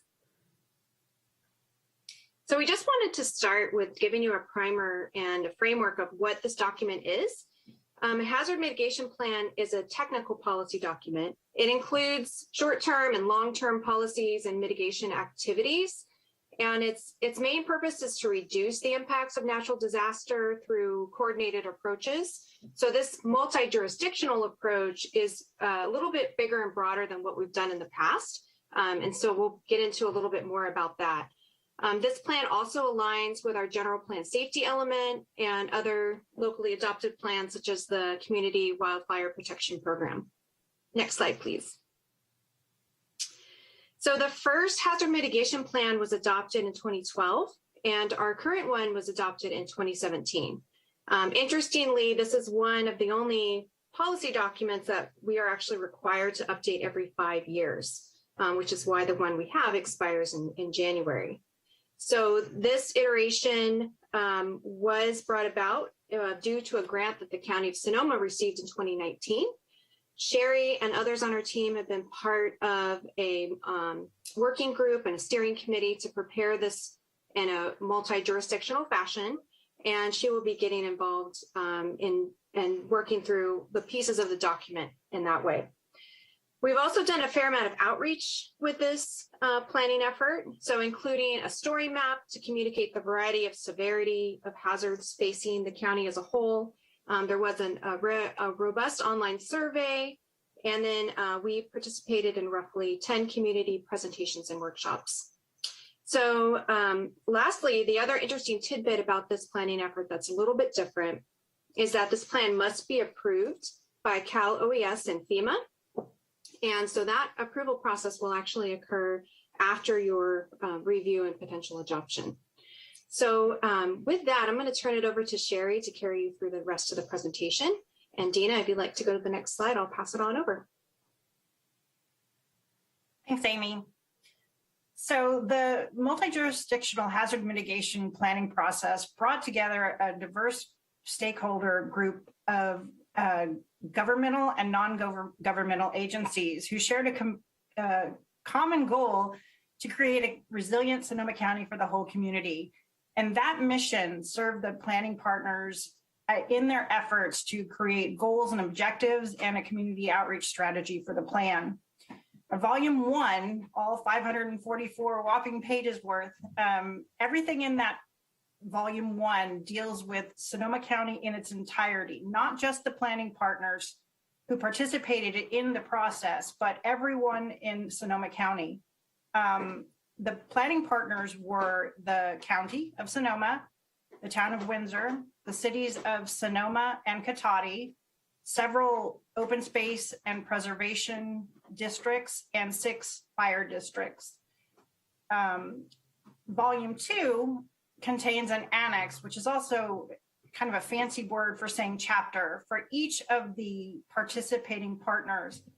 And in Volume 2, where our annex lives, is a look at city-specific vulnerabilities and mitigation action items that will address the hazards that are present in our community. Next slide, please. So any federally approved hazard mitigation plan has to have risk ratings performed for each of the hazards of concern. And those hazards of concern area-wide are included in Volume 1, and there was a risk assessment done for each of those. Volume 2 includes our risk ratings and ranking, and that's what you see on this slide here. So it's based on all of the risk rating information. And from this information, staff in a large working group with members from all departments developed and prioritized 35 mitigation action items to address and potentially mitigate the effects that local hazards natural hazards have on life, property, and natural systems. Next slide, please. So this slide speaks to what happens next. As Amy mentioned, we've received an approved pending adoption letter from FEMA, which means that after council adopts the plan, we resubmit it, and that's how we receive final approval from FEMA. And as she also mentioned, that the multi-jurisdictional hazard mitigation plan and local hazard mitigation plan information will be incorporated into the general plan update, and also other planning mechanisms as appropriate. We'll try to integrate it into as many things as possible. There will be an annual review of the multi-jurisdictional hazard mitigation plan and local hazard mitigation plan to basically take a look at how we're doing on achieving the mitigation action items that we have in the plan. And this will be submitted every year to FEMA. And it's also a time where we can add to, delete, change any of the mitigation action items that are currently in the plan now. And as I mentioned, we have a great city team that worked together to help develop this annex, our chapter in the plan. And we'll continue meeting regularly and analyzing the plan, seeing how we can make it better, and improving mitigation action items as necessary. Also, the city will continue to look for multi-jurisdictional opportunities for mitigation plans, planning, projects, and grant opportunities. Next slide, please. So the original notice for this item, which was continued from last week, was posted at City Hall, was advertised in the Press Democrat, and information was posted to the dedicated hazard mitigation plan website and promoted via social media and the city's newsletter. No additional notification is required when an item is continued. Next slide, please. So the adoption of the multi-jurisdictional hazard mitigation plan and local hazard mitigation plan are considered exempt from the California Environmental Quality Act. Next slide, please. And with that, it is recommended by the Planning and Economic Development and Fire Departments that the council by resolution adopt Volume 1 of the Sonoma County Multi-Jurisdictional Hazard Mitigation Plan dated October 2021 and update the local hazard mitigation plan by adopting the City of Santa Rosa Annex to Volume 2 of the Sonoma County Multi-Jurisdictional Hazard Mitigation Plan dated October 2021 and the appendices to Volume 2 of the Sonoma County Multi-Jurisdictional Hazard Mitigation Plan dated October 2021. Next slide, please. And that ends the presentation. We have multiple, as Amy mentioned, subject matter experts, and I'm also available and happy to answer any questions or receive any comments you have about the plan. Great, thank you so much, Sherry. Council, do we have any questions? Councilmember Schwedel? Thank you, Mr. Mayor. Thank you, Sherry, for the presentation. Excuse me, on slide 5, I just have a question. Could you, the ranking of drought as number 7, low category, can you talk a little bit more about why that's so, I don't know, to consider it so low of an impact or so low of a threat? Can you explain a little bit more about why that is so low? Absolutely. So when we look at drought, well, when we look at any hazards, we look at things such as the damage to property, risk to life, human life, and that type of thing. So while drought is very prevalent, it won't have the same level of impact to, to the community as earthquake or wildfire would. Okay, thank you. So again, it's impact to the community versus from a health and safety perspective first. I mean, because obviously drought's affecting us all. And right. Maybe, yeah. Here, Okay. I can address that a little better. I have some notes here. So drought can have a widespread impact on the environment and the economy, although it typically does not result in loss of life or damage to structures, as do other natural disasters. So that's kind of a more formal way to put what I said. Thank you. That clarifies it. Thank you. Thank you. Any other questions, council? All right, well, this is a public hearing, so I'll open the hearing and we'll see if there's any comments from the public. If you are interested, hit the raise hand feature on your Zoom.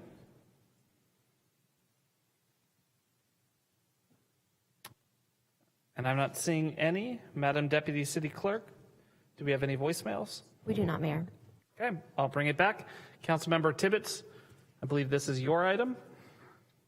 Yes, it is. I move a resolution of the Council of the City of Santa Rosa to 1, adopt Volume 1 of the Sonoma County Multi-Jurisdictional Hazard Mitigation Plan, dated October 21, and 2, update the Local Hazard Mitigation Plan by adopting the City of Santa Rosa Annex to Volume 2 of the Sonoma County Multi-Jurisdictional Hazard Mitigation Plan, dated October 2021, and the appendices to Volume 2 of the Sonoma County Multi-Jurisdictional Hazard Mitigation Plan, dated October 2021, and waive for the reading of the text. Second.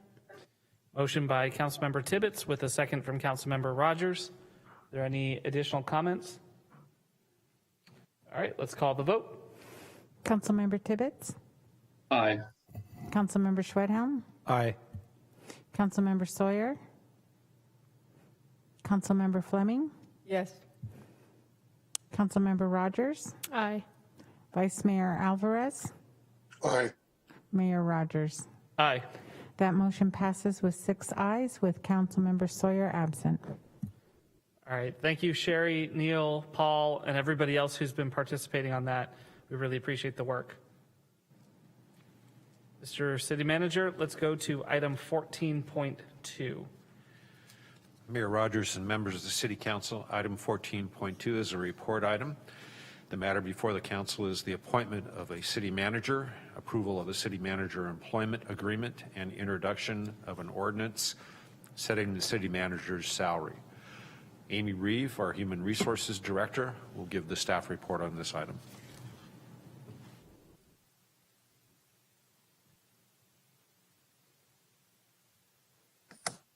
Thank you. Good evening, Mayor and council members. I'm Amy Reeve, the Director of Human Resources, and I'm pleased to present the appointment of City Manager Marquisha Smith this evening and request your approval of the City Manager's employment agreement and introduction of an ordinance setting the City Manager's salary. Next slide, please.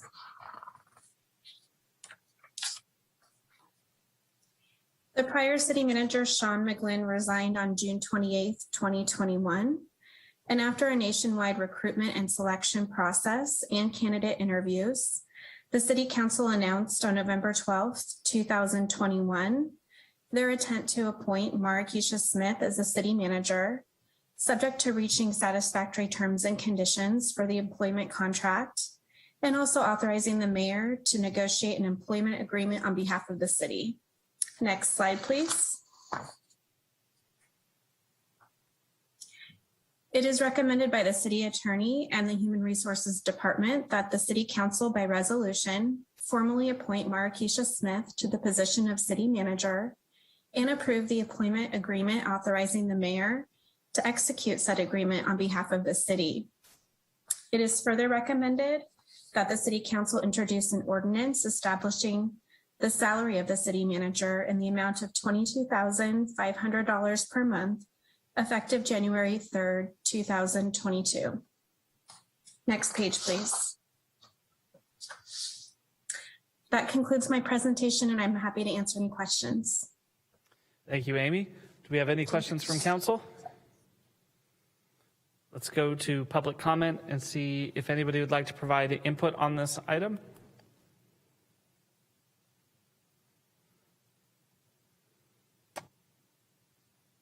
Do we have any voicemail public comments? We do not, Mayor. All right, I'll bring it back.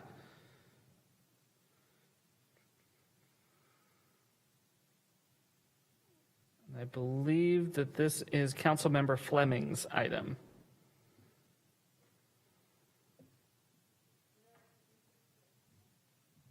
What's interesting is when I was looking at the assignments, I thought, what a great item to have. And I thought how lucky Natalie is that she gets it. So I will pull it up, but I do not think it's my item.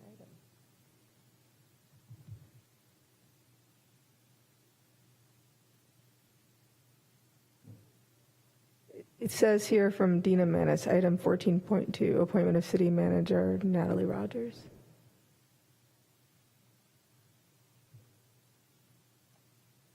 Would you like me to still do the item? Mine must be an older version. Let's go to Councilmember Rogers.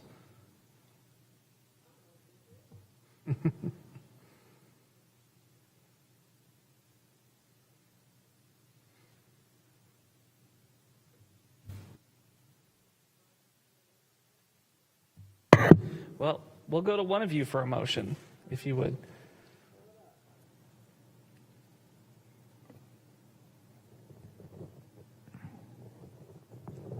I have the pieces of legislation here if you need that.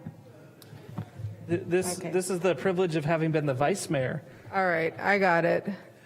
I propose, unless you, do you have it? Okay. So go to your resolution for the item on your Legistar. We'll go to Okay. Councilmember Fleming.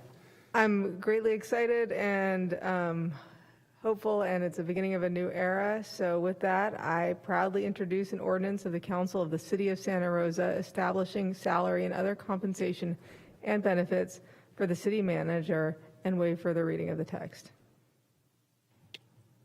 Second. So there's a motion from Councilmember Fleming and a second from Councilmember Tibbetts. Are there any comments that council members would like to make? May I ask a point of clarification? Sue, do they need to adopt the resolution prior to introducing the ordinance? Adopting the appointing the city manager?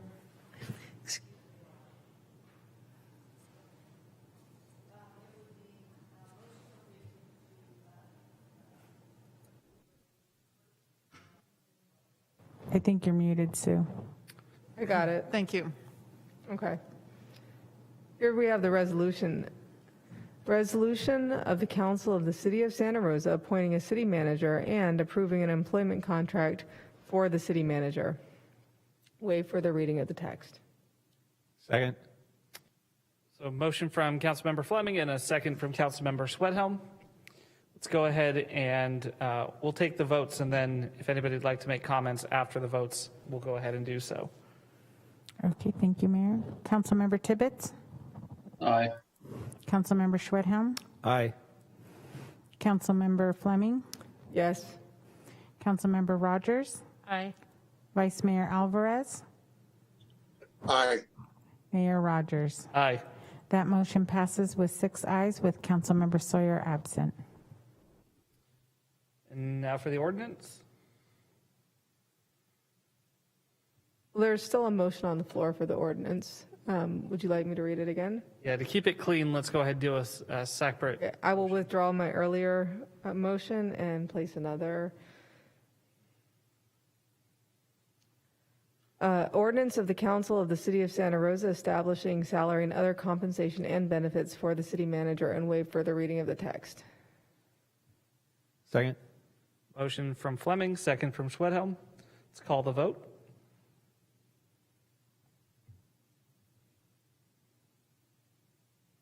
Thank you. Councilmember Tibbetts? Aye. Councilmember Schwedhelm? Aye. Councilmember Fleming? Yes. Councilmember Rogers? Aye. Vice Mayor Alvarez? Aye. Mayor Rogers? Aye. That motion passes with 6 ayes, with Councilmember Sawyer absent. All right, now I'll see if anybody would like to make some comments. Councilmember Fleming? I think I made most of them earlier. However, I do, if Ms. Smith is watching, I want to say a really warm welcome. We are excited to have you here. We believe this is the beginning of a new chapter in our development of our city and our organization here at the council. And it's been difficult not to want to reach out and bug you, but wanted to give you some time off before you join us. So cannot wait to see you in person. Let's go to Councilmember Schwedhelm. Thank you, Mr. Mayor. Yes, I am thrilled to support this and our new city manager. But I also want to thank all the people that helped put this process together, from city staff to some of the other subject matter experts that helped us get to this point. And lastly, I really want to thank the other candidates. It was a deep candidate pool, very qualified candidates. There's a bunch of, in my opinion, win-wins. But Mayor Keisha, I think, really rose to the top, and I'm looking so forward to her coming into the city.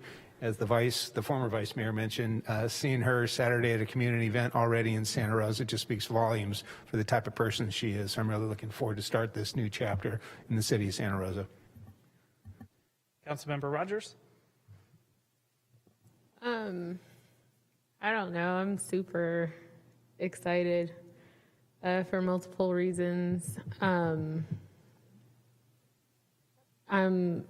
excited to see where she takes us as a city. I'm excited to follow her lead, and just excited to see what she brings to the table and how we can collaborate and really drive Santa Rosa to the next level.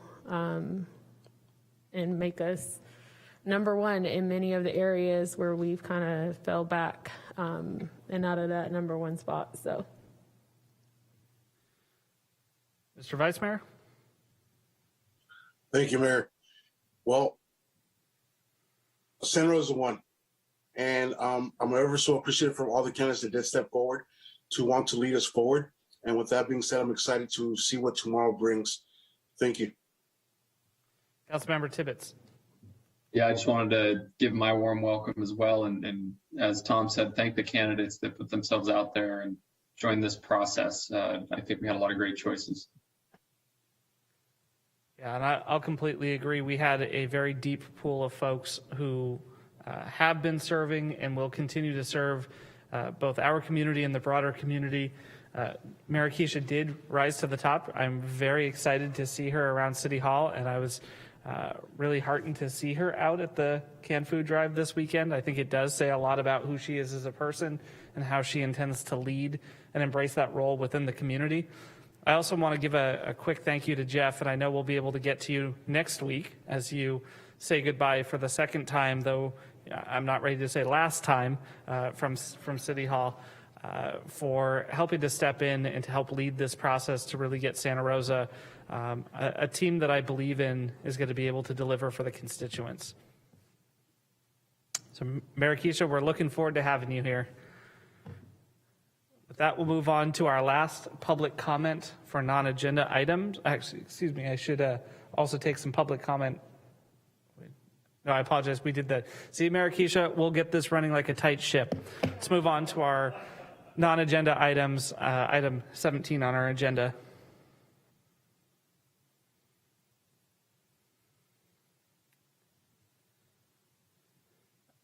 There's nobody in the chamber, and I do not see any hands. We already asked for voicemail public comments earlier, so those are done. Well, with that, council, we are adjourned.